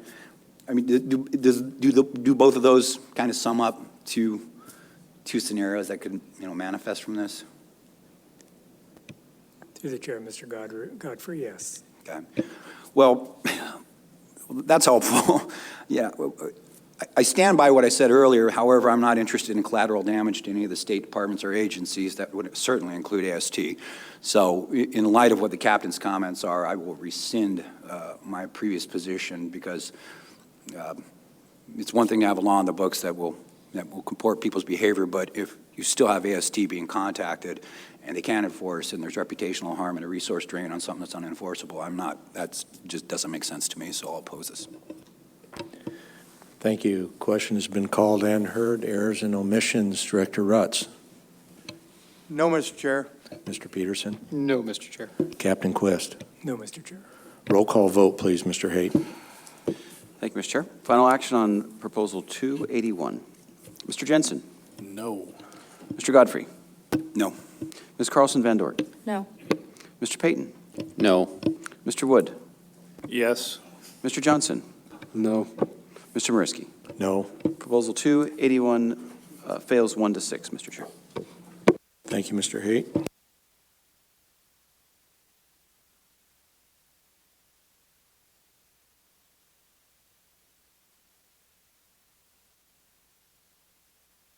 Proposal 256 for the record, please.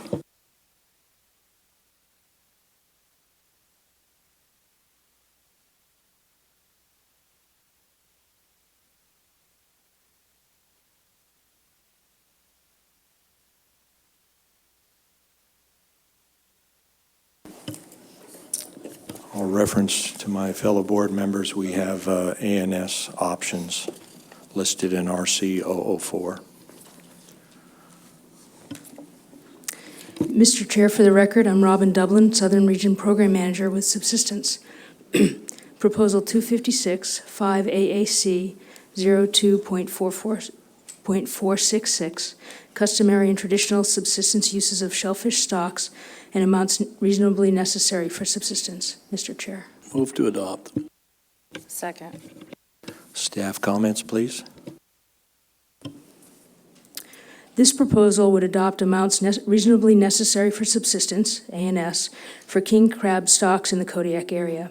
This proposal was developed in anticipation of proposals that may benefit from the review of and potential establishment of an ANS.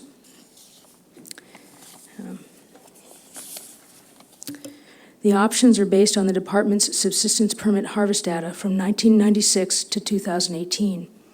Permit harvest data are available from 1995, but have been left out of the following discussion because the 3 crab per year limit only came into effect in 1996.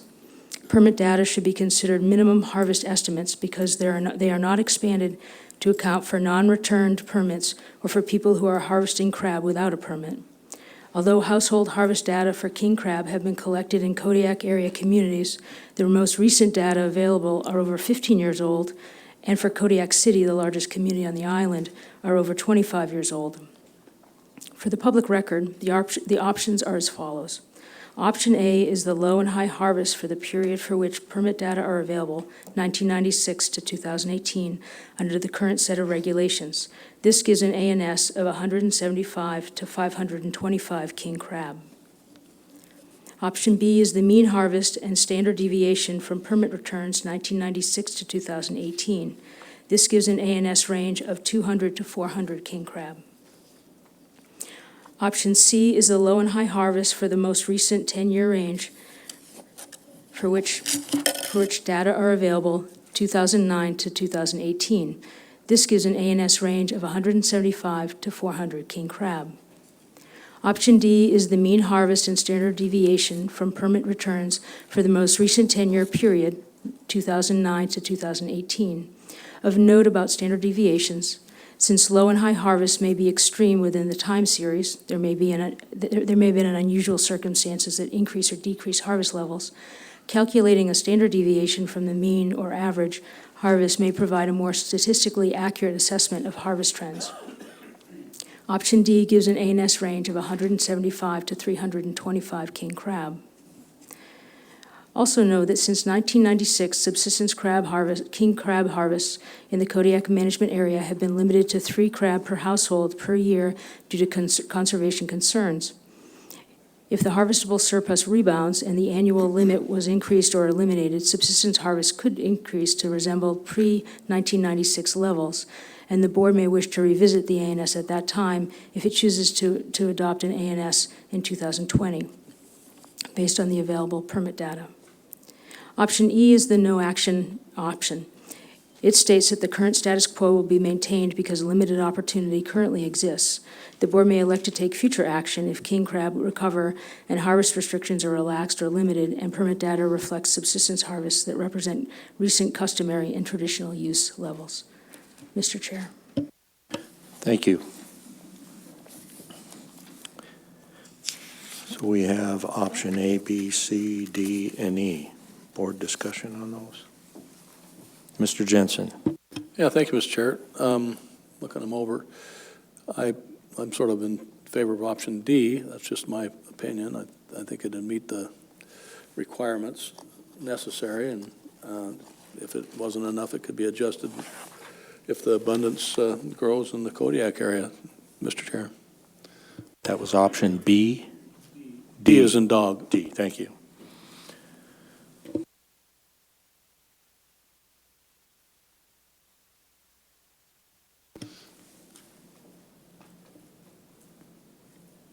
Ms. Carlson Van Dort. Thank you, Mr. Chairman. I too is sort of leaning towards option D for, this is some of the reasons that the department stated, but also just because it seems to be a reasonable yet conservative approach on a stock that has, yet to recover. I agree that that should the king crab return in greater numbers, and we can revisit this and look for additional opportunity for subsistence use. Thank you. Thank you. Mr. Jensen. I had nothing to add except that, the condition of the stock now is relatively low, but there is signs of the crab maybe rebounding a little bit just from anecdotal information I've been hearing. So in the future, if the crab stocks do rebound, it would be, prudent to look into it again, but right now I'd support option Delta Dog. I concur with option D as well.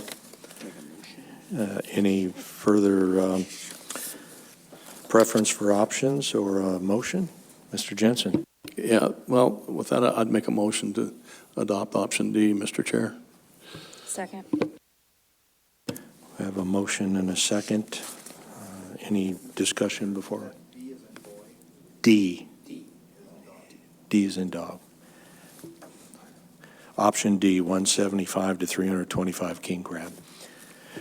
Any discussion before we vote? Mr. Jensen?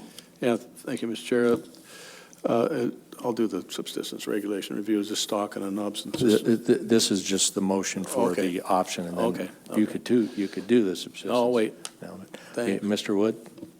Just ask for unanimous consent. Without objection, the board selects option D. Mr. Jensen, Okay, subsistence yeah. review, if you care. I'll do that. Is this stock in a non-subsistence area? No. Is this stock customary and traditionally taken for subsistence? Yes. Can a portion of the stock be harvested consistent with sustained yield? Yes. What amount is necessary for subsistence uses? And as we just voted on, option D is a good starting point for that. Would the regulations provide reasonable opportunity for subsistence users? I believe so. And if it doesn't meet the opportunity in the future, we can certainly go back and deal with it at that time. Is it necessary to reduce or eliminate other uses to provide reasonable opportunity for subsistence uses? Right now, as far as I know, there's no commercial fishery, and I don't think we have to reduce any other take on this stock to provide for subsistence uses, Mr. Chair. Thank you, Mr. Jensen. I'll note for the record, on-time comments, we have 0 opposition and support from the Kodiak AC.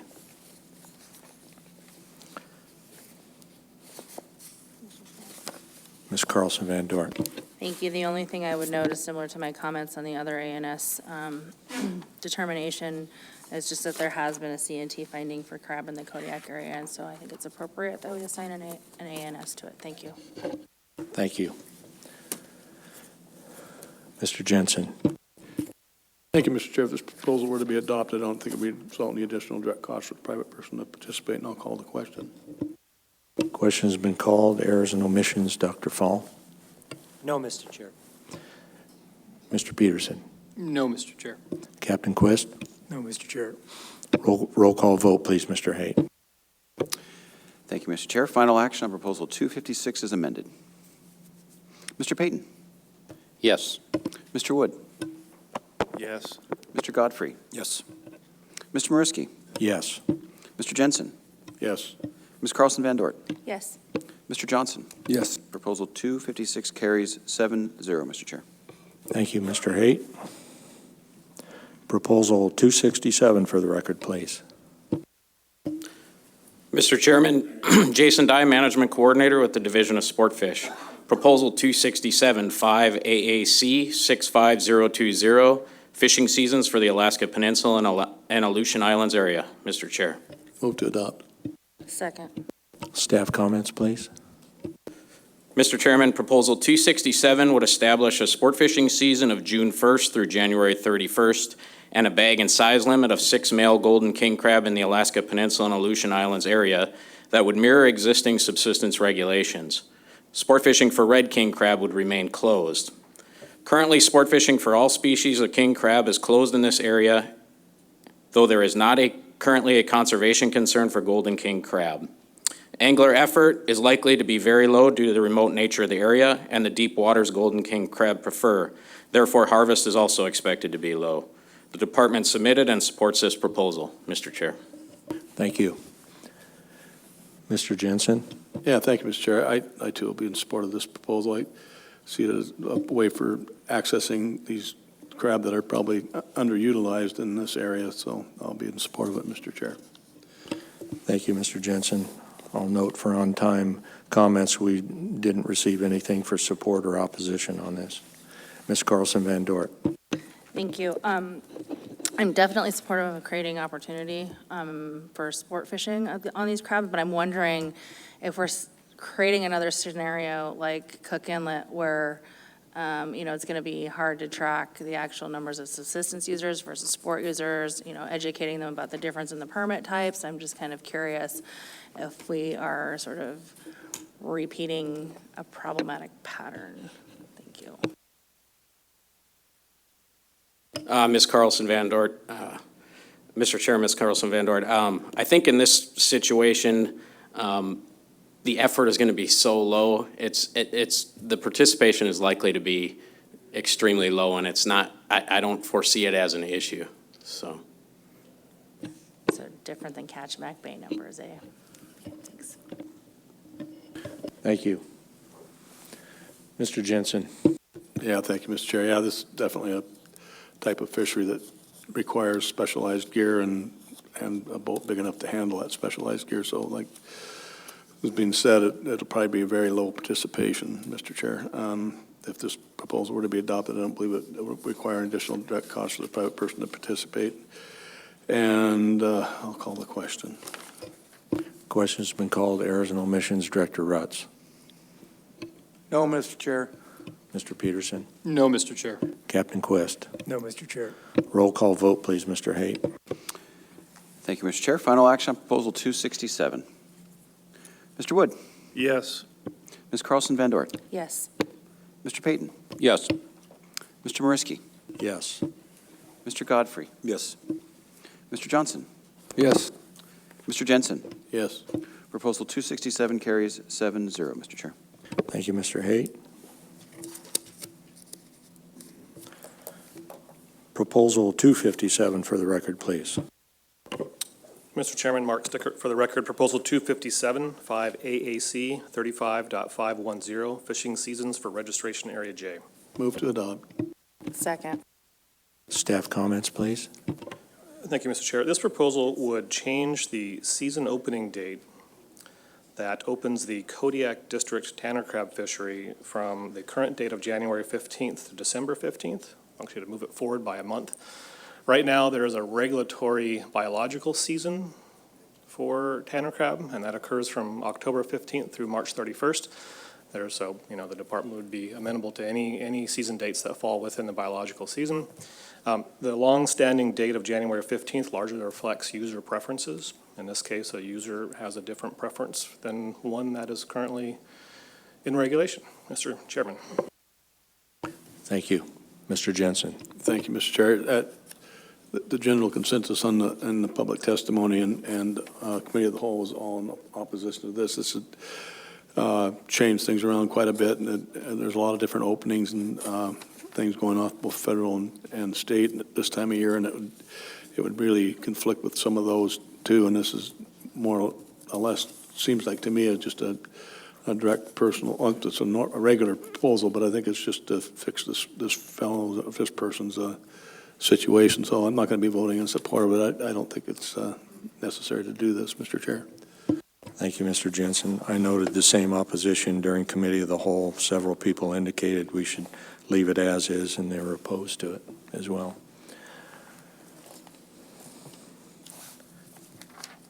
We have for on-time comments 2 ACs in opposition, Chignik and Kodiak.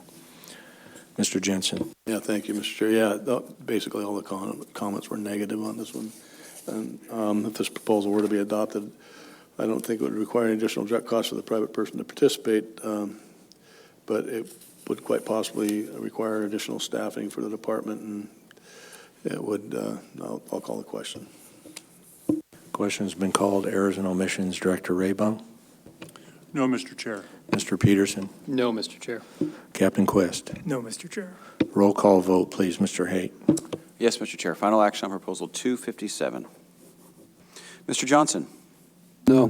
Mr. Payton. No. Mr. Godfrey. No. Ms. Carlson Van Dort. No. Mr. Jensen. No. Mr. Mariski. No. Mr. Wood. No. Proposal 257 fails 0-7, Mr. Chair. Thank you, Mr. Haight. Proposal 258 for the record, please. Thank you, Mr. Chairman. Proposal 258, 5 AAC 35.527, Tanner crab pot storage requirements for registration area J. Move to adopt. Second. Staff comments, please. Thank you, Mr. Chair. This proposal has two components.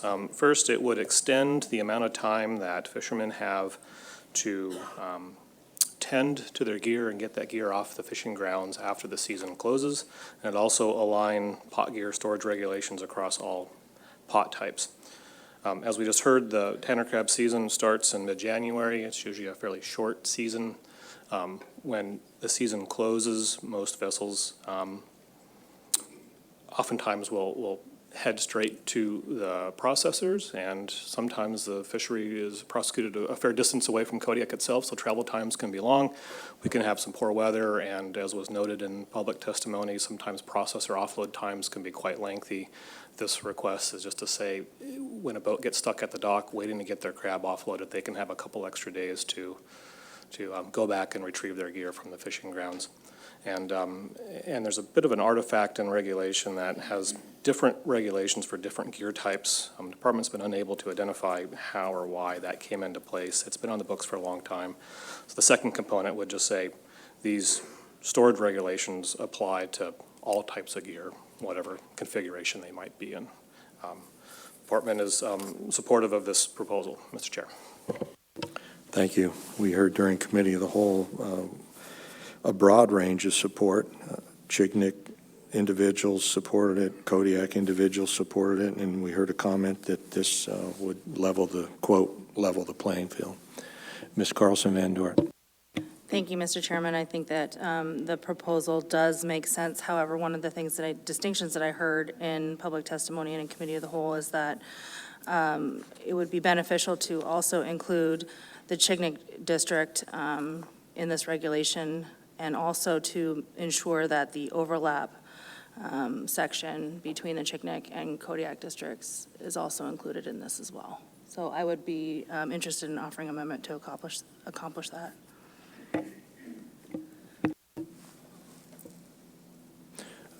Before we continue, are we noticed for that, Chignik, for that amendment?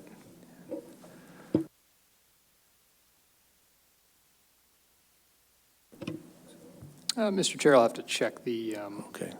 the notice that went out for this meeting. Mr. Wood?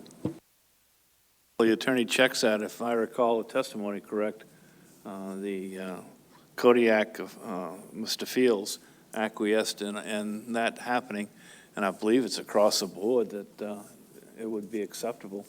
And if that was a motion, I'll second it that you were doing earlier, or is it just up for discussion right now? Well, for comfort factor, I'd like to hear that it is in compliance with our notice. It may not be, but if we need to take a stand down, but We're talking about king crab and tanner, right? yeah, okay, all right. So it should be. Just wanted to check. Yes, it is. Okay. Ms. Carlson Van Dort. So we have a motion and a second. And Mr. Haight. Thank you. My apologies. Could I ask Ms. Carlson Van Dort just to repeat the motion, please? Thanks. So my motion would be to amend Proposal 258 to include the siege enclosure for Tanner crab in any section of the Kodiak district and the Chignik district to include the overlap section. Thank you. Discussion on the amendment? Mr. Payton. I guess I'm just going to show my ignorance, but maybe the staff can help me out on that. Do we have a map of registration J area readily available in front of me, do you think? It's got to be on a page here somewhere. Mr. Payton, through the chair, I'm not sure I have a map that shows all of registration area J for Tanner crab. There's one for king crab in your staff comments on page 59. And then there's some specific Here it is. So on page 63 of your staff comments, it's figure 260-1, shows both the Kodiak, the Chignik, and the South Peninsula districts, which are the three areas that are generally in question here. So relative to the question on the Samiti Island overlap, since this proposal is specifically addressed at the Kodiak district, currently the Samiti Island overlap is a part of the Kodiak area, so this would automatically be brought in line in the Samitis. And then if the board chose to extend this into the Chignik district, we understand that intent and would have no problems making that change. So the way I understand it, if it applies to registration J, so it's basically covers it all anyway. Mr. Payton, Mr. Chair, so although oftentimes crab regulations are registration area wide, this one specifically carved out the Kodiak district because it came from a Kodiak district fisherman and they were sensitive towards imposing their will on their neighbors. Okay, thank you. Thank you, Mr. Payton. Mr. Wood. I just take it a step further. The notice requirements are meant to protect parties who might be opposed to actions being taken, and it's the Chignik folks themselves that raise the request to be included. So I really don't see there being any impediment to going forward. Thank you.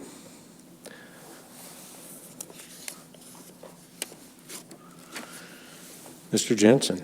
Yeah, thank you, Mr. Chair. I'll support the language before us. I think it'll work, benefit for everyone, so I'll be in support of it. Question on the amendment? Call the question on the amendment. Roll call vote, please, Mr. Haight. Yeah, thanks, Mr. Chair. This is a motion to amend Proposal 258 to include the Chignik district in the season closure.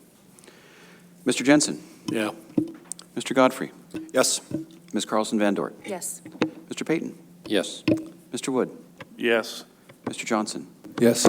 Mr. Mariski? Yes. That motion carries 7-0, Mr. Chair. Thank you, Mr. Haight. Back to 258 amended. Mr. Jensen. Yeah, I'll be in support of it, the proposal as amended, Mr. Chair. I will as well. Mr. Jensen. Yeah, if this proposal were to be adopted, I don't think would result in the additional direct cost for the private person to participate, and I'll call the question. Question has been called. Errors and omissions, Director Rabung. No, Mr. Chair. Mr. Peterson. No, Mr. Chair. Captain Quist. No, Mr. Chair. Roll call vote, please, Mr. Haight. Thank you, Mr. Chair. Final action on Proposal 258 is amended. Mr. Godfrey? Yes. Mr. Jensen? Yes. Mr. Wood? Yes. Mr. Payton? Yes. Mr. Johnson? Yes. Mr. Mariski? Yes. Ms. Carlson Van Dort? Yes. Proposal 258 carries 7-0, Mr. Chair. Thank you, Mr. Haight. Proposal 259 for the record, please. Thank you, Mr. Chair. Proposal 259, 5 AAC 34.005, registration areas established. 5 AAC 34.xxx, new sections. 5 AAC 34.500, description of registration area M. 5 AAC 34.505, description of registration area M districts. 5 AAC 34.506, area M registration, and 5 AAC 527, king crab pot storage requirements for registration area M. Move to adopt. Second. Staff comments, please.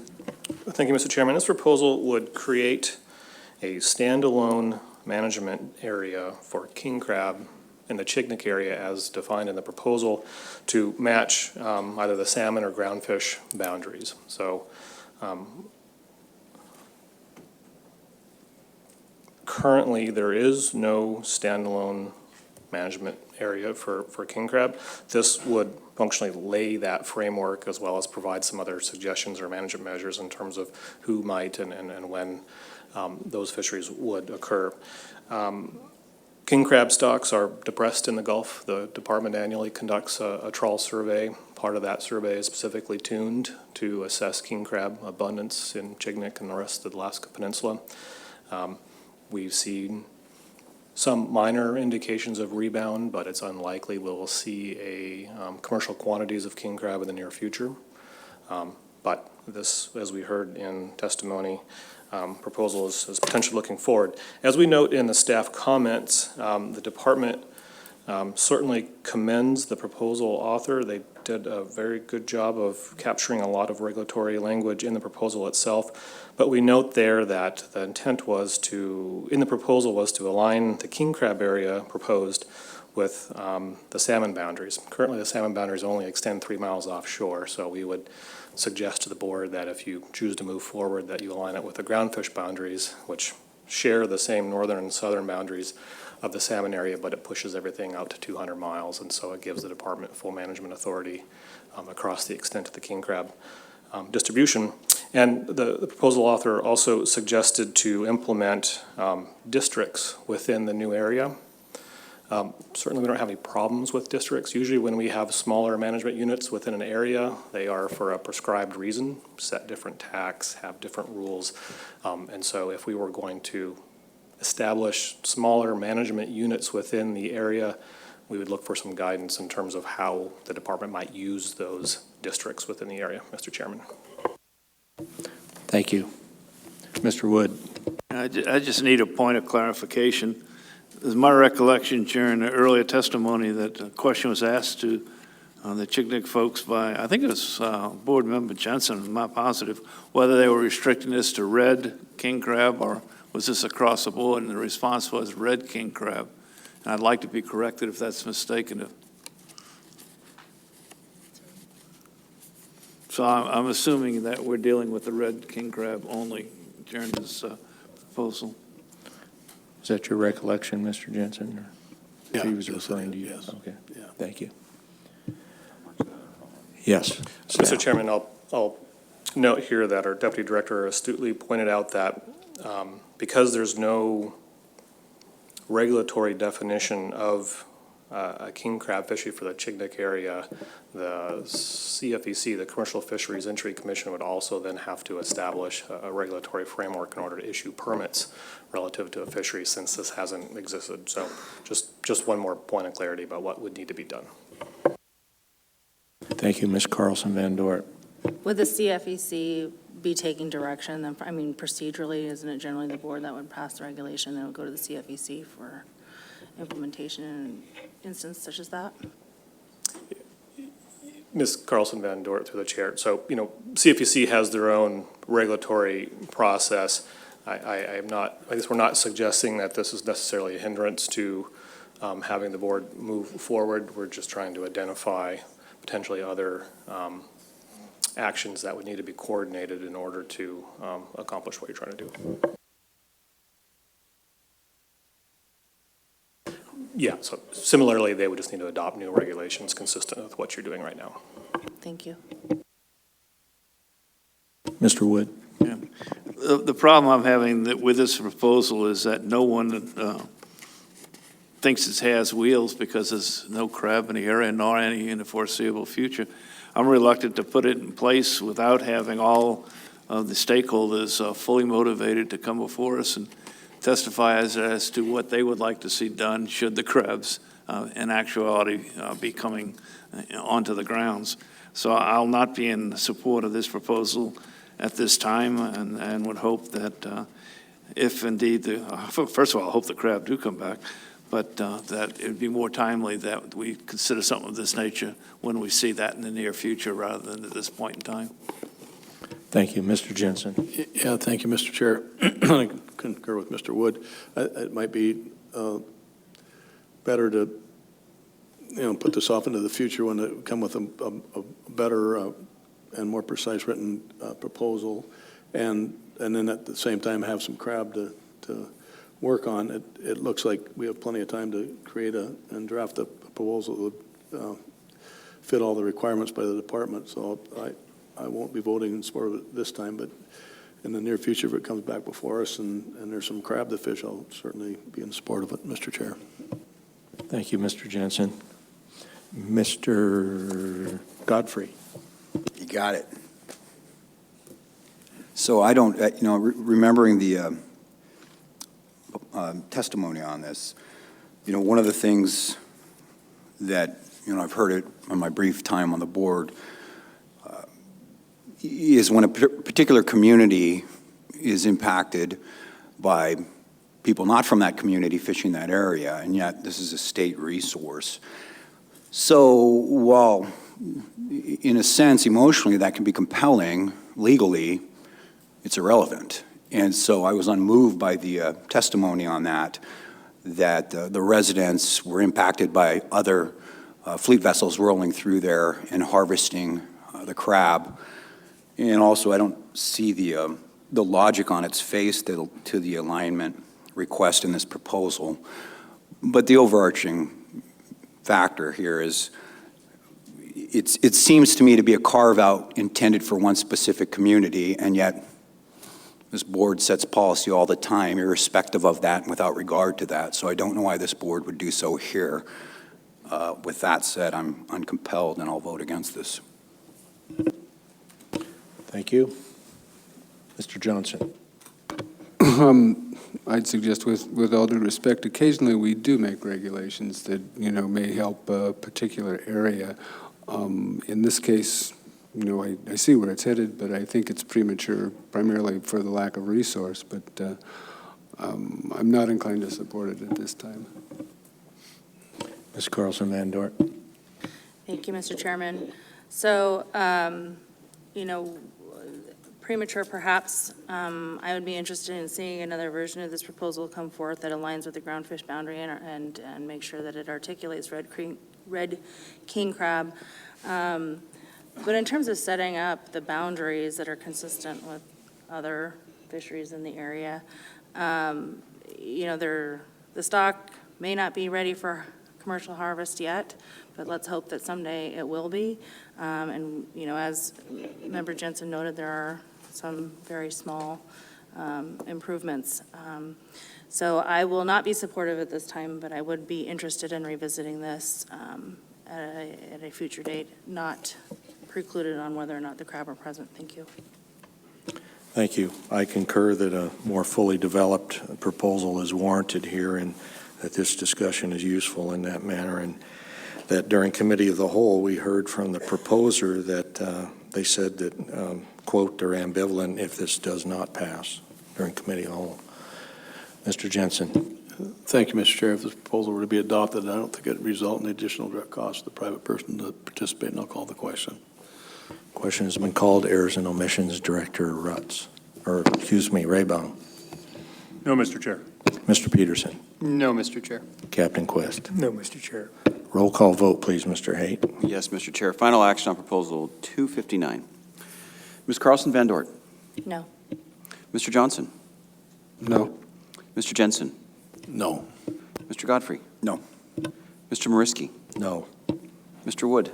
No. Mr. Payton. No. Proposal 259 fails 0-7, Mr. Chair. Thank you, Mr. Haight. For the next proposal, I'll note to my fellow board members, we have substitute language in RC 23. Proposal 260 for the record, please. Thank you, Mr. Chairman. Proposal 260, 5 AAC 35.505, description of registration Area J districts, 5 AAC 35.506, Area J registration, and 5 AAC 35.507, Kodiak, Chignik, and South Peninsula District Sea Barrett Tanner Crab Harvest Strategies. Move to adopt with substitute language found in RC 23. Second, and ask unanimous consent. Without objection, the language in RC 23 is before us. Staff comments, please. Thank you, Mr. Chairman. So unlike the last proposal, there is a standalone Tanner Crab District for Chignik. However, it doesn't necessarily align with the other definitions of the Chignik area when you think about it in terms of salmon and groundfish. The southern portion of the Kodiak area extends into the Chignik area as defined by these other fisheries, and it's named the Samiti Island Overlap Section. So again, that's a portion of the Kodiak District. there's an area here where as these boundaries and these districts and the fisheries were developing, an area where we had some mixed and overlapping use of participants from both Kodiak and Chignik. And so although the Smeety Island overlap section was originally defined as part of the Kodiak district, there was recognition that there was a pattern of use by Chignik users, and so the regulations were developed to allow access under certain conditions for both users into this area at times. Mr. Chairman. Thank you. Mr. Jensen. Yeah, thank you, Mr. Chair. Yeah, this language was developed by the stakeholders, and I'm happy they've got together and worked this out. And I'll be voting in support of it. That's one of the things we're supposed to do on the committee of the whole is get together and come with an equitable solution. And it looks like they did, and I'll be in support, Mr. Chair. Thank you, Mr. Jensen. Ms. Carlson Van Dort. Thank you, and I appreciate the conversation that happened between the stakeholder groups on this particular proposal, and I think that it at least addresses the issue of the overlap area when either or section is open and closed or closed. So I appreciate the effort on that, and I will be supportive. Thank you.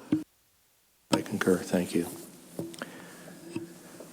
Mr. Jensen. Yeah, thank you, Mr. Chair. If this proposal were to be adopted, I don't think it would require any additional direct costs for the private person to participate, and I'll call the question. Question has been called. Errors and omissions, Director Raybon. Yes, Mr. Chair.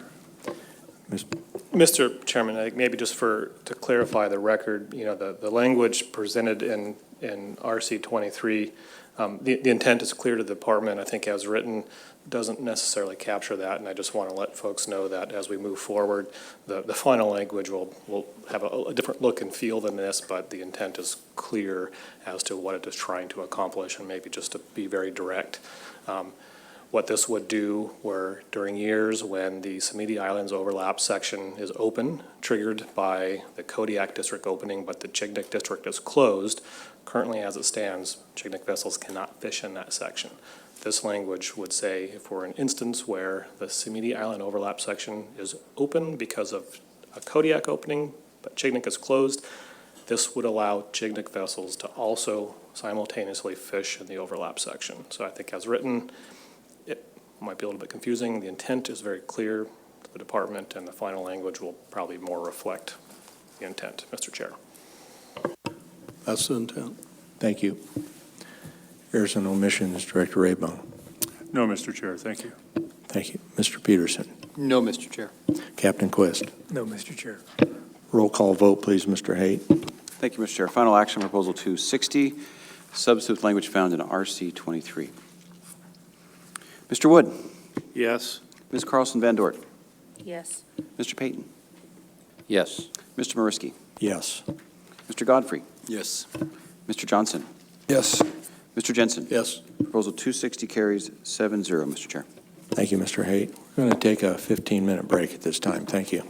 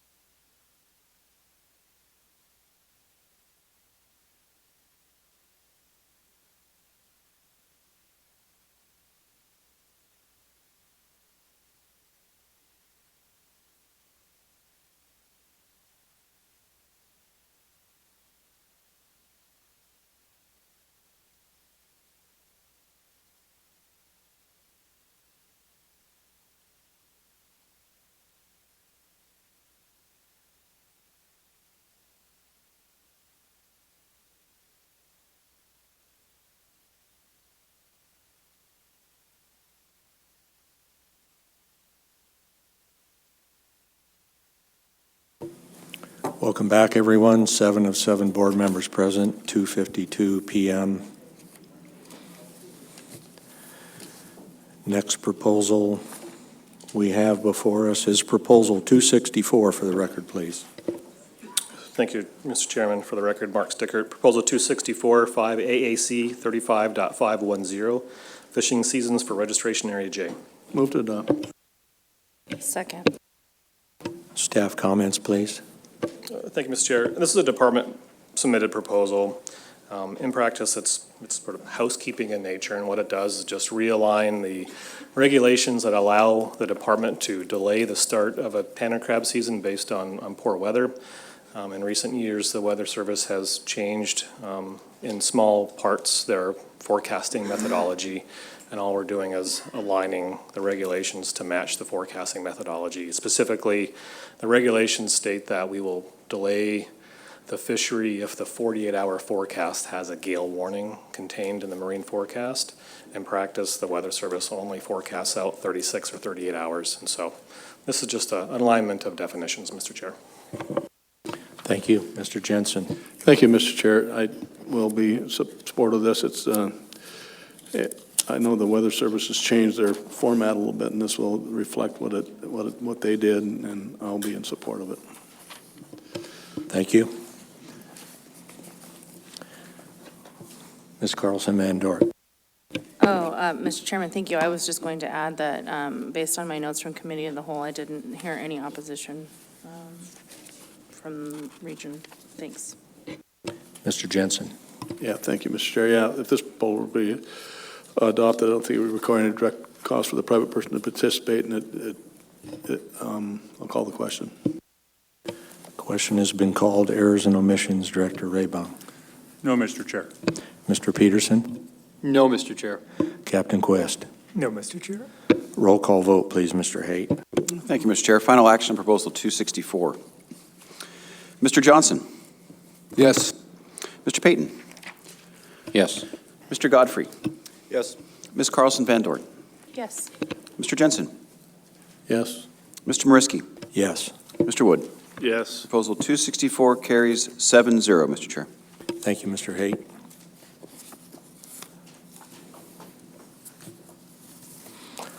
I'll note for our next proposal, we have substitute language in RC 20. Proposal 261 for the record, please. Thank you, Mr. Chairman. Proposal 261, 5 AAC 35.508, Bering Sea District Sea Barradie Tanner Crab Harvest Strategy. Move to adopt. With substitute language found in RC 20. We'll second and ask unanimous consent. Without objection, the language in RC 20 is before us. Staff comments, please.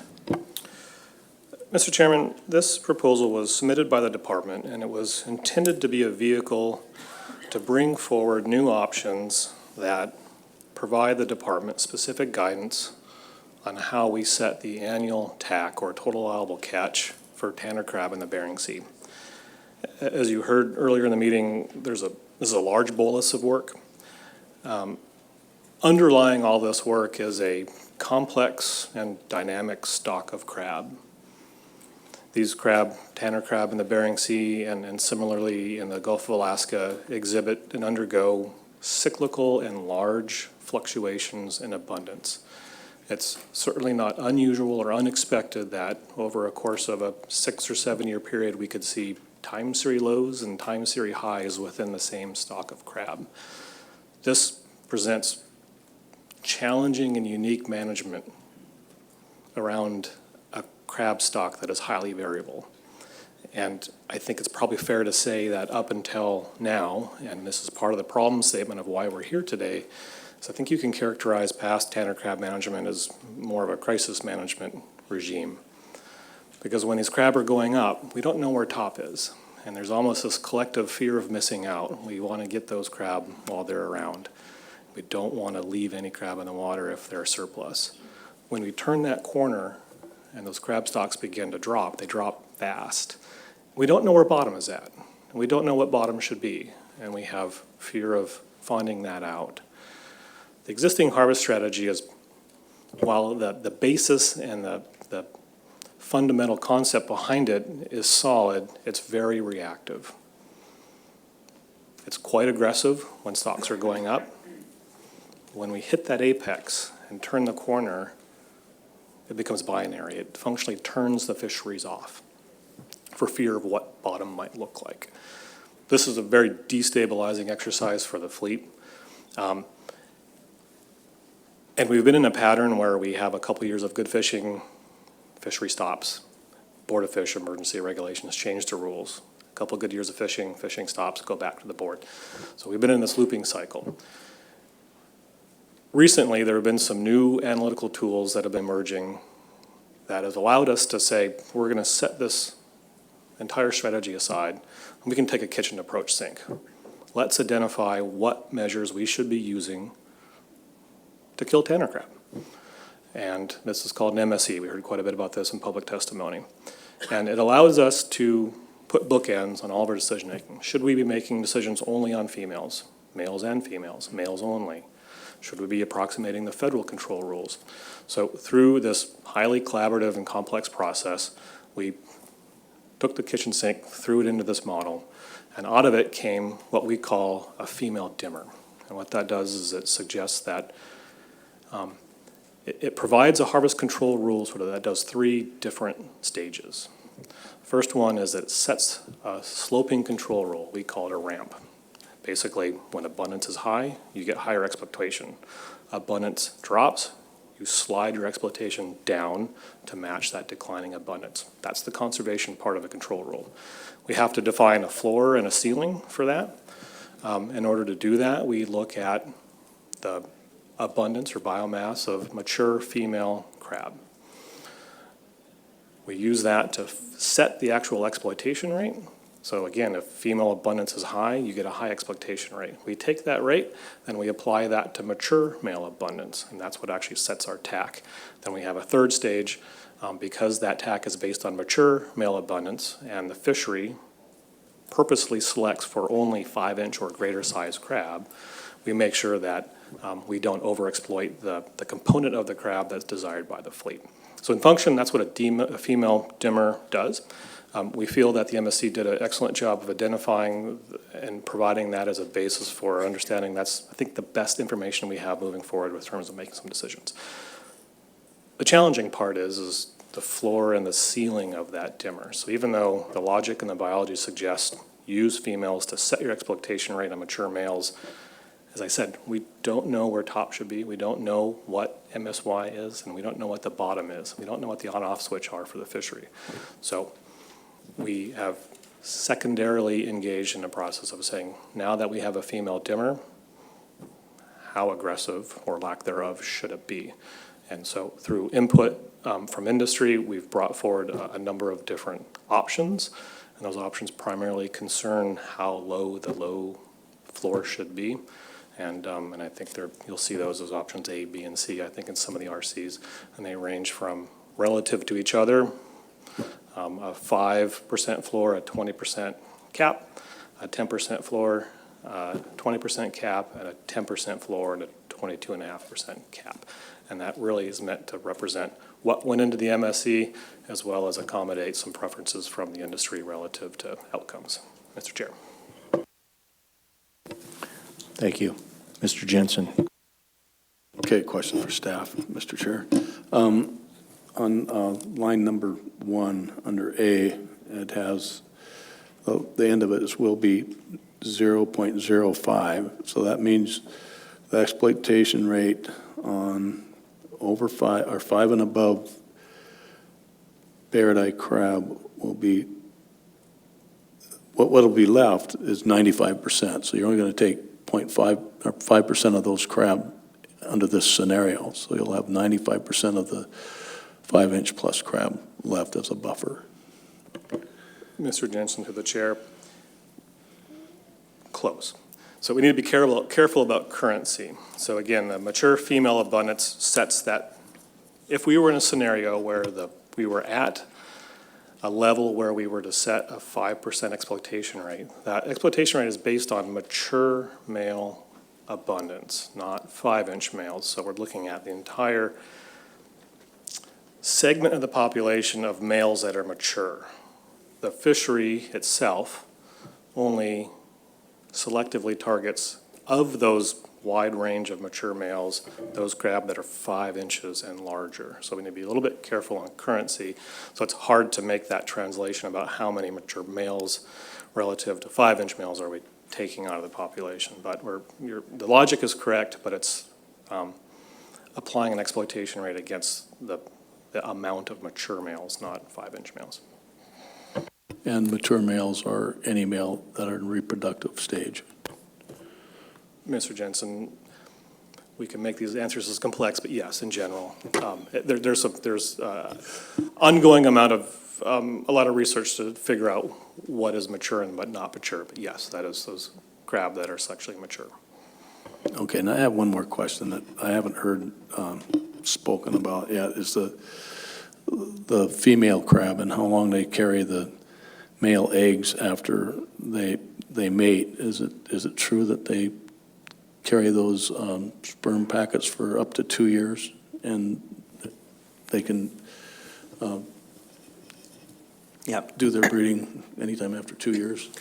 Excuse me. For the record, my name is Ben Daly. Through the chair, Mr. Jensen, that's right. Kinesites crabs, so tanner crab and snow crab, have the females have internal organs called spermathecae, and they're organs that store the sperm. And so, yes, they can produce a second clutch without mating. So they can mate once they reach maturity, produce that first clutch, and then produce a second clutch without mating.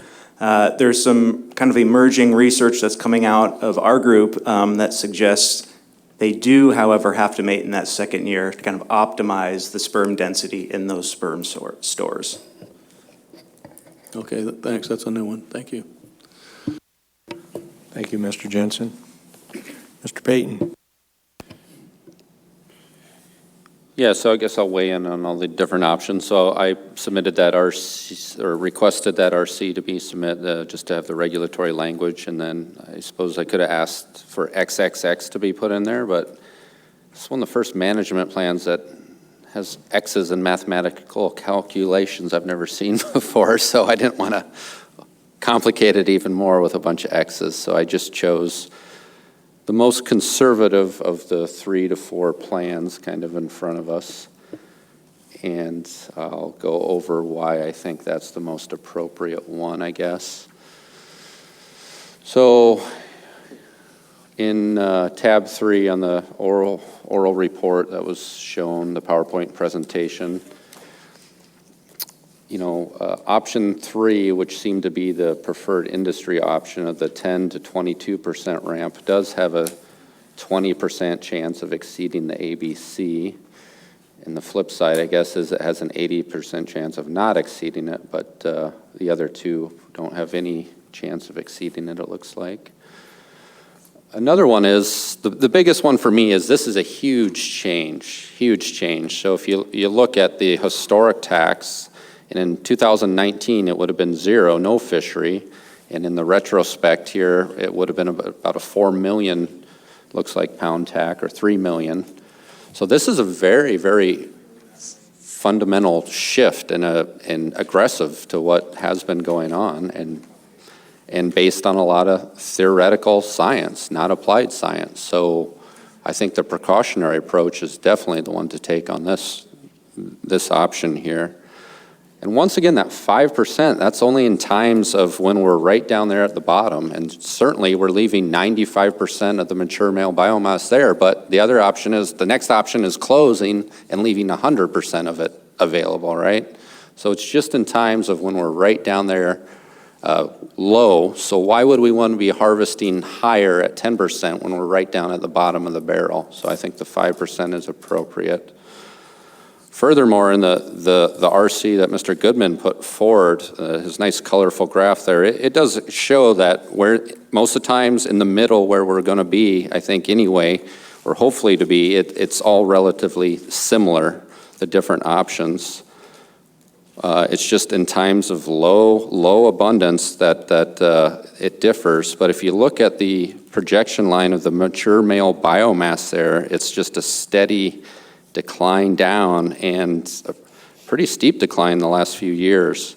So that too kind of reinforced my decision to take the most conservative approach on that. If it would have been flat or more variable, I might have come to a different conclusion, but that's going to be my reasons to vote for the 5% on the low end and go with the RC20 as written. Thank you, Mr. Payton. Mr. Wood. Just want to confirm the substitute language reflects what we had on RC27 as the orange option to HCR4. Is that correct? Mr. Wood, through the chair, it's RC20, but yes, correct. The language in front of you there reflects the HCR4_1, which is represented by the orange bars. Thank you. And hearing that, I support Mr. Payton's logic, and I'll be joining him in supporting it. Thank you. Mr. Johnson. Thank you, Mr. Chair. The analysis that, produced these various options was, certainly wide and deep and sophisticated, beyond my total understanding in terms of how it got here. The mathematical formulas, frankly, leave me a little flummoxed. But I think any one of these options, was determined by a, long and very, precise process. I'm concerned that, that when we talk about leaving, in excess of 90% of the harvestable fish on the table, that we may be doing the industry a disservice. I understand and respect what Mr. Payton is saying, but I think we're leaving opportunity behind that, we ought to take advantage of. I'm more inclined to go with the middle ground there. I'm looking at RC27 and the blue option, HCR4-2, but I would like to hear from some other board members on this as well. Mr. Godfrey. For the same rationale that my colleague just mentioned, I'll be supporting the middle ground as well. Opportunity loss is probably my primary focus here. Thank you. Mr. Jensen. Yeah, thank you, Mr. Chair. I see where Mr. Payton's reasoning comes in, but I can't support the 5% or the 5 on number one. I could support 10 and 20, but I can't support 5. I think with the abundance of safety features we have built into any of these plans, this one's by far the most conservative plan. With you look at your TAC and your buffer, there's just, I know all the lines, of course, all the lines do show a downward trend, but those downward trends turn upward really fast. As if you manage it, we're trying to get out of this boom and bust cycle, and I think either one of these three plans, which were derived by the industry and the staff and all the other scientists that are involved with this. It's not just ADF&G and the industry. It includes several other scientific entities too. So this is all came from 2.5 years of work, and we were presented with the three. I'm just going by the three. HCR4, HCR4-1, -2, and -3, and I think they're all conservative and they're all safe. Obviously, number _3 is a little bit more aggressive, and I wouldn't be supporting that. But starting at the middle ground, we can go either way. The department always has the ability to cut back, and I don't know about go if you guys can cut back if you see something happening, but can you go up to another stage if you see a large abundance of males? Can you reflect a large uptick in the catches quickly? Mr. Jensen, through the chair, just to clarify, are you talking about in-season management? So this is a unique fishery, and I maybe failed to mention in my intro that this is a a fishery that's guided by the Federal Fishery Management Plan, and it's co-managed by the state and the federal government. It's unique in the sense that the state has delegated responsibility to set the TAC. Once we set that TAC, it functionally gets handed off to National Marine Fisheries Service. They translate that TAC and turn it into all the various types of quota share. They issue that quota share to the various entities. We open the fishery remains open until the quota share is caught or the season closes based on the regulatory close of the season. So part of the emphasis on the need to choose wisely is once we set that TAC, there is no going back within that season. We do not have the authority to close the season. If it looks like in retrospect, several months later, we say, uh-oh, we maybe need to reconsider. We just, the way the cooperative structure works, we have the inability to do any in-season management. Okay, my next question would be, who sets the ABC on these fisheries? Thank you, Mr. Jensen. Mr. Chair. So as I mentioned, this is a cooperatively managed fishery. The federal contribution largely is establishing federal ABCs and OFL fishing levels, and so that's done largely through a federal stock assessment process. Once those ABCs and OFLs are set, then the state takes that handoff, and then we set the tax.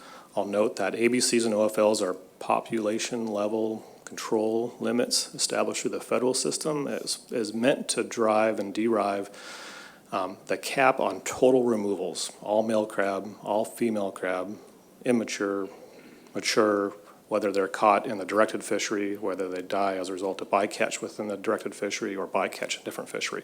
Total removals. Whereas, again, the complication of this fishery is it's a male-only fishery at 5 inches, right? So different currencies. And so part of the coordinated effort is the population level ABCs and OFLs are derived by the federal government. They hand off to the state.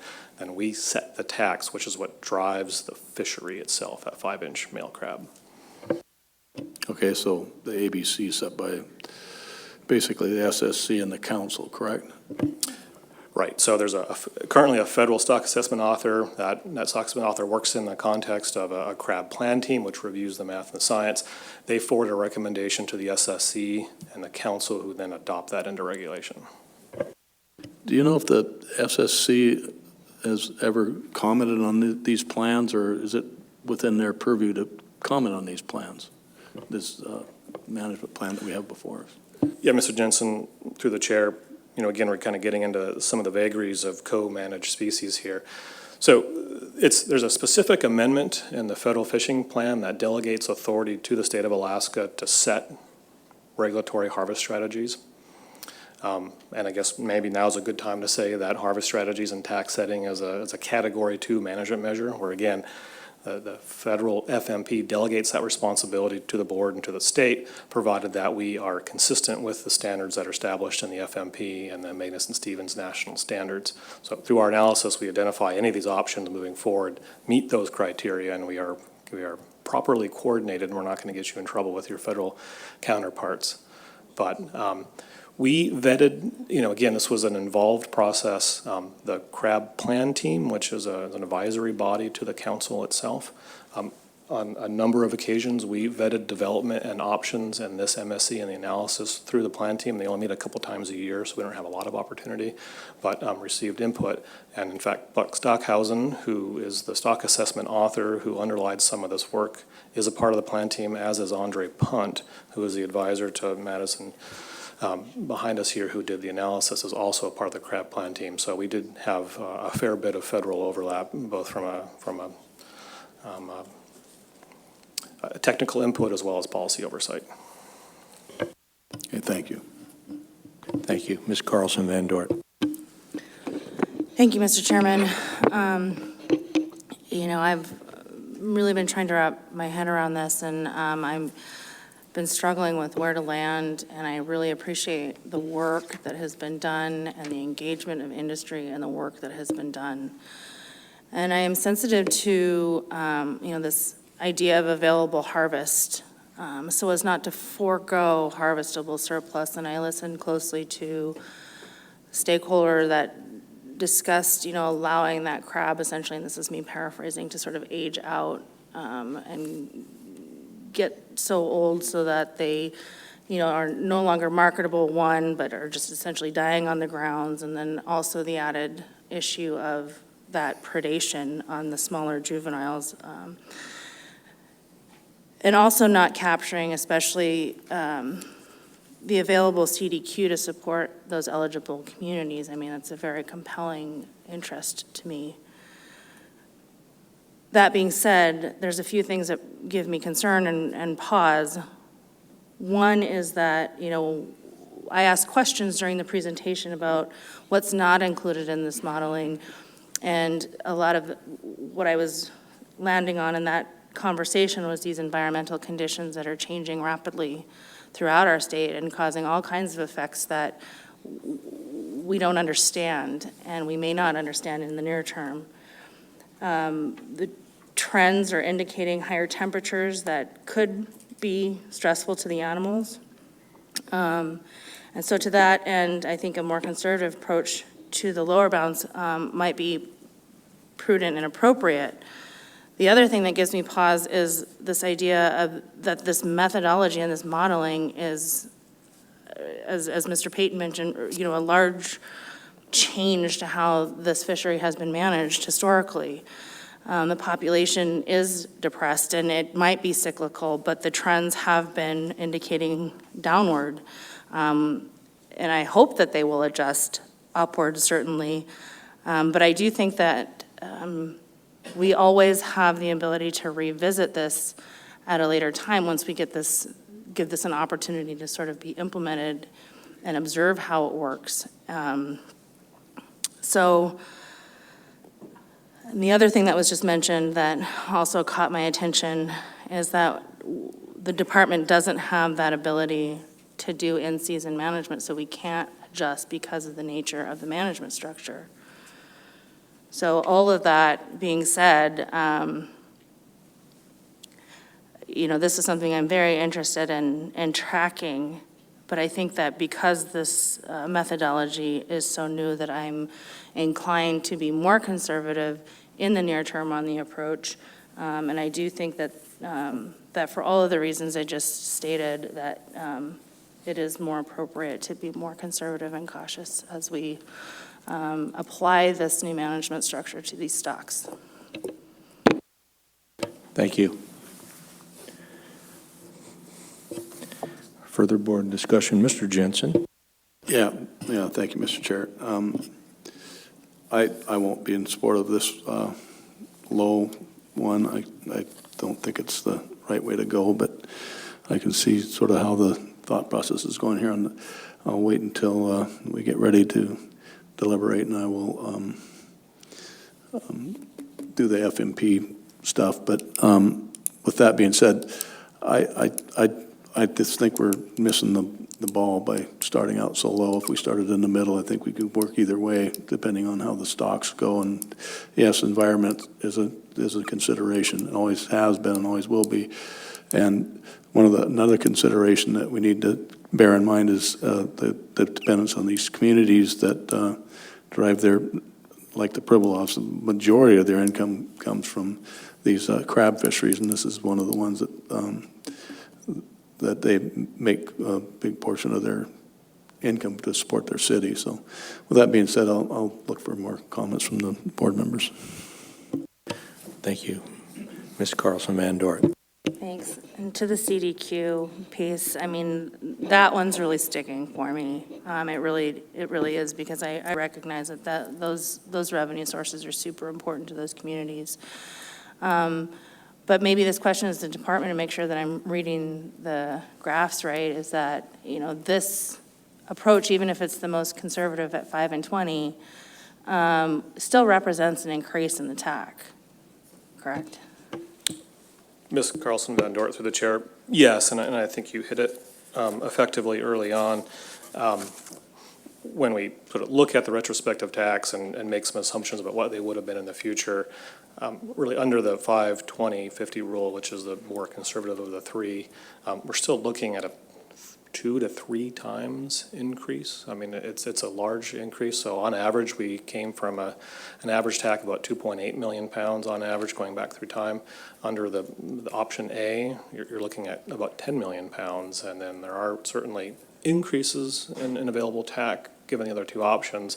They are relatively small. I mean, you get about 10% more TAC as you step up through those options. But the big leap is from where we are and to where we're going under any of these options is fairly significant. And maybe just to put a little context on this conversation on floors and ceilings, I think the department, when we were beginning to establish a framework for what types of rules should go forward, we're really looking to bookend, right? And we see the floor and the ceiling really as more of a stopgap action.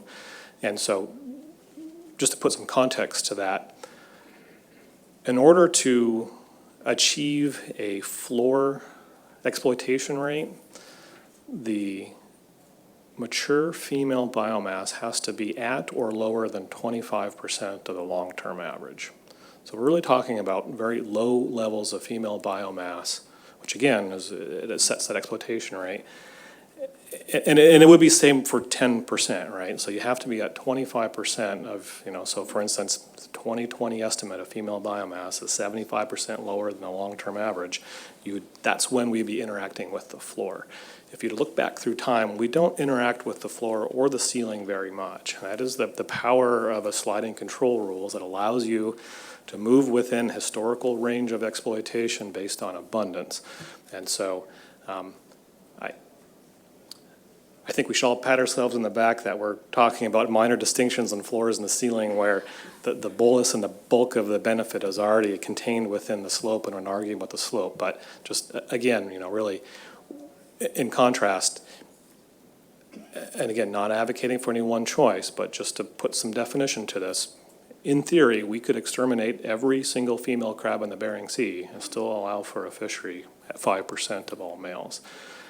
And so it's not only that floor. And when we hit the complementary 25% of mature male biomass, we turn the fishery off. So we're talking about pretty extreme measures when we discuss floors and ceilings. And we hope that the middle part, the sliding control rule, keeps us from having to interact with those. That is hopefully the power of this harvest strategy. Thank you, and that's certainly a significant improvement from a closed fishery. Thank you. Mr. Payton. Yeah, so on slide 27 in the report, I mean, the 5 to 20%, just to me, like Mark said, are the bookends. So why not have some wider bookends? That we're not starting it out at 5%, or I mean, it's probably going to be 7, 8% or somewhere in the middle. That's just the low bottom end of the bookend when we're at the bottom of the barrel. And as slide 27 says, it's a big arrow and it says the words better conservation. So what I don't understand is when we're at the bottom of the barrel for abundance, why wouldn't we want better conservation? I understand the economic value of everything and to the industry, but it's the nature of the beast. The industry's always going to want more, more, more. And we don't have a great track record for crab in Alaska. And I wouldn't want to be reincarnated as a crab, especially a paradise. So let's go with the one that has better conservation. This is a very new, aggressive approach. And on the low end, better conservation is always better. And hopefully, we're not even going to be on that low end of 5%. Mr. Jensen. Yeah, I'd like to clarify something. Not all commercial fishermen want more and more and more. That's their livelihood. They're trying to manage it so they could keep making their livelihood. I just want to make that perfectly clear.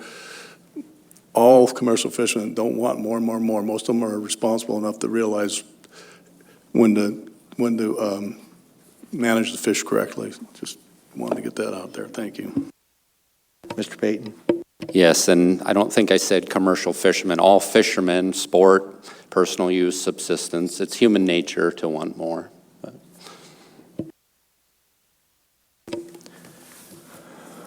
Okay. Further discussion on RC20 for Proposal 261? Mr. Johnson. If I could, thank you, Mr. Chairman, just ask a question of the department. If we're, talking about, the option in the in RC20 here, what would be the impact here if you started at that level of adjusting the high point of this calculation or this formula? For instance, the third option includes a high point of 22.5. Would this formula be broken essentially if using the most conservative approach here, if the last number, the high number, was 22.5? I mean, what would become of this formula at that point, and how would it impact the harvest?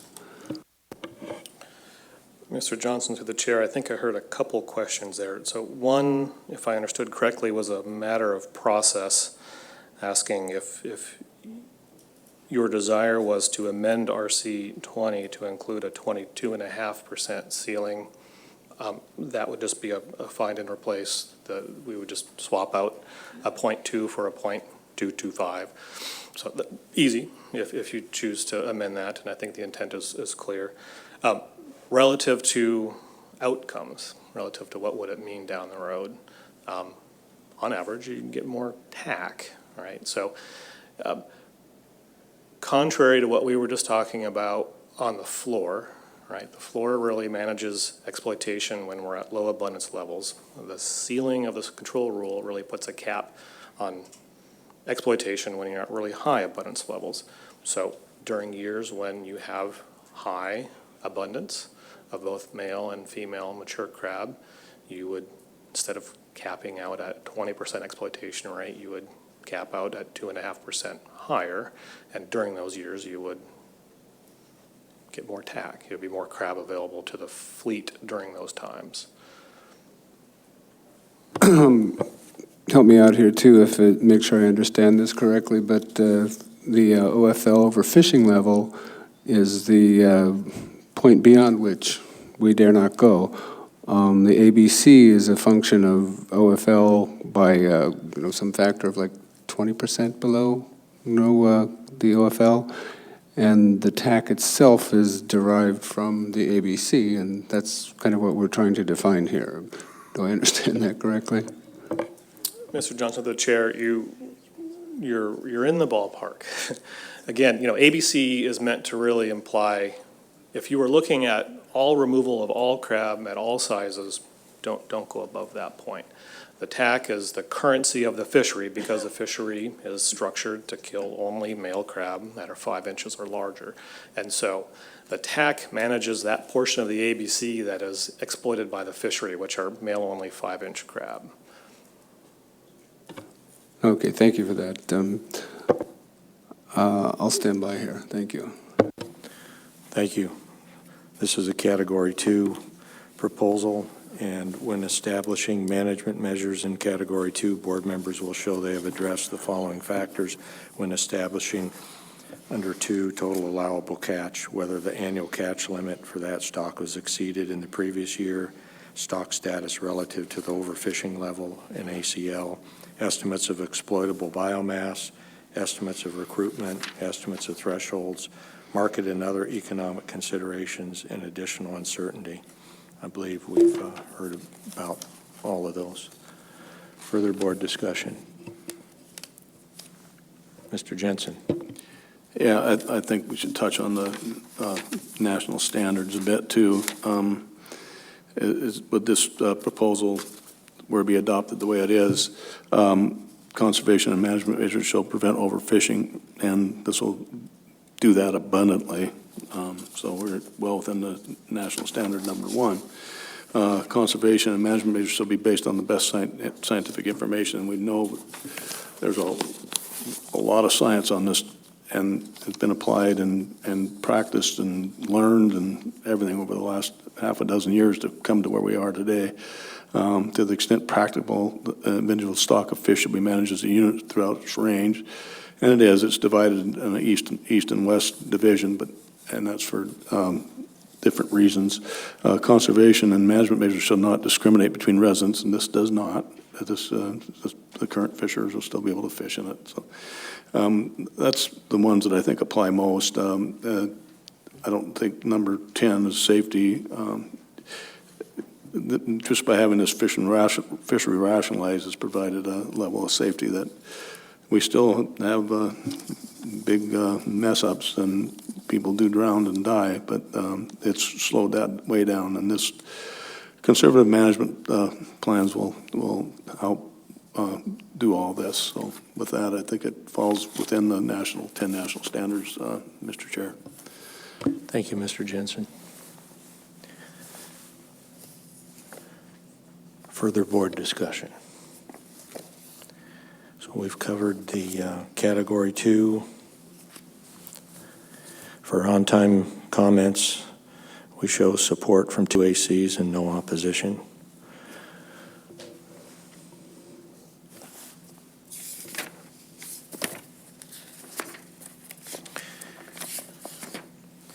Approval of this proposal is not expected to result in additional direct costs for a private person to participate in this fishery.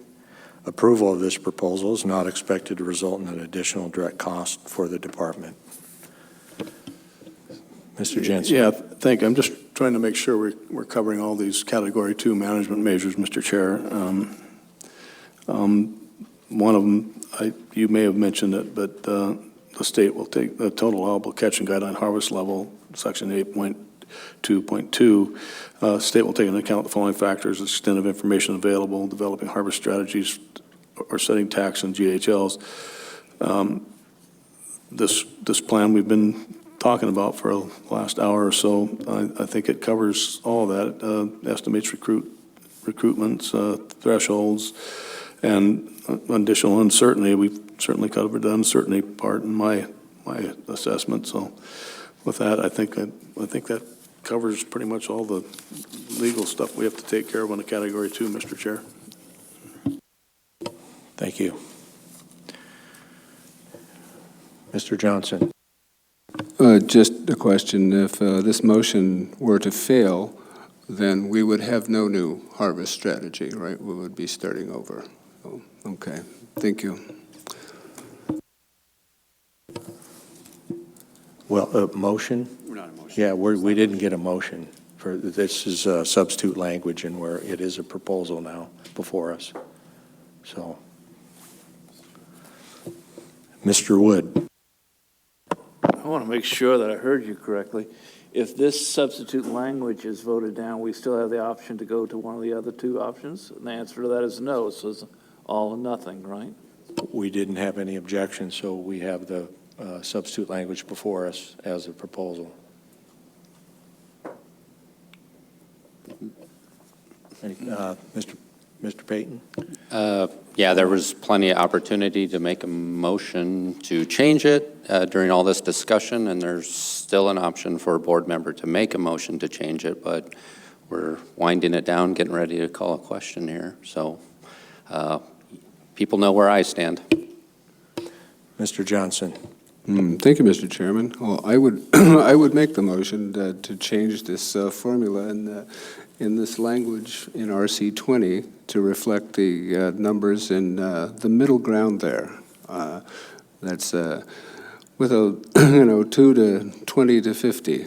That is the blue line in RC27. I'll second that. Board discussion on that? Mr. Wood? I'm shaking my head in agreement. I don't want anybody to be misled. I'm glad that we keep those options open, that should this motion fail, we have fallback position. I'll not be supporting this motion. I still stand by the motion as made by Mr. Payton, but I want to thank Board Member Johnson for making this attempt.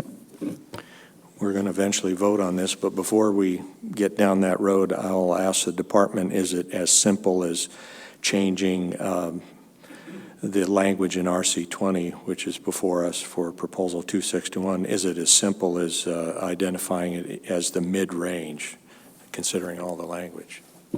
Yes, Mr. Chairman. Thank you. Further board discussion. Mr. Jensen. Yeah, thank you, Mr. Chair. I would be in support of this language because that's where I wanted it to go in the first place, is the middle ground. So it's, remember when we started discussing this, the department gave us 3 options, and they were on board with all 3. And now they've sort of went back to the 0.5 number, the first option. But when it was presented, we had all 3 of them in front of us, and that was the 3 that were supported by the industry and the department as a starting point. So I've always liked the middle ground, and I'll be supporting this amendment, Mr. Chair. Thank you, Mr. Jensen. Mr. Johnson. Thank you, Mr. Chair. No, I just, speak in favor of that and reiterate what I said initially, that all 3 of these, are workable, certainly. I'd hate to, for the communities that depend on this fishery to lose, harvest opportunity. And I think I have faith in the science that went into these calculations, and I'm totally comfortable with the middle option. Thank you. So for clarity, Mr. Johnson, your mid-range was the low 10, high 20 mid-range. Correct. CR4. Okay. Mr. Jensen? I'll call the question on the amendment, Mr. Chair. Question has been called. Roll call vote, please, Mr. Haight. Thank you, Mr. Chair. This is the motion to amend Proposal 261 to change the strategy from HCR 4 number 1 to HCR 4 number 2. Mr. Godfrey? No. Mr. Jensen? Yes. Mr. Wood? No. Mr. Payton? No. Mr. Johnson? Yes. Mr. Mariski? No. Ms. Carlson Van Dort? No. That motion fails 2 to 5, Mr. Chair. Thank you, Mr. Haight. 20 back, RC 20 is back. Yes, RC 20 is back on the table for Proposal 261. Board member discussion, Mr. Wood? Call the question. Question has been called, errors and omissions. Director Raybone. No, Mr. Chair. Mr. Peterson. No, Mr. Chair. Captain Quist. No, Mr. Chair. Roll call vote, please, Mr. Haight. Thank you, Mr. Chair. Final action on Proposal 261, substitute language found in RC 20. Ms. Carlson Van Dort? Yes. Mr. Johnson? Yes. Mr. Jensen? No. Mr. Godfrey? No. Mr. Mariski? Yes. Mr. Wood? Yes. Mr. Payton? Yes. Proposal 261 carries 5 to 2, Mr. Chair. Thank you, Mr. Haight. Next proposal, I'll reference my board members to withdraw by PC2. Yeah, we had some withdrawals. Proposal 262 for the record, please. Thank you, Mr. Chairman. For the record, my name is Miranda Westfall. Proposal 262, 5 AAC 35.517, Bering Sea Opelio Tanner Crab Harvest Strategy. Mr. Chairman. Mr. Chair, move to take no action on 262 based on the RC 031 by Alaska Bering Sea Crabbers withdrawing their support for 262. Second, and ask unanimous consent. Without objection, the board takes no action on Proposal 262.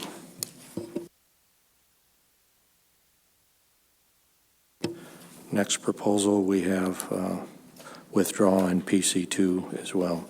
Proposal 263 for the record, please. Mr. Chairman, Proposal 263, 5 AAC 35.506, Area J registration. Mr. Chairman. Mr. Chair, move to take no action based on RC 31. It's a request to withdraw support for 263. Second, and ask unanimous consent. Without objection, the board takes no action on Proposal 263.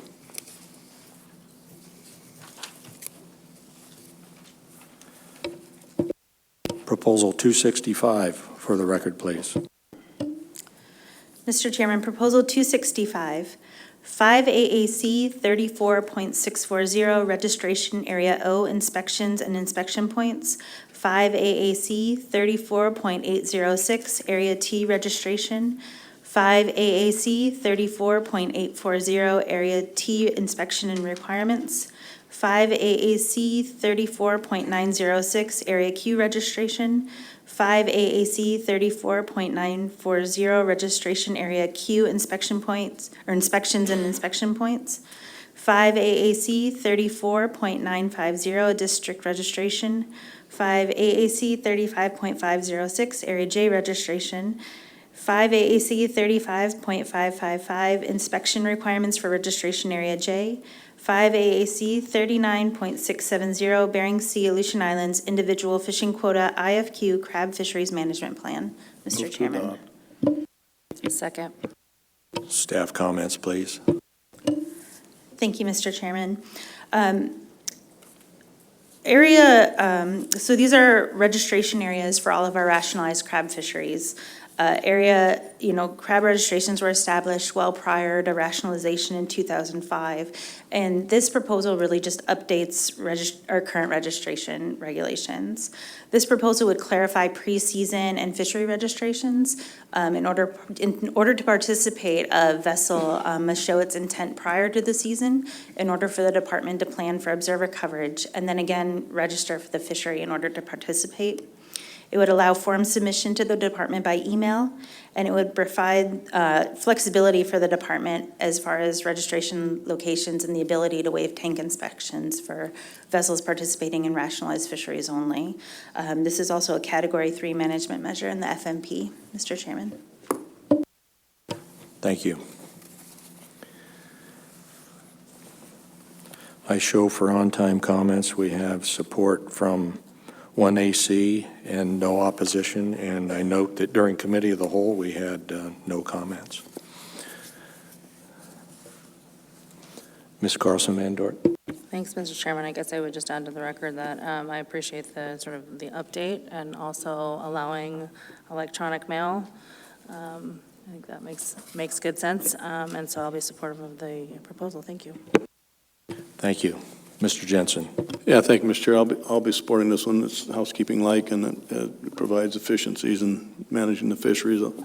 I'll be definitely in support of it, and I'll refer to my comments on the FNP and the Category 2 for a previous proposal, Mr. Chair.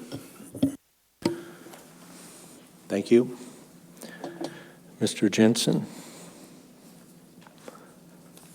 If this proposal were to be adopted, I don't think it would require additional direct costs for the private person to participate, and I'll call the question. Question has been called. Errors and omissions. Director Raybaum. No, Mr. Chair. Mr. Peterson. No, Mr. Chair. Captain Quist. No, Mr. Chair. Roll call vote, please, Mr. Haight. Thank you, Mr. Chair. Final action on Proposal 265. Mr. Johnson. Yes. Mr. Payton. Yes. Mr. Godfrey. Yes. Ms. Carlson-Van Dort. Yes. Mr. Jensen. Yes. Mr. Mariski. Yes. Mr. Wood.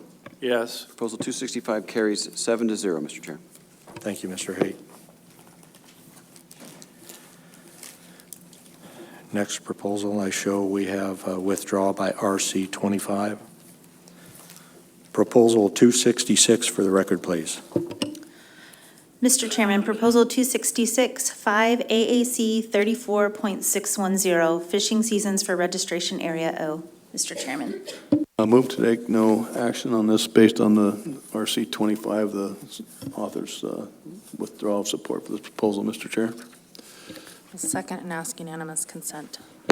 Without objection, the board takes no action on Proposal 266. Proposal 268 for the record, please. Mr. Chairman, Proposal 268, 5 AAC 39.670, Bering Sea, Aleutian Islands, Individual Fishing Quota, IFQ, Crab Fisheries Management Plan. Mr. Chairman. Move to adopt. Second. Staff comments, please. Thank you, Mr. Chairman. Gear transfers were established in 2005 when these fisheries were rationalized. It applies to all of our rationalized fisheries in the Bering Sea and Aleutian Islands, and it allows a vessel who has completed fishing activities in a fishery to transfer all gear rights and responsibilities to another vessel. This is something that we as managers really like because it reduces the amount of gear that's on the grounds, and also it reduces rail dumping, which in turn reduces handling mortality. So this is something that we encourage our vessels to do, and we like to help them achieve this. However, there's been a couple of roadblocks with the current regulations that we have. Current regulations require that a form be submitted to the department with original signatures from both vessel captains. This has turned out to be very impractical for our fleet because oftentimes these gear transfers happen on the grounds. Since this is a legal transaction, they're assuming all rights and responsibilities for the gear on the grounds. We recognize that it is important to have consent from both the captain that's transferring the gear as well as the captain that's receiving the gear. We've worked with the Department of Law as well as the wildlife troopers and have determined that we can, allowing vessels to email us, have an email chain with both vessel captains agreeing to this is sufficient for the department. So we're asking for that ability. The other hiccup that we've had with this regulation is that there's nothing in regulation that tells us when this transfer ends. Oftentimes, vessels who have transferred their gear to another vessel get reallocated quota from their quota share group, and they'll need to go back into the fishery to sort of clean up whatever quota is left over. If they've transferred their gear to another vessel, they no longer have rights and responsibilities or the right to operate that gear. So we've had to sort of do some workarounds in order for them to be able to use their own gear back. So we're asking for the ability to have some sort of mechanism, in this case just a form or some notification to the department that would allow us to return rights to a fisherman. Mr. Chairman. Thank you. Mr. Jensen. Yeah, thank you, Mr. Chair. I'll be supporting this. It provides efficiency in the management of the fishery, and it's a Category 3, so it's entirely the state's purview, Mr. Chair. Thank you, Mr. Jensen. It's consistent with providing for an orderly fishery as well. Mr. Payton. Yeah, it streamlines the process, and approval of this proposal is not expected to result in additional cost to the private person. I'll call the question. Question has been called. Errors and omissions, Director Rabo. No, Mr. Chair. Mr. Peterson. No, Mr. Chair. Captain Quest. No, Mr. Chair. Roll call vote, please, Mr. Haight. Yes, Mr. Chair. Final action on Proposal 268. Mr. Jensen. Yes. Yes. Mr. Godfrey. Yes. Ms. Carlson-Van Dort. Yes. Mr. Payton. Yes. Mr. Wood. Yes. Mr. Johnson. Yes. Mr. Mariski. Yes. Proposal 268 carries 7-0, Mr. Chair. Thank you, Mr. Haight.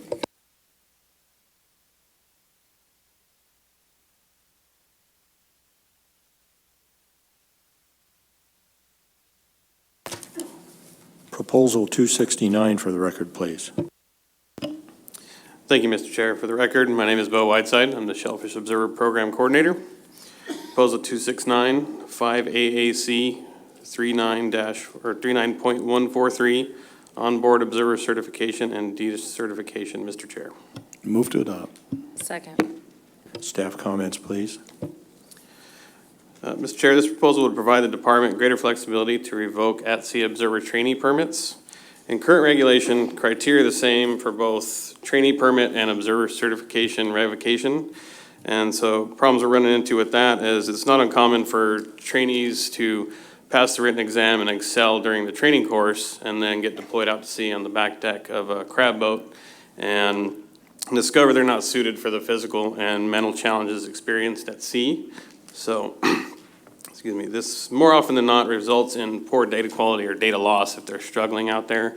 More often than not, it's due to debilitating seasickness. And this also increased the cost for observer programs. So we're voiding data packets. It's increased time in the debriefing and briefing process. And so on the flip side, so certified observers, they've proven They meet data quality standards regularly. They can handle being on the back deck of a crab boat in the Bering Sea or Aleutian Islands, and proven they can perform the standard repeatedly. So that's how they earn that certification.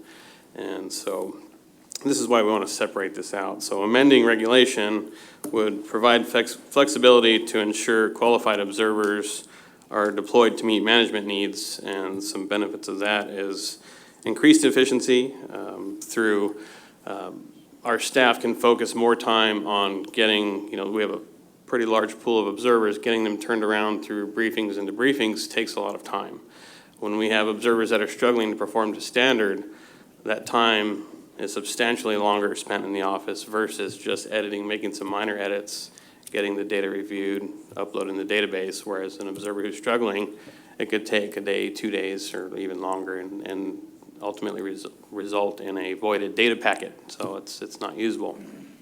Another benefit, on the flip side, is increased data quality. So if we have more certified observers performing to standard, the quality of data is going to be much higher. It can reduce program costs, and then this will also align program standards and procedures with the federal observer programs regarding observer certification and permit revocation. Mr. Chair. Thank you. Mr. Payton. Yes, I'll be in support of this. As part of your training program to go out and get them seasick? Or not seasick, yeah. Mr. Payton, through the chair, I would very much enjoy taking trainees out on a boat and go through some pots, even in the bay. I think that would flush a lot of this out. Unfortunately, that's not realistic, but we have a lot of observers coming from the Midwest, East Coast, South, all over the country, many of which who've never even been on a boat, a handful who've never even seen the ocean. So it's something I would love to have, but it's just not practical. Ms. Carlson Van Dort. Sounds like some incentive to grow our own observers. Mr. Jensen. Yeah, thank you, Mr. Chair. I'll be in support of this. The observer program is very important and needed to compile information, and whatever improvements could be made is greatly supported by me. Thank you, Mr. Chair. Thank you. I note that for Committee of the Whole, we had one person in support, on-time comments, no opposition, support from one AC and several PCs. Mr. Payton. Approval of this is not, proposal is not expected to result in any additional cost, and I'll call the question. Question has been called. Errors and omissions. Director Raybon. No, Mr. Chair. Mr. Peterson. No, Mr. Chair. Captain Quist. No, Mr. Chair. Roll call vote, please, Mr. Haight. Thank you, Mr. Chair. This is final action on Proposal 269. Mr. Godfrey? Yes. Mr. Jensen? Yes. Mr. Wood? Yes. Mr. Payton? Yes. Mr. Johnson? Yes. Mr. Mariski? Yes. Ms. Carlson Van Dort? Yes. Proposal 269 carries 7-0, Mr. Chair. Thank you, Mr. Haight. Proposal 270 for the record, please. Mr. Chair, Proposal 270, 5 AAC 39.146, onboard observer briefing and debriefing. Mr. Chair. Move to adopt. Second. Staff comments, please. Mr. Chair, this proposal specifies unique briefing and debriefing requirements for training and certified observers. So current regulation does not specify the number of fisheries a trainee or certified observer are permitted to observe in each department briefing or debriefing. So what I mean by that is before we deploy an observer, they come into the harbor or Dutch Harbor office and they sit down with one of our program debriefing staff. That's where they're going to review things that they went over in training that are specific to that fishery. So each fishery has unique sampling protocols, sampling quotas, and challenges that a trainee, especially a trainee observer, should be made aware of. So the level of complexity is increased when you're briefing observers to operate across multiple fisheries. So these trainee observers sit through 3 weeks of very intensive training, and it would be unreasonable for us to expect them to retain 100% of the information that they receive. So that's why they have these briefings in Dutch Harbor, just to make sure everything's fresh in their mind. They deploy, and then when they come back in, There's a decent chance there's a few things they forgot. So that's when we go through the debriefing process. So during the debriefing, that's when they sit down with staff again, they review the data, and they notice some errors in the data, sampling protocols, things they can improve on. That's when they review this with the observer before redeploying. So once that observer debriefs, okay, this is what I need to work on. And then especially when we switch them to another fishery, okay, I'm taking lessons learned from the prior debriefing from the past fishery, and then subsequent fishery, they're getting new information. These are new sampling protocols you need to remember to focus on, challenges in shifting to a different fishery, and don't forget the lesson learned from the other one. So it would be a heavy lift for a trainee observer to deploy across fisheries and have us set the expectation of them collecting high-quality data across those fisheries. So there's a very high probability that we would have reduced data quality or a full data loss if we were to ask that of a trainee observer. So amending the regulation would ensure that trainee observers are prepared for each fishery deployment. That way we take the time, sit down, make sure things are good to go from their current deployment to make sure that we're more comfortable with subsequent deployments in different fisheries. And this, again, just to reiterate, they can address errors in data collection during the current fishery to correct in subsequent deployments, and this increases data quality across fisheries. And then it also gives them the opportunity to provide fishery-specific information for the next fishery. Whereas certified observers, they've proven they can handle this already. They've deployed in multiple fisheries many times. The data quality is there. They understand what they need to do. They're following protocols, and that's when the discretion of the department, if they're performing at that level, we're more inclined to debrief them across fisheries because they've proven they can handle that.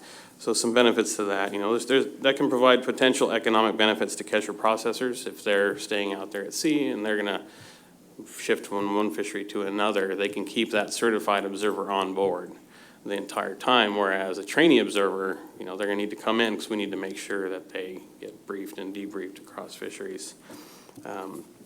But a certified observer, again, that's gonna streamline the briefing and debriefing process. They're gonna come in once. That certified observer is going to sit down with their debriefer. They're going to brief them across 2-3 fisheries, turn them loose, and the odds are much better that they're going to perform to standard and collect high-quality data. Thank you, Mr. Chair. Thank you. This is a Category 3 standard under state observers. Mr. Jensen. Yep, thank you, Mr. Chair. I support this one, too.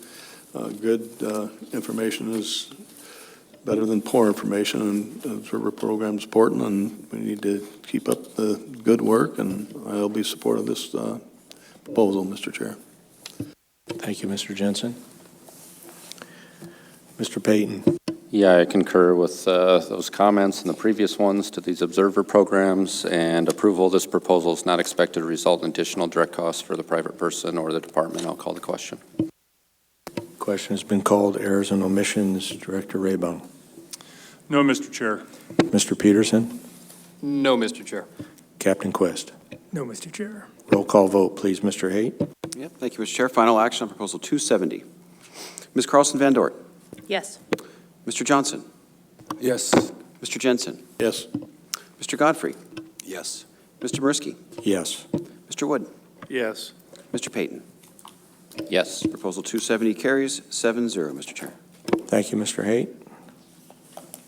Proposal 271 for the record, please. Mr. Chair, Proposal 271, 5AAC 39.645, Shellfish Onboard Observer Program. Mr. Chair. Move to adopt. Second. Staff comments, please. Mr. Chair, this proposal would add regulation to specify marine safety requirements for fishing vessels carrying observers. So in current regulation, it does not specify standards for maintaining safe conditions at sea for fisheries observers. We do conduct a vessel safety inspection before, we meaning the observers, before they embark. So that just covers the safety and survival equipment on board that the Coast Guard requires of all of these vessels. It doesn't specify operating under safe conditions when out at sea, otherwise known as rules of the road by the U.S. Coast Guard. So amending the regulation would ensure vessels carrying observers are maintaining safe conditions following U.S. Coast Guard and other applicable rules, regulations, or statutes pertaining to safe operation of the vessel. Mr. Chair. Thank you. Mr. Jensen. Yeah, thank you, Mr. Chair. For the staff, who's going to certify that this boat is safe and up to the standards? Do you have somebody that can check them and make sure everything's up to par before your observers go out, or is it up to the observer to do that?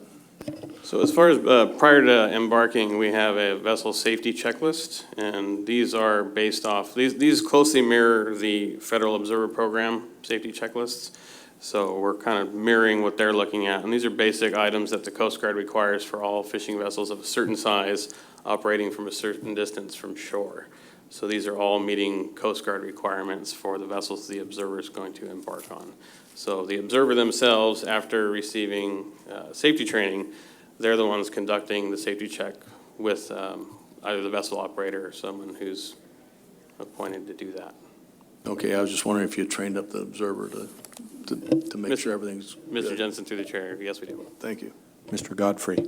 Just out of curiosity, I mean, I certainly support this, but why in the world would anyone, without federal regulations providing a carve-out, an exemption, why would anyone think they were exempt from USCG jurisdiction and regulation here? I mean, this seems gratuitous to me, but maybe it's not. Mr. Godfrey, through the chair, I can't speak of any specific situations I've encountered in these fisheries, but it does happen, unfortunately, if it's not specified. And so this would just get us to closely parallel federal regulations supporting observer safety and all federal programs. Mr. Jensen. Yeah, thank you, Mr. Chair. Yeah, I'm definitely for this, and I'll be in support of it. And if this proposal were to be adopted, I don't think it would result in the additional direct costs of the private person to participate, and I'll call the question. Question has been called. Errors and omissions, Director Raybaum. No, Mr. Chair. Mr. Peterson. No, Mr. Chair. Captain Quest. No, Mr. Chair. Roll call vote, please, Mr. Haight. Yes, Mr. Chair. Final action on Proposal 271. Mr. Payton. Yes. Mr. Godfrey. Yes. Mr. Mariski. Yes. Mr. Jensen. Yes. Ms. Carlson Van Dort. Yes. Mr. Johnson. Yes. Proposal 271 carries 6-0, Mr. Chair. Thank you, Mr. Haight.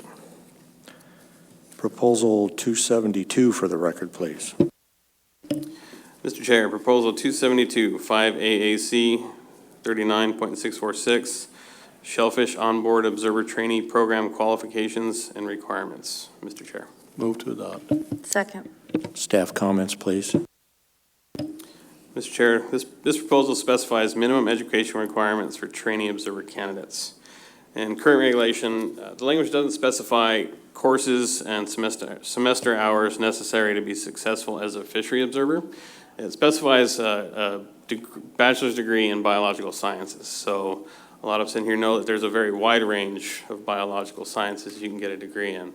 So specifying that we like that to include dichotomous keys and sufficient courses in math and statistics. This is going to better prepare a trainee to receive information and instruction during the training course and understand what we're requiring of them. So there's, as a fishery observer, we have to be able to ID the species. So having these preparations through their education with specific coursework better prepares them to excel in training, and then that translates to better performance on the back deck.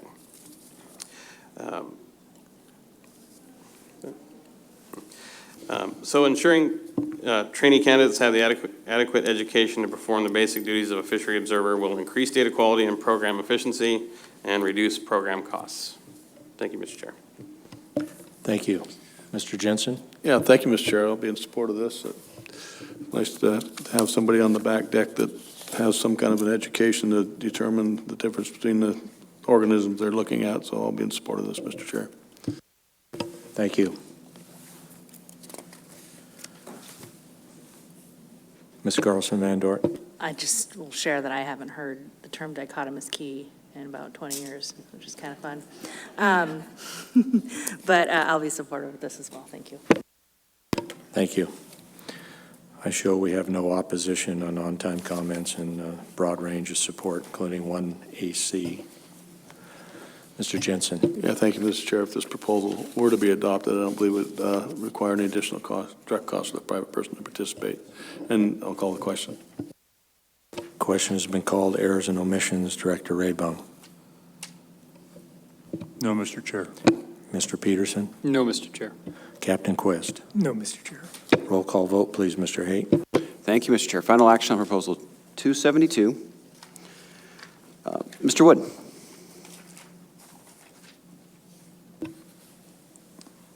Yes. Ms. Carlson Van Dort. Yes. Mr. Payton. Yes. Mr. Mariski. Yes. Mr. Godfrey. Yes. Mr. Johnson. Yes. Mr. Jensen. Yes. Proposal 272 carries 7-0, Mr. Chair. Thank you, Mr. Haight.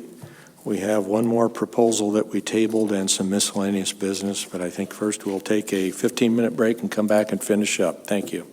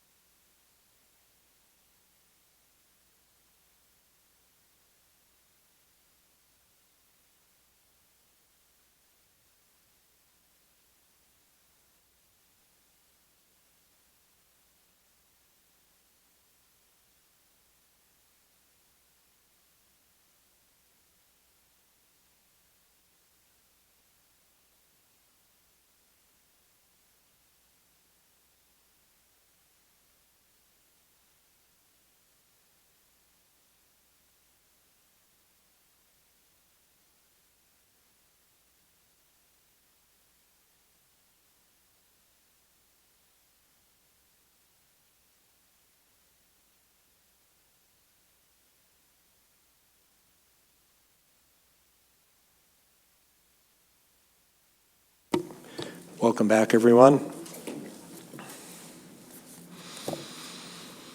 We have 7 of 7 board members present, 4:24 p.m.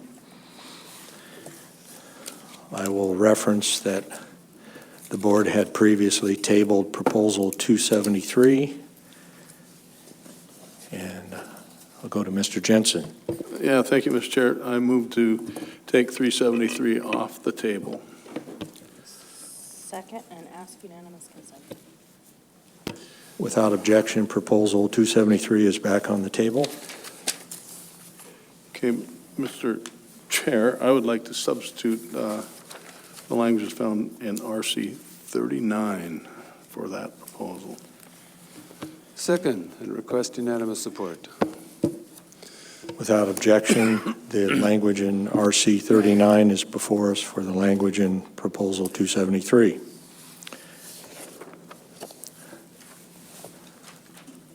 Staff comments?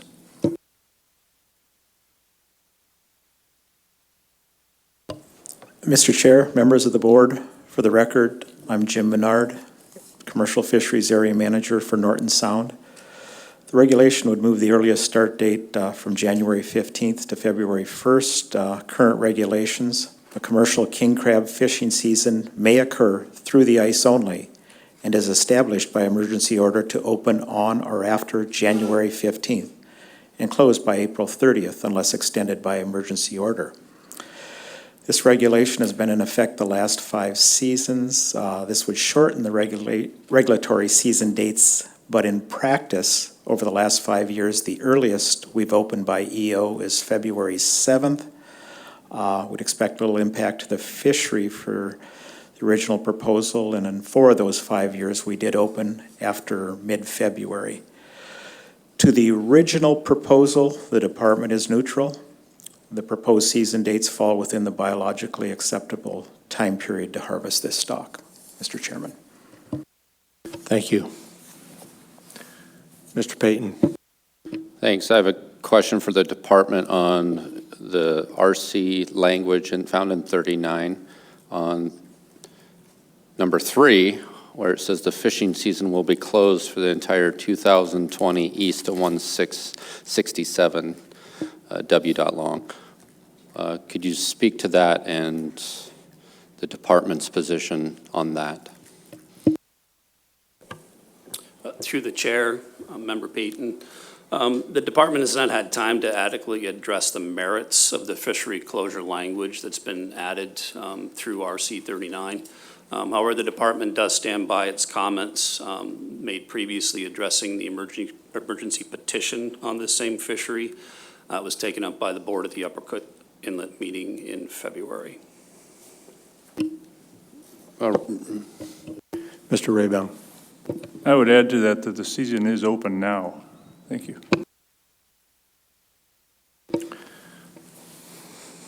Mr. Jensen. Yeah, I think Mr.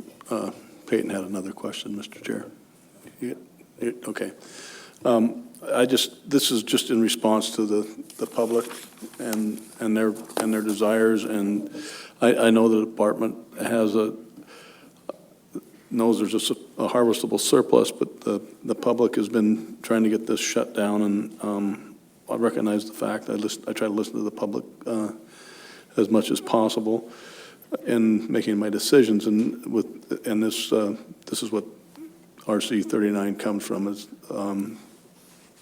basically closing the season down west of 167, and then having a season date to open on February 1st the following year, and thereafter the response to the climate change. So, and that's another request by the public. So these are the 2 things we came up with to draft this language, Mr. Chair. Thank you, Mr. Jensen. Mr. Payton. Thanks. So, pretty nervous about this one. I'll speak to a couple of reasons why. Most importantly, I think, is the public process aspect reason of it. The department hasn't even had time to really understand what it's saying and doing. I certainly haven't, and certainly the public at large has had no chance to weigh in on this potentially closing of the season. We did hear a few people speak to it in the committee work, but you know, this wasn't in the book. It wasn't vetted at all. So the public process-wise, I'm definitely against it. That section of it, I'm fine with the February 1st part, but that's section 3. Then furthermore, in tab 5 in the oral report, in the mid-90s, that showed a low abundance as well, and then that stock came right back and has been relatively stable for many years, and now it looks like we've had 2 years of some lower abundance, but still meets the GHL, and a smaller fishery can be prosecuted, and you know, there's a harvestable surplus by department data, and you know, I think the board trying to second guess that at this point, I'm not comfortable with closing the fishery unless the department's really indicating some reasons to do so. So those are my concerns. Commissioner? Yeah, I just want to add something here. So this is a regulation you would adopt. The soonest that regulation probably would be in place would be 35 to 45 days from this period of time. So in effect, you'll be closing the fishery 35 to 40 days from now, which the fishery will close on April 30th. So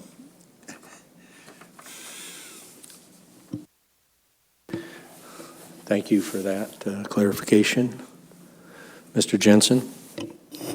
I'm trying to recall if anybody was in opposition to closing this fishery. There may have been one person on all the different comments I've read over the past on this particular proposal.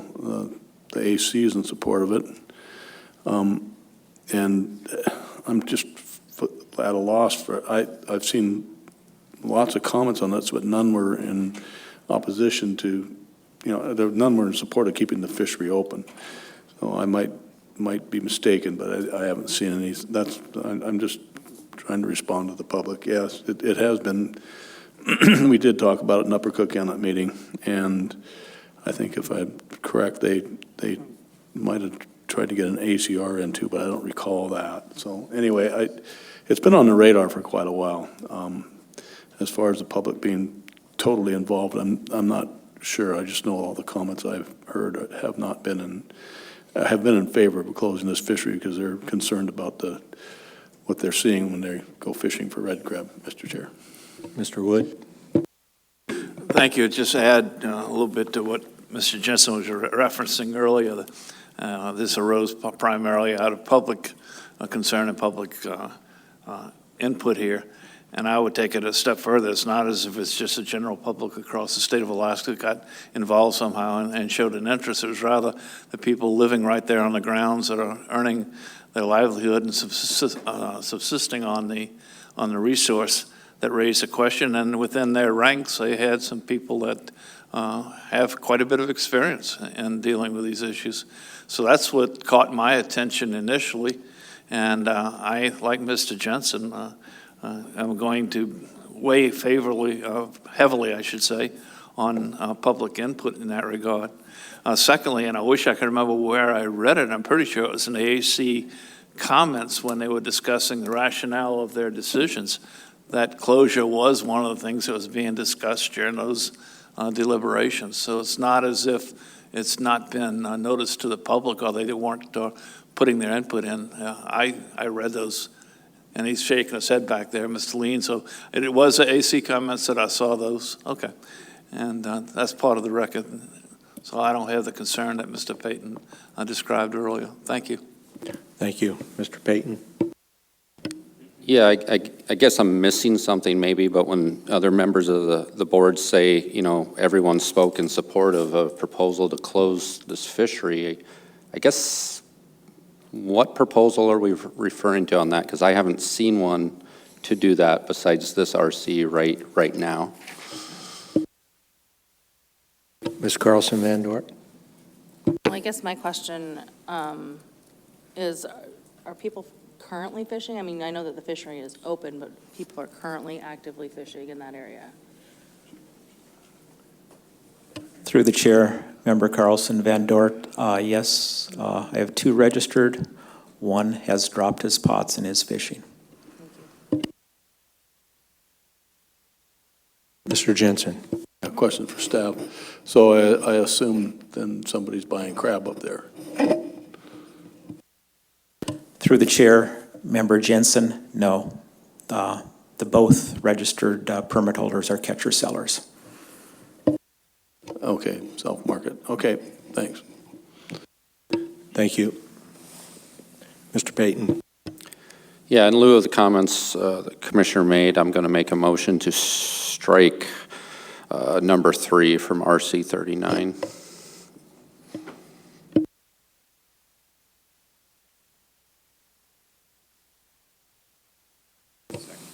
Do we have a second with unanimous consent? Hearing none, dies on the vine. Further board discussion. I guess a question for law if, well, no, do not have a question. Mr. Jensen. Yeah, thank you, Mr. Chair. I appreciate Mr. Payton's motion. I'm going to support it as it's written, and I think it's consistent within our authority to do it. I'm hearing the department saying they think there's a harvestable surplus, but I'm listening to the people also, so I'm going to be voting in support of this. And this proposal were to be adopted, I don't think it would require an additional cost for the private person to participate, Mr. Chair. And I'll hold the question unless somebody else wants to speak.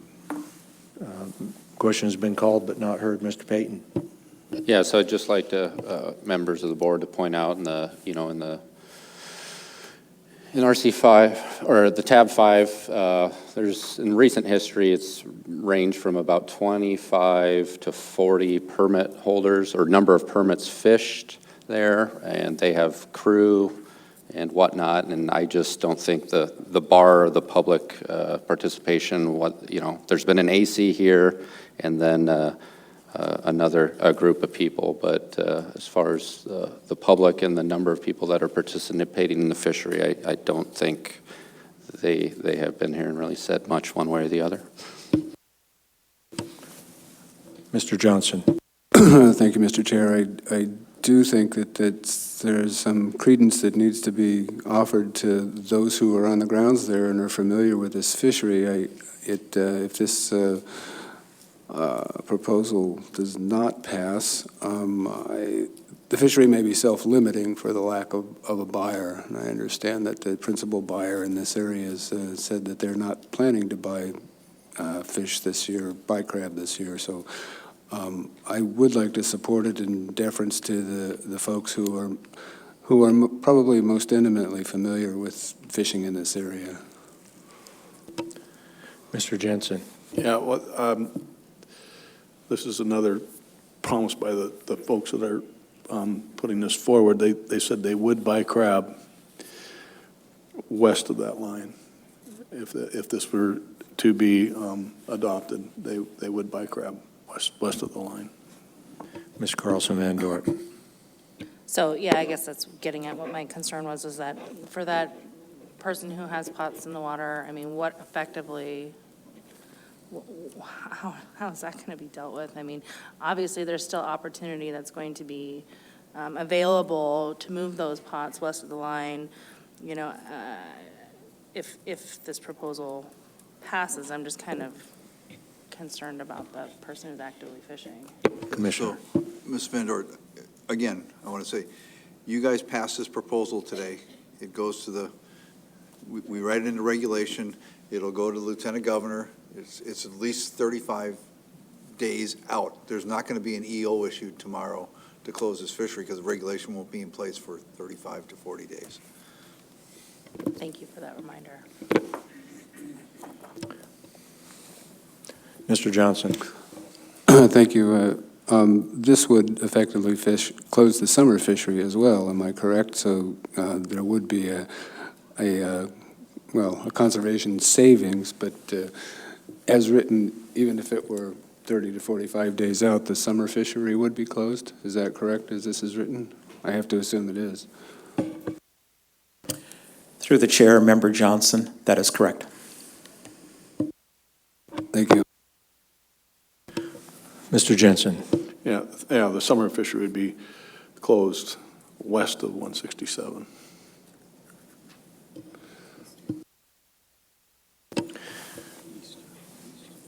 Question has been heard. Errors and omissions. Director Raybaum. Yes, Mr. Chair. Through the chair, just a quick clarification, it would be closed east of that line, not west. And now, no, Mr. Okay, Chair. thank you. Mr. Peterson? No, Mr. Chair. Captain Quest? No, Mr. Chair. Roll call vote, please, Mr. Haight. Yeah, thank you, Mr. Chair. Final action on Proposal 270. Before we move on to our miscellaneous business agenda, Mr. Johnson? Mr. Godfrey? Mr. Chair, I'd like to request reconsideration of Proposal 261. Second. 261, reconsideration. Got our book here.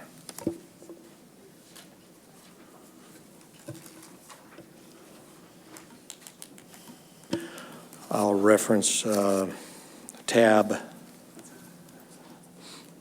9 in our blue book, frequently used policies, operating procedures for motion to reconsider. Only a board member who voted on the prevailing side of the original issue can move to reconsider a vote. Confirming with Mr. Haight, was that Mr. Godfrey? Yes. Second item is a motion to reconsider must be supported by a presentation of new evidence that was not before the board at the time of that the original vote was taken. I will ask with that, Mr. Chair, our area expert staff to provide that. The proposal that I would, if I can defer to my please, colleagues. Mr. Godfrey, it's yours. If I could offer that, Mr. Chairman, during the deliberation, we touched on the question of what would be the effect of, in the version of this management plan that we adopted, which was the most conservative approach, to managing these crab. I touched on the question of, what would be the effect if we were to increase the upper end from a high of 20 to a high of 22.5, and I was given to understand that there would be a difference, but I asked the department to provide some new information as to, more specifically, what would that effect be stretched over, some period of years based on, the average or anticipated TAC. And I think Mr. Stickert may have some numbers for us on that, and that would be the new information that, I think opens this door for reconsideration. And Mr. Stickert, are we too early for those numbers, or if that would be helpful, if you could, sir? Thank you, Mr. Johnson, through the chair.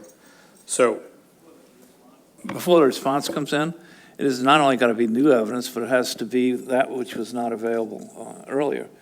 So perhaps the question should be first whether this evidence was available earlier, was simply not put in the form that you're asking. Before we continue on that, Mr. Wood has a point.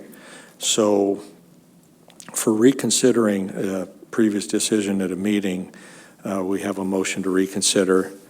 We have a second, and we debate, but only as to the new information, and then we would eventually vote on whether or not it's new information and then move forward from that point. So, Mr. Johnson and then Mr. Payton. Thank you, Mr. Chair.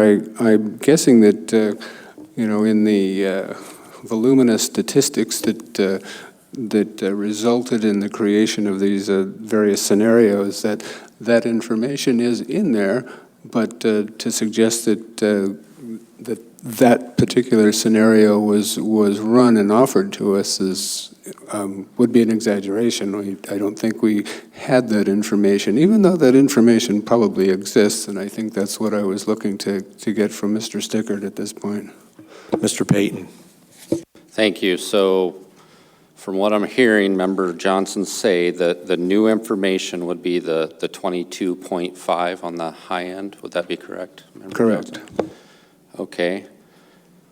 Well, I believe that it was before the board at the time, and it was talked about and presented in a very nice, colorful graph called RC027, where it it shows what 22.5 would do, and in the green bar over multiple years, and was talked about by the stakeholder for multiple minutes. So it's certainly not new, and it certainly was before the board at the time. The board could have amended during the proposal the 5% to 22.5 at the time, but the information was there and was talked about quite extensively. Mr. Johnson. Thank you, Mr. Chair. I'd suggest that the information was there generally, in as much as we recognize that moving the high end to 22.5 would provide an increase in the available catch. But in terms of specifics and what this might mean to the communities who are depending on the stakeholders that are depending on this fishery, I don't think we had that specific information. Ms. Carlson Van Dort. Mr. Chairman, I am of the opinion that we did have that specific information. It was given to us in the presentation, but then it also came up during, I think, the deliberation and definitely in committee of the whole when it was described as that blue sort of Ghostbuster sign where you had and I think it was mentioned in deliberation where there would be a 20% chance of exceeding on the ABC. I think that was Mr. Payton's comment. So my understanding is that the upper bound of that is what we're talking about here, that 22.5. And if I'm wrong, please correct me, but I do recall that in the deliberation discussion. Thank you. Thank you, Mr. Payton. Yeah, and to speak, going off into the details a little bit, which I don't think we should, but we, either staff or stakeholders, but it was talked about that how even a small amount of tack change is what it does to the communities and to the fishermen, and people talked about price per pound of the crab and things like that. So that was also talked about and before the board at the time as well. Again, we're debating only as to whether or not this is new information, and as the procedure indicates, new information, new evidence that was not before the board at the time the original vote was taken. And new evidence is new evidence. Further discussion? We have a question. Question. Question has been called. Roll call vote, please, Mr. Haight. Thank you, Mr. Chair. This is on the motion to reconsider Proposal 261 that was substitute language found in RC 20. Ms. Carlson Van Dort.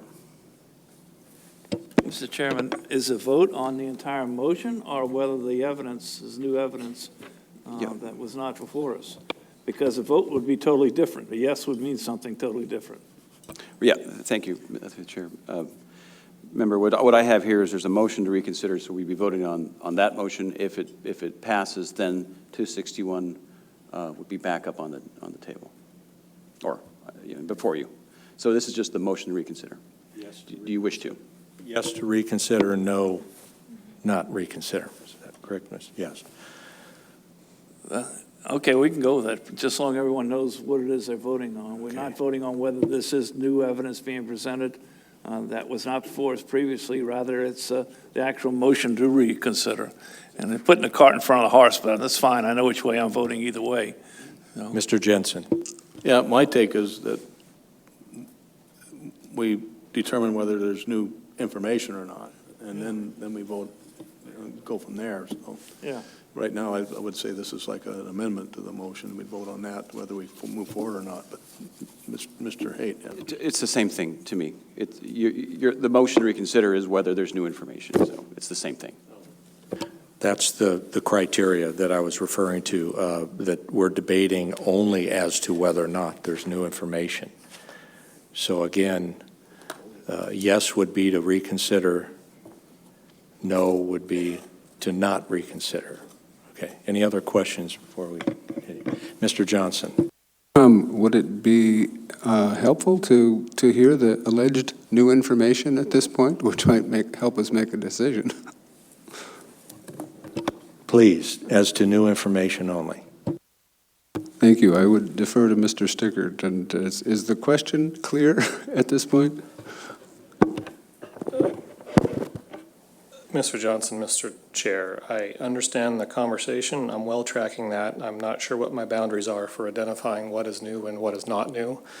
I'll try to chart a pathway forward. We initiated this analysis with 15 different scenarios.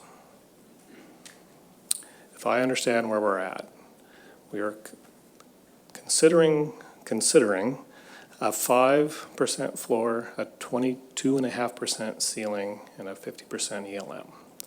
So this is a new option. This option was not one of the original inputs that went into the analysis. So I cannot provide you the preponderance, all the same information that we gave you relative to these outcomes. That's not available. We would need to come back next year for that. I can tell you that if we want to think about what this outcome would be relative to attack, we can look back in time and said if you were to develop or adopt a 5, 22.5, and 50% rule, it's called option D, right? What would that look like relative to the other three options? It would look like option 2. This a la carte analysis is challenging. Now, there's some caveats on this. Again, we don't get the benefit of having all of the data behind us, but if we just limit our currency to what would the TAC have been if this was back in time, over the last 2 decades, you would have gotten benefit in 4 years. You would have, if the difference between 22 and 20, or 20 and 22.5, you'd have gotten towards 22.5 on 4 occasions over the last 2 decades. That's objectively what it would have been retrospectively.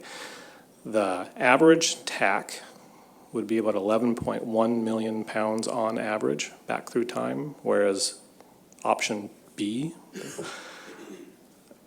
gives you 10.9. So on average, you would get about 12% more TAC on average retrospectively compared to the option that you already selected. Mr. Chair. Mr. Johnson. May I follow up? And over the years, this fishery has been characterized by frequent closures based on the previous management plans. And so of the last 20-year time period, there would be a fishery in 4 additional years in addition to the ones, how many of those 20 years, how many were closed? And if we got 4 more, what would that give us an advantage if it's a 12%? And my other question would be, of a 12% additional TAC, what would the approximate value of that to the industry be? If I could, I don't know how that's new evidence. We've been given a broad range of options here, and to delve into other options that may or may not be available, I am open to discussing here, but I do not see how that's new evidence. And we have a strict policy here that the board abides by on this, and I don't see where that, Ms. Carlson Van Dort. So I want to correct what I said before. I was looking at HCR 4.3 and the blue sort of box, and that was one of the ones that was thrown out, and that really what we're looking at again is HCR 4.2. So my question, if we're going to go down this road at all, But my question would be, even though that wasn't one of the very specific parameters or scenarios that you ran through the model, I mean, how much does the lower bound, and I don't even know if you can answer this, but how much does the lower bound of 5% account for the potential exceedances? So if you're looking at HCR 4.3, that's the other option that we have, that's the 10 and 22 and a half. I'm just wondering above, what is that 22 and a half, you know, how much does that account for the 20% chance of exceeding ABC? You know, so is it the lower bound that's affecting that number? Is it the upper bound that could be affecting that number? I may not be asking this question very well, but you look like you're understanding and translating. Ms. Carlson-Mandort, through the chair, I do understand where you're going. We did not partition, so to speak, to look at the contribution of an upper bound versus lower bound. I think it'd be safe to say that your risk increases when you begin to modify the lower bound. So again, you know, the lower bound is if you choose a 5 versus a 10% lower bound, that's you're increasing exploitation when your stock is at its lowest level. We're unable to answer that question, but I think a professional judgment would be you're likely your risk increases when you begin changing the lower bound, and the relative risk of increasing the upper bound is probably lower. Mr. Wood. Rather than reinforcing a reason to going into a reconsideration mode, what I'm hearing actually argues against. If this scenario hadn't been studied, et cetera, and you can't give answers, there's no evidence, new, old, or otherwise, that's available to this body now to be making decisions upon. You've dealt with each of the elements, whether it's a 20 or 22.5, or whether it's a 5 or a 10. Obviously, you didn't do the 10, 22.5 scenario. So I still don't see where we've met even the first threshold of this motion. And that is new evidence that was not before the board at the time the original vote was taken, just hours ago. The calculations you're making upon questioning by a board member is evidence that was within that report, which you went through with great detail with us in your oral presentations. So, you know, I'm not going to go into the merits of 20 versus 22.5, et cetera, because I just don't see where we even come close to meeting the grounds for a reconsideration. Did staff have additional comments? I didn't mean to cut you off. Yeah, for the record, this is Ben Daly. I could try to chime in here and provide a little bit more context. So what we're doing here, the piece that's new and the part of the scenario that's new here is that we're looking at a unique combination of a lower bound at 5% and a higher upper bound. So the scope of that exploitation rate is wider. And so that harvest control rule ramp that we were talking about floats within kind of a wider range of values. So what you're going to get is you're going to get tax that probably fluctuate from year to year more. So because of that exploitation rate bound being wider, your annual tax variability will increase a bit. But the long-term average, looking at the retrospective tax recalculations over the last 20 years, suggests on average you would get about 12% more tax on average. Those tax would likely jump around a bit more because of the fact that exploitation rate bounds are farther apart. And so the new part that's before the board here is a scenario that's just got a wider range of exploitation, a lower bound and a higher upper bound. And that specific combination, that control rule, was not part of the MSE, so we can't give you probabilities the way that we did in the oral report, but we can do recalculations of what could have been with some caveats to those calculations. But in general, just to give you a sense, the long-term average over the last 20 years approximate option B, so the 10 to 20 on average. The difference being you'd likely have a larger tax variability, so the tax would likely vary from one year to the next a bit more. Thank you. Mr. Godfrey. With that secondary explanation, on its face, this is new information that wasn't presented earlier. So I have no problem with this threshold being met in light of what you just said.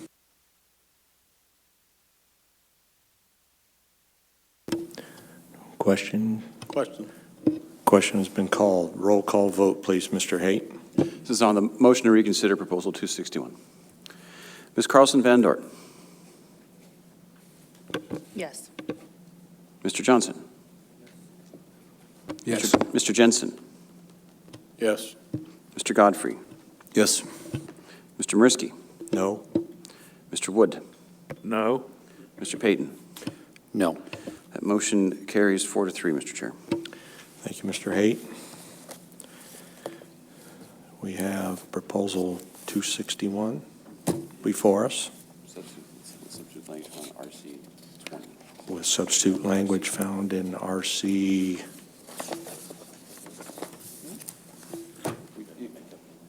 20, yes. It was substitute language from RC 20 substituted for 261. RC 20 was by Member Payton. So, Mr. Payton. Yeah, I guess I'll make the amendment here. I'd like to amend RC 20 to go replace .20 to .225, I think. I second Seen that. some head shaking. That's the amendment. I second that.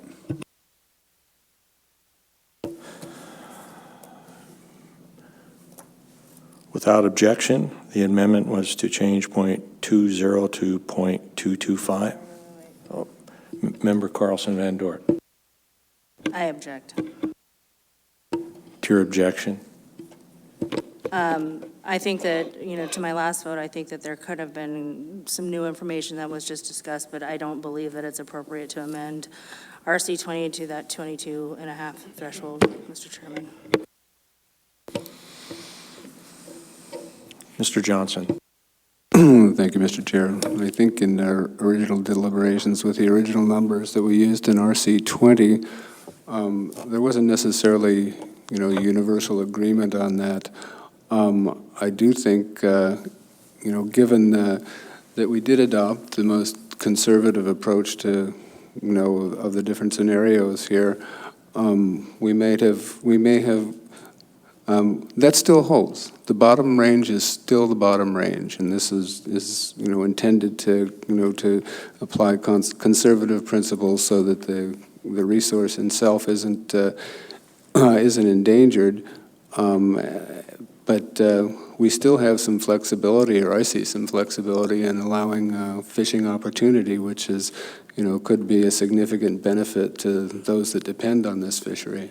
So I appreciate the motion, and I think it deserves our support. Mr. Godfrey. Yeah, I think the paramount concerns expressed by the department was the conservation elements to this, which is met. The upper end was not of comparable concern by the department, and to my colleague's point earlier when we discussed this and deliberated, I think there's an opportunity cost there that is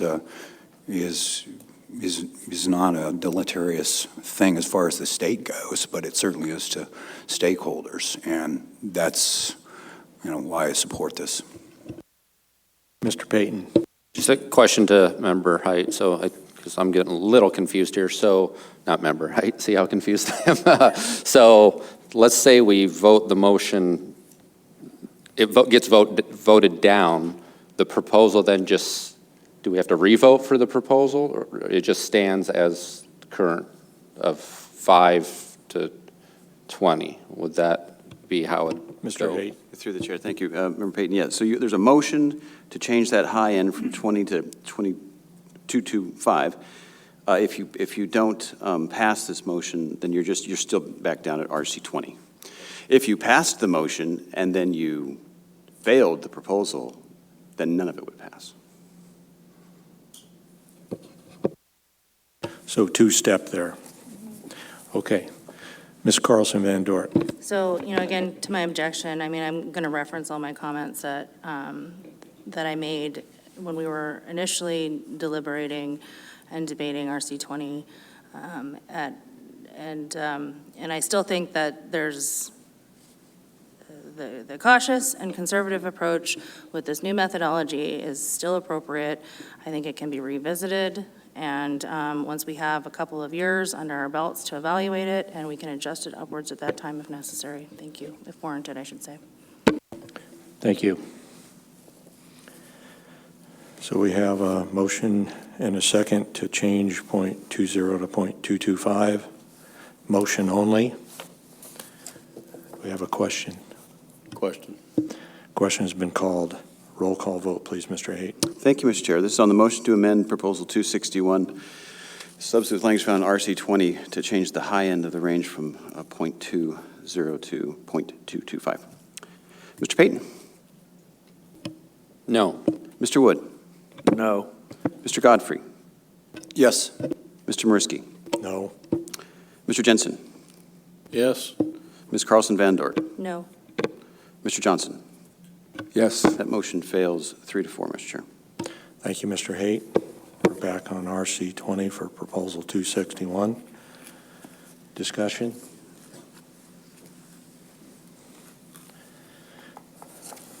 I believe we covered all the category and other discussions, so. Mr. Johnson. As before, if we fail to pass this motion, then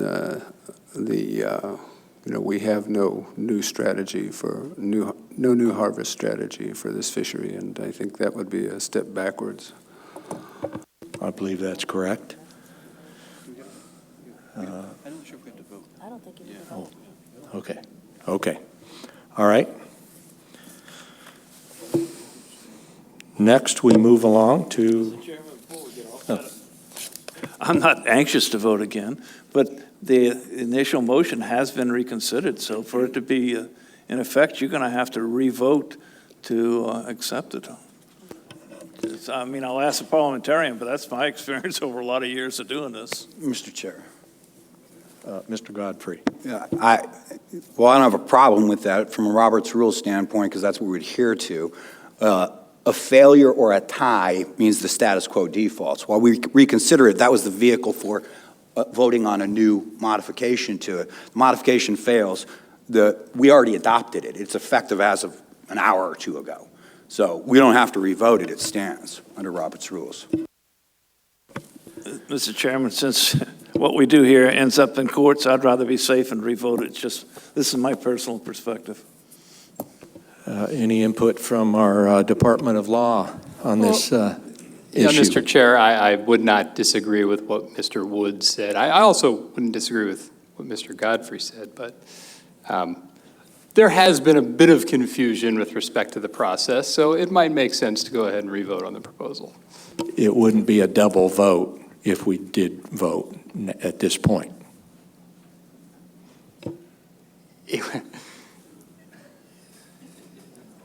It will be very clear if the board votes on the proposal. I would like to be very clear and continue and vote on this. So, Belt and suspenders. Belt and suspenders. So, we reviewed the category information. Question was called. We did cost. Question has been called. Errors and omissions, Director Raybung. No, Mr. Chair. Mr. Peterson. No, Mr. Chair. Captain Quest. No, Mr. Chair. Roll call vote, please, Mr. Haight. Thank you, Mr. Chair. This is final action on Proposal 261, substitute language found in RC 20. Mr. Wood? Yes. Ms. Carlson Van Dort? Yes. Mr. Payton? Yes. Mr. Mariski? Yes. Mr. Godfrey? Yes. Mr. Johnson? Yes. Mr. Jensen? Still no. Proposal 261 carries 6-1, Mr. Chair. Thank you, Mr. Haight. I believe that concludes our proposals. We now have RC 40 before us, tentative miscellaneous business agenda.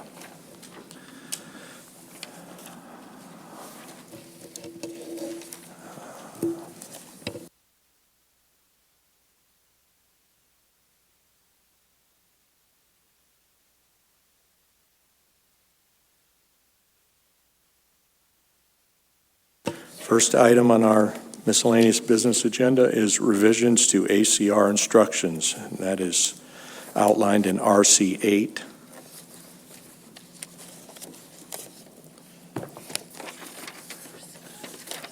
It's a agenda change request form.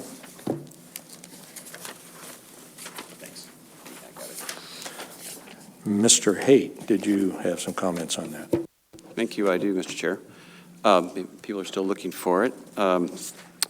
RC 8. So you may recall at the Seward meeting, I spoke to this in miscellaneous business. There was a couple things over the years. People pointed out to me that it isn't entirely clear that in any of the language we have on ACRs that it deals with out of cycle subjects, because we've had a number of in-cycle subjects submitted as ACRs, and it just wasn't explicitly clear that it was supposed to address out of cycle. So that was one thing I was hoping the board would address. And then the other thing was the board had scheduled, well, when it was discussing worms back at the work session, there was a motion to schedule it 2 years during its regular cycle, statewide finfish, which is not what I'm telling people. I'm telling people that if they submit an ACR and it's accepted, it would be scheduled for that year. So I didn't want to be misinforming people. So in Seward, I asked if we could take a look at making it more explicit, and Member Payton recommended that perhaps the instructions could just be changed as opposed to a regulatory change. And so what it did here was, with some help from staff, just added these first really 3 sections of of what you see on RC 8 to just make it clear for the public about what ACR is for. So that's what the intent is here. It would be to be clear that we're talking about out-of-cycle subjects for ACRs, and that they would be scheduled that year that they're taken up, and that and then it just lists what's coming up the next year. If you want to make any changes to this, or you don't want it at all, it's certainly fine. But this is what I offer to the board. Thank you. Thank you, Mr. Haight. Any board discussion on the agenda change request form under RC 8? Any objection? Mr. Jensen. I was just going to say, I think it's more explicit, and it'll help people do it in a timely fashion, do it in a, when they, not end cycle. So I'm in agreement with this. Thank you. Any objection to accepting this? Hearing none. Thank you, Mr. Haight. Next, we have committee to explore board process. Mr. Wood. Thank you, Mr. Chair.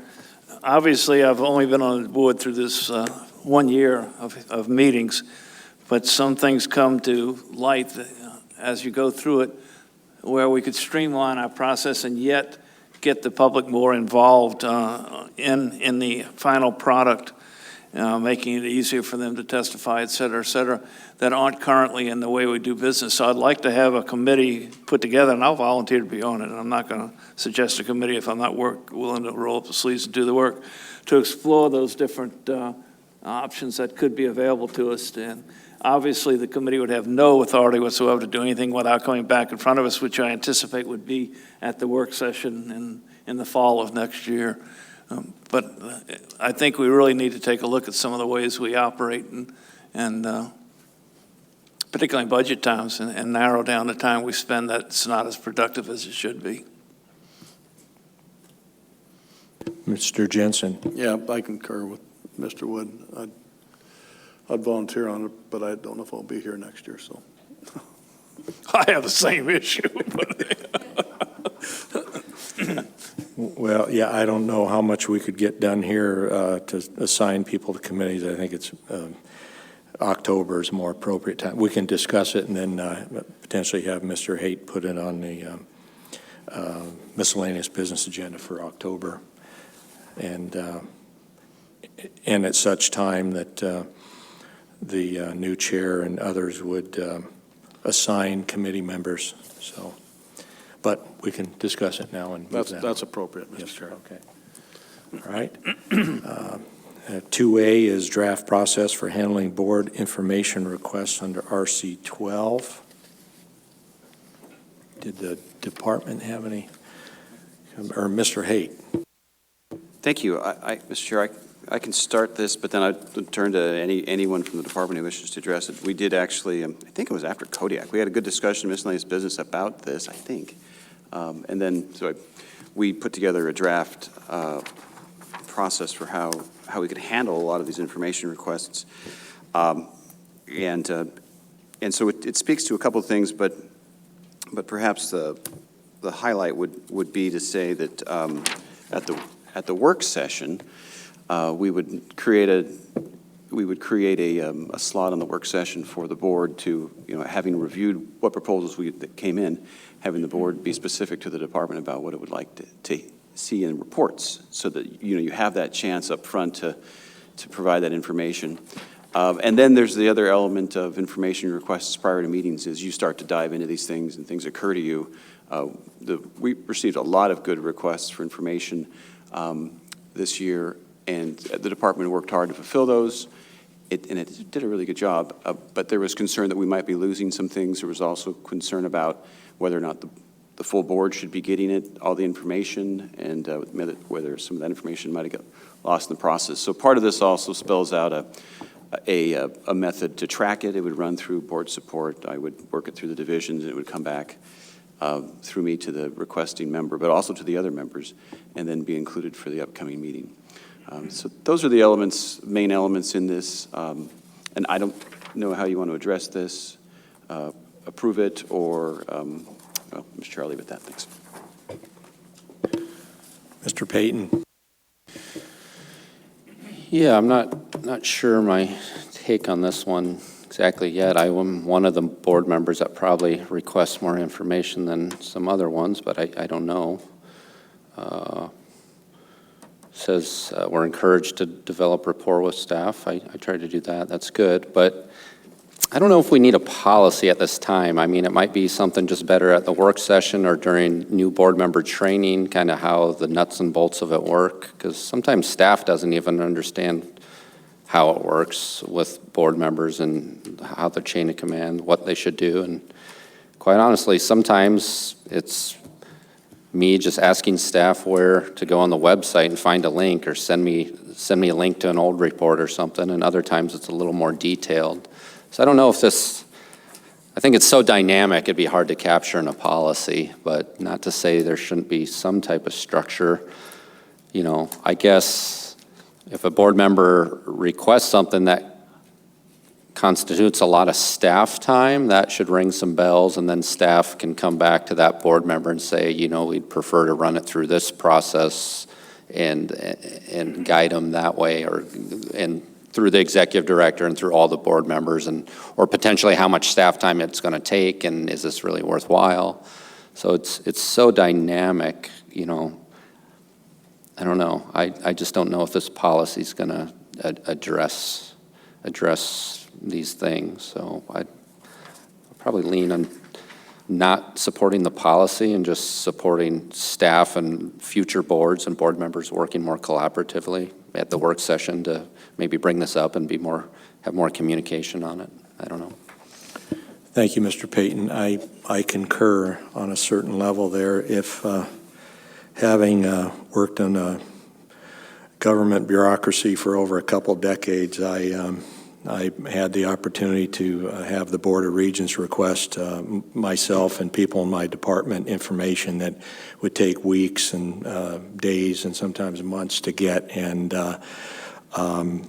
it's hard to tell people it's just not available. We can't get that to you right now. So I would encourage my fellow board members to try to be sensitive to maybe what we're asking of the department, and likewise I would encourage the department to be forthright with board members. If you just can't do it in time, or if it's not available, you tell the board members that, and I believe myself and others would understand that. And I think with that, we could work together on that basis, and I know there were some misunderstandings in some previous meetings, and that were not as easygoing, if you will, as this meeting. But if we work together and be honest with each other, I think we can get to where we need to be.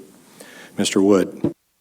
Thank you, Mr. Chairman. I concur, but I'll take it a step further. I've made many requests, like Mr. Payton has described, every one of them has been met. I can't say that the department did not respond to each and every request for information that I asked. What I tried to do is give them sufficient time, in fact, plenty of lead time to respond to them, sometimes weeks, even months. And I continue to try and do that. I don't want to see in place a static policy whereby you have to jump through hoops 5, 7, and 15 to get a response in 30 to 45 day type of thing, which these things eventually evolve into. And I don't want to see such a policy. There is one other avenue that could be utilized, and that is if the department feels there's too much being asked, let the chairman know in addition to the individual member, and the chairman can speak to those individual members to sort of facilitate something there. But no, I would not be supportive of this policy or any other such policy. Mr. Godfrey. Yeah, I don't, if one of the things that you were mentioning was if something's generated for any board member, would it be worthwhile for the department to send it to all? And I can't imagine that being very good use of time, because different board members want to zero in on different things. And I quite frankly think it ends up being more work for the staff. And obviously sometimes, one board member may ask for something, a week later the other board member may ask for something else, in which case the central tracking, that it's easy enough forever, disseminate it to that one board member to disseminate to another one a week later, But I don't need my inbox getting filled up with, stuff I didn't ask for. I already get more stuff than I'm looking for that I got to get through. But I think tempering the expectations of board members is helpful, and reasonable expectations. And I think it's not reasonable in my mind for the board, any board member inside of 10 business days to expect, a production of anything that's not readily accessible. I just find that unreasonable on the part of a board member. Thank you. Next item on the, yes, Commissioner. Yeah, so I think there's some value in not just setting this aside. This is a lot of work for staff in advance of a board meeting who have full-time jobs and a variety of other things, and we're getting requests from board members for significant analysis and preparation of data. And oftentimes, in some cases, it's duplicative by different board members.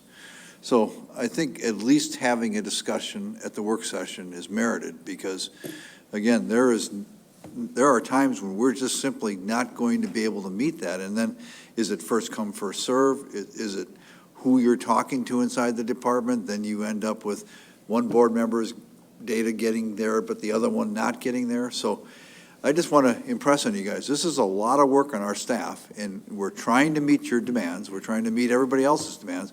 But when we're providing you a product, then all of a sudden the other board members don't have that product. It's not an open and deliberative process when one person has that information.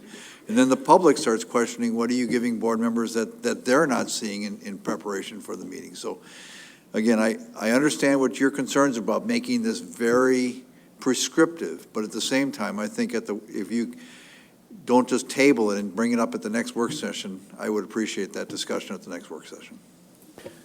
Mr. Godfrey.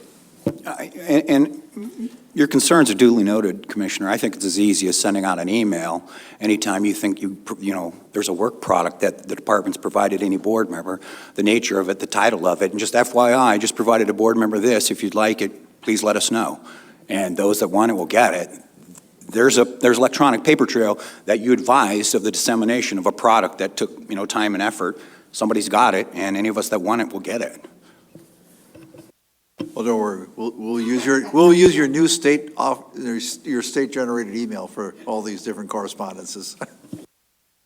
Ms. Carlson Van Dort.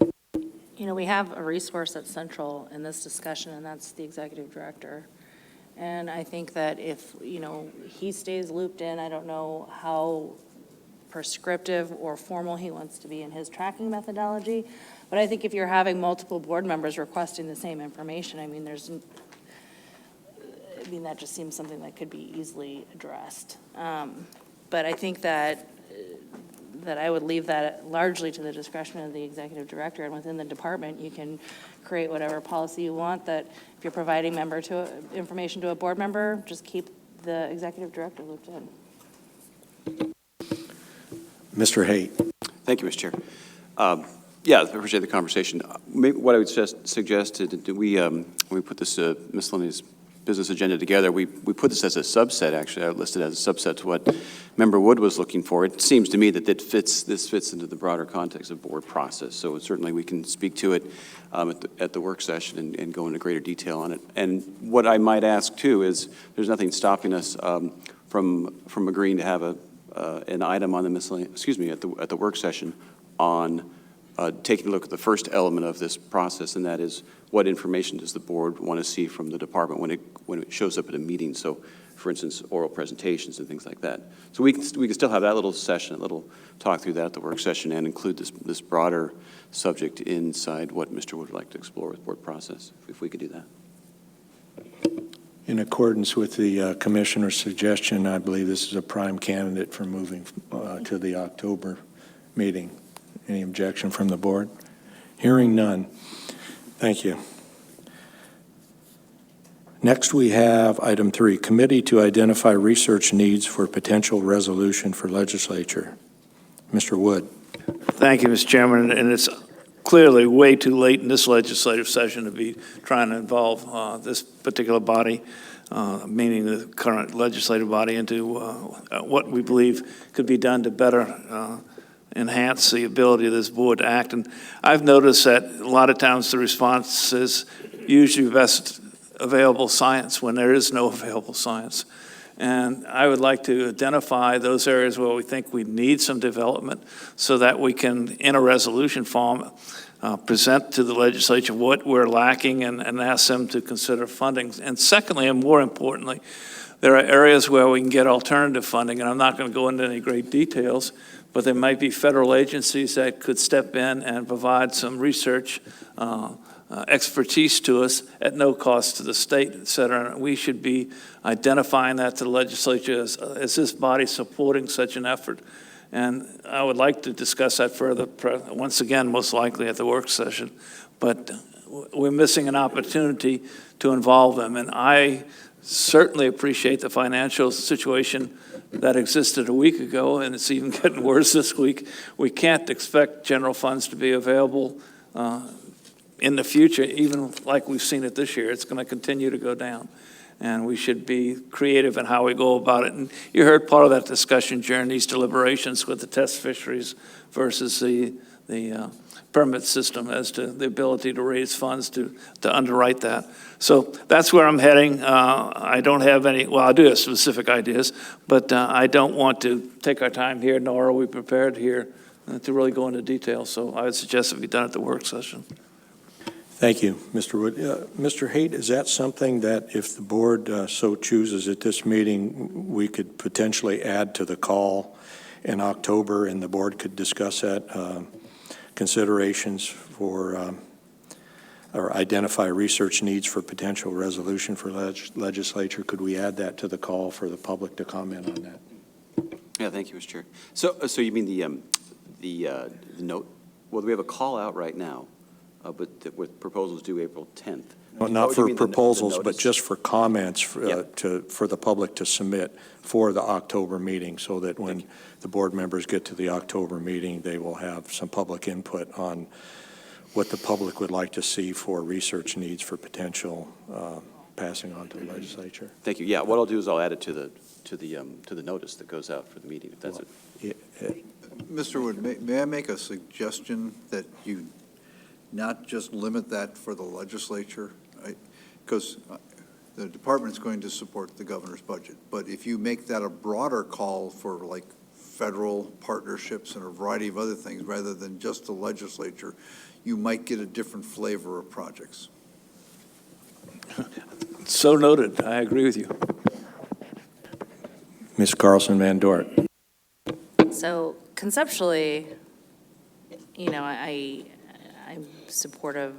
Practically speaking, I'm wondering, are we opening up a huge can of worms here where this board becomes a clearinghouse or some kind of a receptacle for a whole bunch of funding requests that we have no ability to facilitate. I'm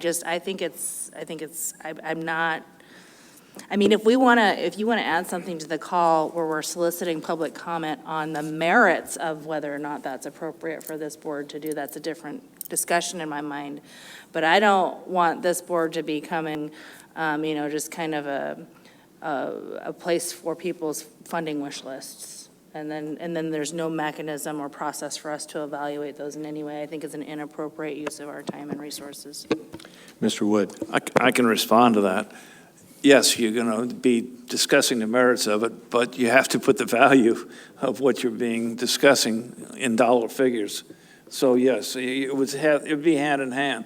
No, it wouldn't be a clearinghouse. It would simply be an independent mechanism. I think the commissioner really hit the nail on the head. They will support the governor's budget, and that's their responsibility to do that. I appreciate it. But I think it's our responsibility under the obligations imposed upon this body to develop the fisheries, et cetera, to identify where we think some more research is needed, and let the legislative hear it from this body, even if indeed it wasn't incorporated in the initial budget that the governor presents. Ms. Carlson Van Dort. Okay, noted, and I think there is merit in the conversation, certainly, and, what form that takes and what the scope looks like. I think it should be all part of that conversation. I do think that, just in my limited time on this board, there's been several instances where, boy, I wish I could have had more information on that, or boy, isn't it too bad that we couldn't complete that, that survey this year, or, that weir was pulled, or whatever it was. So, I hear what Member Wood is saying, and I just want to be very careful with how it's framed and scoped. Thank you. Mr. Payton. Yeah, so this is kind of turning into more broad conversation. So maybe between the committee that explore the board process and this committee for potential funding and research needs. So I echo some of Member Van Dort's comments on that too. Do we need to increase our workload on this? And it's going to use Board of Fish staff or board support budget basically to that. What I see, and I'd like to talk about, is should resources, I would like to go to the legislature and say, board support, the board needs more money to go on educational trips and get out there and get boots on the ground and be more informed board members. That's what stakeholders want. They want board members that go to the fisheries and understand their fisheries. And to do that, we need money. So what's the added value here? I think something like that would be much more added value than having committees and listening to stakeholders and people see what the research needs are. We hear it all the time, and stakeholders can go to the legislature. I don't think this board needs to insert ourselves into the legislature any more than we are. Mr. Raybone. Thank you, Mr. Chair. Normally I wouldn't speak on this, but it is budget cycle time. While I agree with the concept and the need, I would caution the board as a general fund recipient to be careful that it doesn't appear like you're lobbying for funds. I would expect maybe a negative outcome with something like that happening in this fiscal climate. That's my 2 cents. Thank you, sir. Okay, thank you. Well, I was throwing that idea out, but on reflection, looking at item 3, committee to identify research needs. So, Mr. Wood, was it your intent for that committee to potentially work directly with a department to identify research needs, or what was your proposal there? No, it did not occur to me to work with the department or against the department. Sure, I would welcome their involvement. But no, I was more looking to see which each one of us has experienced here, whether it be weirs being gone or research data not being processed that could be processed, whatever that might be, so that we can identify the needs. And what I'm trying to do is get more scientific data available to us upon which to act. And I really appreciate Director Raybong's observation. He's absolutely correct. You got to walk an extremely fine line. And I, of all people, understand that. So is this something you would be willing to flesh out, if you will, by October or during the October meeting with? Yes, and I would involve any input from any of the other members or from the department. Okay. Any further discussion on this? Hearing none. Thank you. 5, renewal of the crab observer oversight. Or 4, yeah. We're jumping ahead here. Scheduling considerations for southeast finfish and shellfish. Mr. Haight. Thank you, Mr. Chair, and I'll look to and lean to Mr. Bowers if I can't get this up. So we got a note from Lowell Fair, regional supervisor for Southeast, and he let us know that the Southeast Finfish meeting next year in Ketchikan, it will run into the Pacific Salmon Treaty event that goes on, and a number of those key staff folks that will be presenting on salmon will need to be at that meeting. And so there's that, and he also had been thinking about staffing considerations and ways to save some money for staff.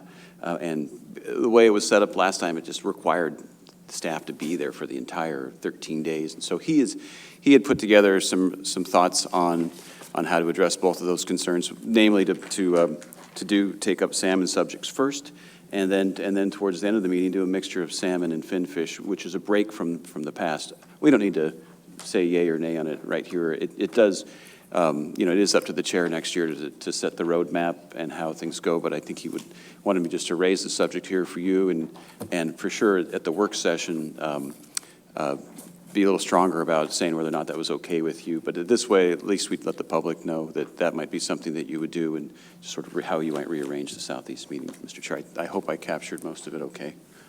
Mr. Jensen. Yeah, thank you, Mr. Chair. Yeah, on that note, on the last Southeast meeting, we tried to separate it into 3 parts so people could come and go, and one was the crab part, and the other one was the herring part, and the other one was the salmon part. And that seemed to work well for other people's schedule. It might work well for the treaty people too, so just something to bear in mind when we're laying it out next year, Mr. Chair. Thank you. Any further discussion on that? Okay. Next we have renewal of the Crab Observer Oversight Task Force in PC 8 and RC 37. Yeah, Mr. Chair, I'd like to make a motion to renew the Crab Observer Oversight Task Force. I don't know if it's captured in RC 37 or not, because I don't have it in front of me. If it is, I'll reference that. Do we have a second for that? I'll second. Any objection to renewal of the Crab Observer Oversight Task Force as indicated in PC 8 and RC 37? Without objection. Mr. Haight. Thank you. Just a technical thing. Since I put this together, I've been notified. I've got a few typos, so it won't change any great substance, but I will make a few corrections if that's okay. That's fine. Yes, Mr. Wood. Does that complete the item 5, or do we still have further discussions on that? I believe that completes item 5. Mr. Jensen or Mr. Wood? On the earlier version, we had the conflict of interest discussion that was on there, and now I just noticed it's not on this one. Can I get some kind of explanation?